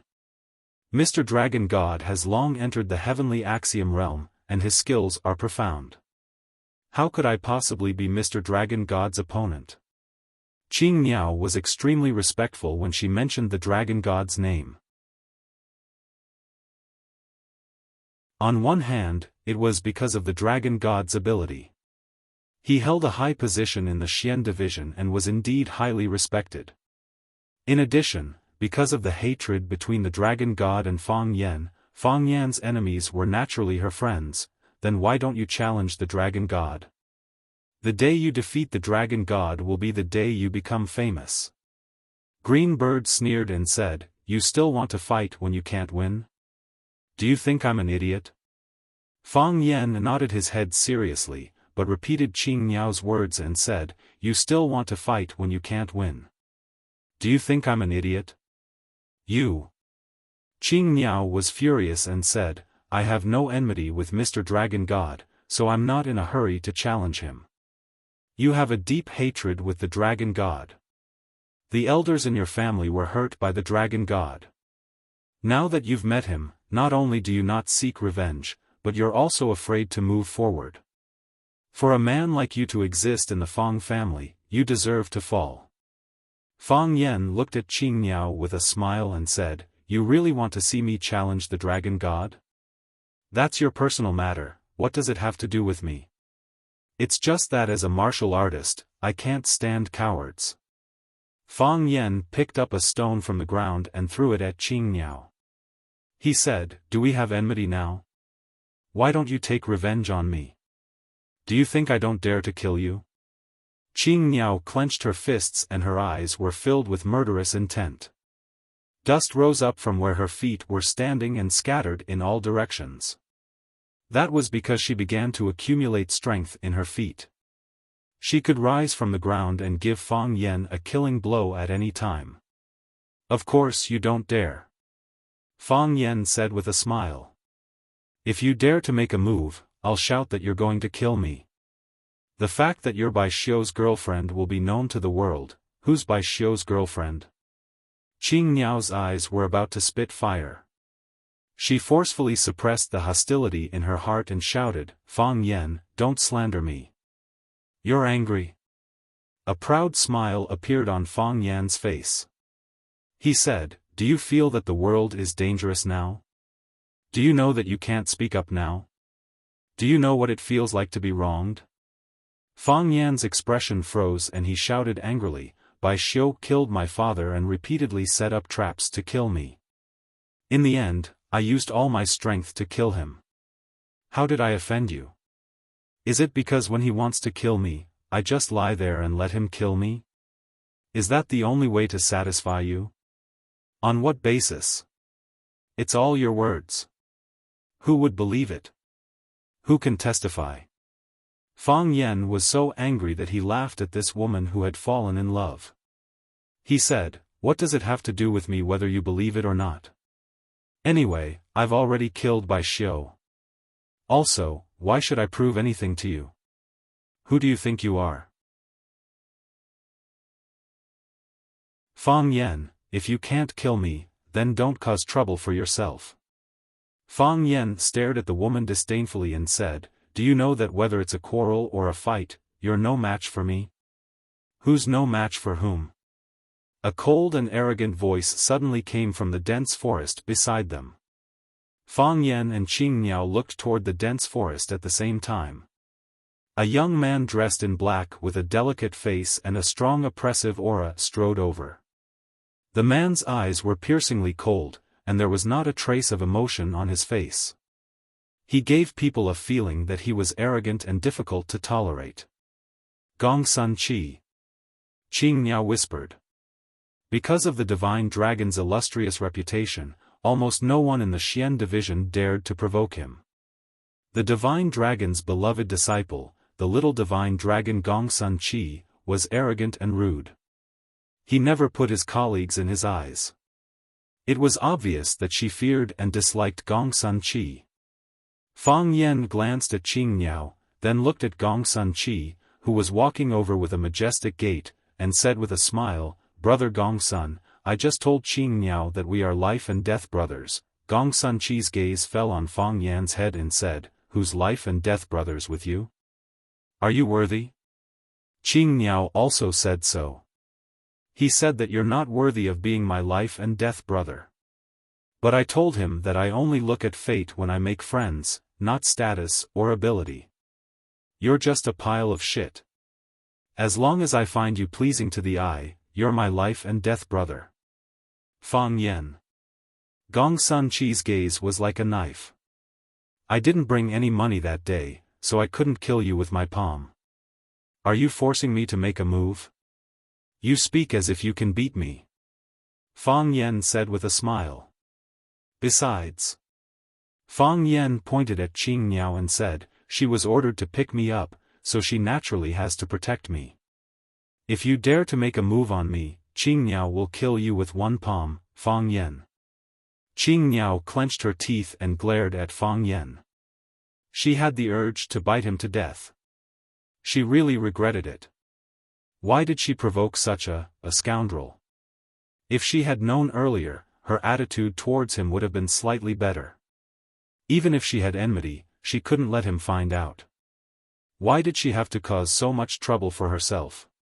What? Did I say something wrong? Fang Yan looked at Qing Niao and asked. You picked me up. If someone made a move on me and you didn't protect me, then it would be your dereliction of duty. I'm afraid it won't be easy to explain, right? Qing Niao knew that Fang Yan was difficult to deal with. She was far inferior to him in terms of eloquence, so she didn't want to waste any more time on the road. The young chief was still waiting for him at the Xian department. Thus, she looked at Gong Sun Qi and said, Gong Sun Chi, the young chief wants to see Fang Yen. I'll bring him over now." Gong Sun Chi stared at Fang Yen for a long time, and finally said, "I'll let you live for now." After saying this, his body suddenly became shorter.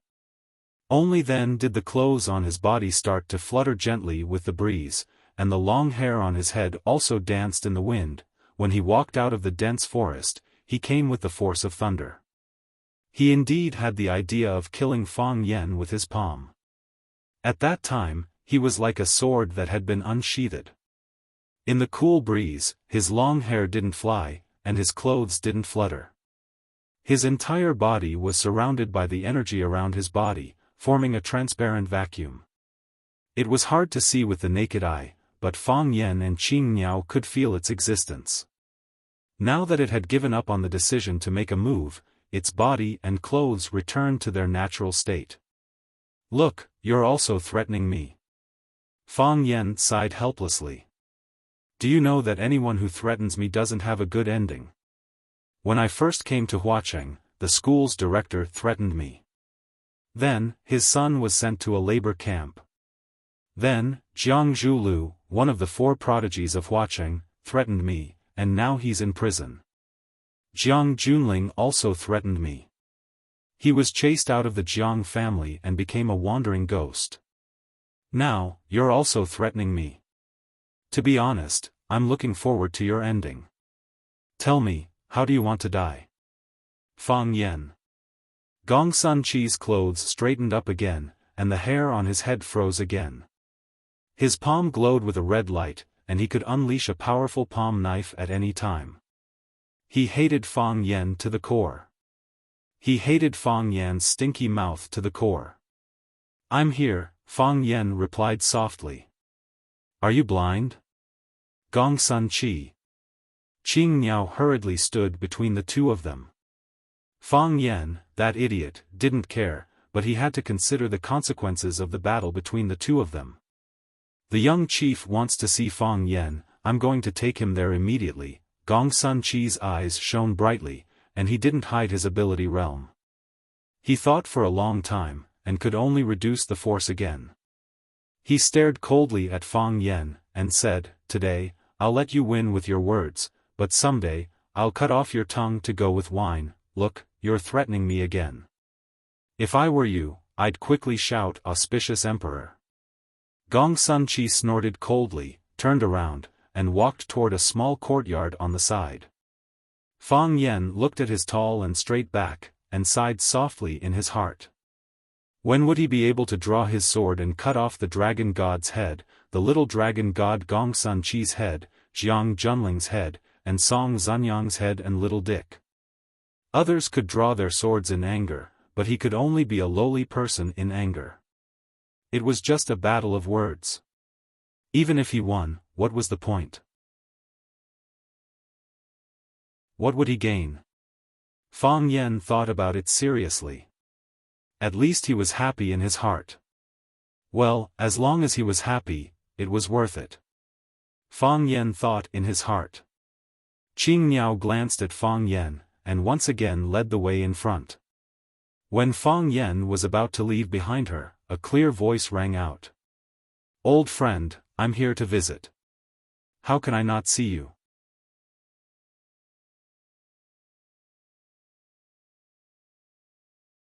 Chapter 736. "Old friend, I'm here to visit. How can I not see you?" His voice was clear and bright, and it didn't have any oppressive might or ruthless aura. It was calm and upright, and it was like a benevolent senior that saw a nephew he liked and issued a sincere invitation. The voice was clear, but he could not see who the speaker was or where he was. It traveled through space and time, but it still felt like it was right in front of him. Green Bird was shocked and stopped in her tracks. She whispered, "It's Senior Dragon God." Without needing Green Bird's reminder, Fang Yen had already confirmed the identity of the speaker. He had never seen the Dragon God before, let alone heard a word or two from him.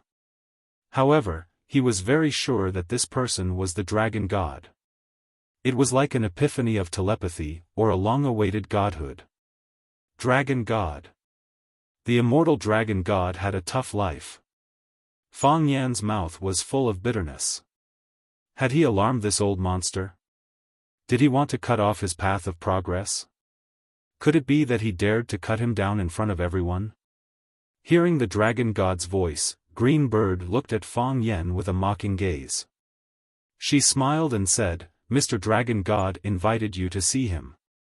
Do you dare to see him?" "He didn't invite me," Fang Yan said. "I don't have any elders who are his old friends." After Fang Yan finished speaking, he strode forward. "Oh," he started running. "Coward." Green Bird sneered. The dragon god suddenly spoke. Fang Yan and Green Bird were not the only ones who were shocked. Gong Sun Chi, who was walking towards the courtyard, also heard the voice.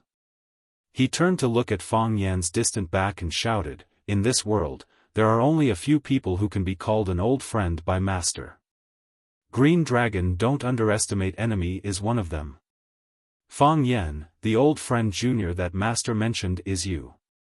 I must not decline an elder's invitation. Green Dragon Don't Underestimate Enemy and your master have no relationship. I only have a deep-rooted hatred and the belief to defeat him." Fang Yan retorted as he ran. "You little brat." The dragon god's voice came again.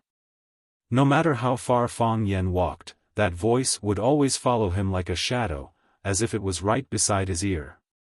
"Azure Dragon, Mo Underestimate is a heroic and outstanding genius. Even though you were defeated by me, you are still worthy of admiration.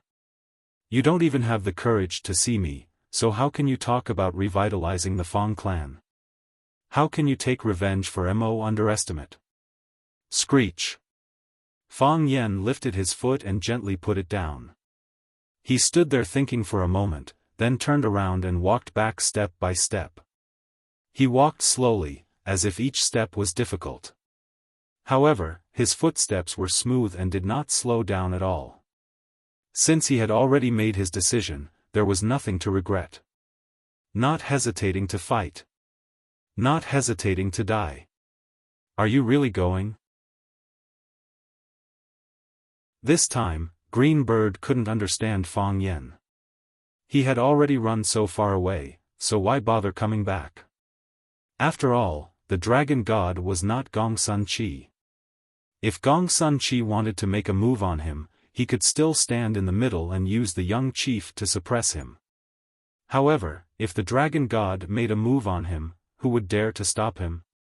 If he killed him with one slap, then even if the young chief had complaints, he probably wouldn't be able to say much, right? Fang Yan ignored Green Bird and walked straight to Gong Sun Chi, saying, "Lead the way." Gong Sun Chi looked at Fang Yan thoughtfully, thought for a moment, and said, "If I were you, I would pretend not to hear it." As he spoke, he turned and walked towards the small courtyard. Fang Yan's expression was solemn as he followed behind Gong Sun Chi. Gong Sun Chi stopped at the door of a small courtyard, reached out and knocked on the door, saying, "Master, Fang Yan is here. Come in." The dragon god said aloud. Creak. Gong Sun Chi pushed the door open and entered. Fang Yan also lifted his foot and stepped into the small courtyard. Under the eaves of the courtyard's corridor, there was a round stone table. Beside the table were two oval stone chairs, and on one of the stone chairs sat a man in a black robe. The man's face was thin, his eyes were long and narrow, and his skin was white and smooth. He looked somewhat feminine. However, the light in his eyes was restrained, and his hair was black and shiny. When he smiled, the wind blew, and when he did not smile, he exuded power. His eyes were slightly sunken, and his lips were thin and cold.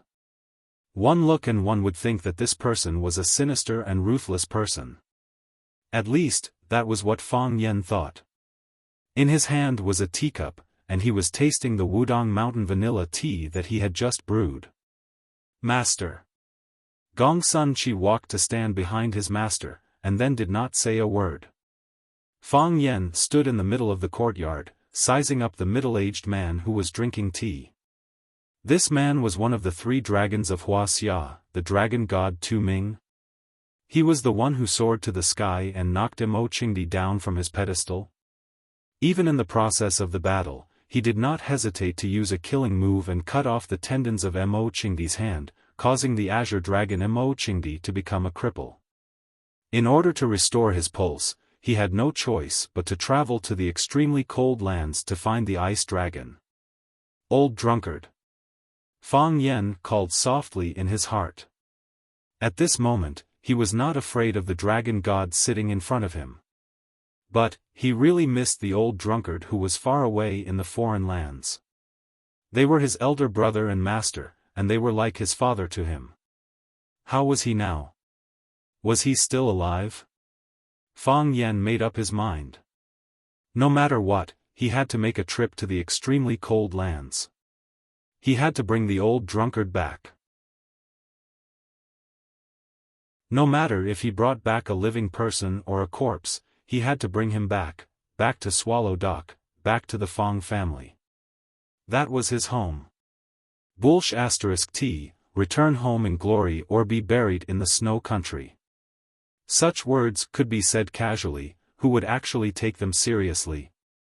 Even if he did not find the ice dragon, even if he could not restore his pulse, Mo Qingdi was still the hero in Fang Yan's heart. The dragon god gently blew on the leaves in the teacup, blowing away the tea leaves, and then gently took a sip. He blew again, and then took another sip. After 3 consecutive sips, the cup of fragrant tea was finished, and he put down the teacup in his hand. The dragon god looked at Fang Yan, who was in a state of deep thought, and asked aloud, "You two must have a good relationship, right?" Only then did Fang Yan recover from his thoughts of Mo Qingdi. He looked at the dragon god with a fierce gaze, and said, "Very good. Then you have a reason to hate me." The dragon god said. Fang Yan grinned, and said, "You're telling the truth." "But, so what?" The dragon god said bitterly.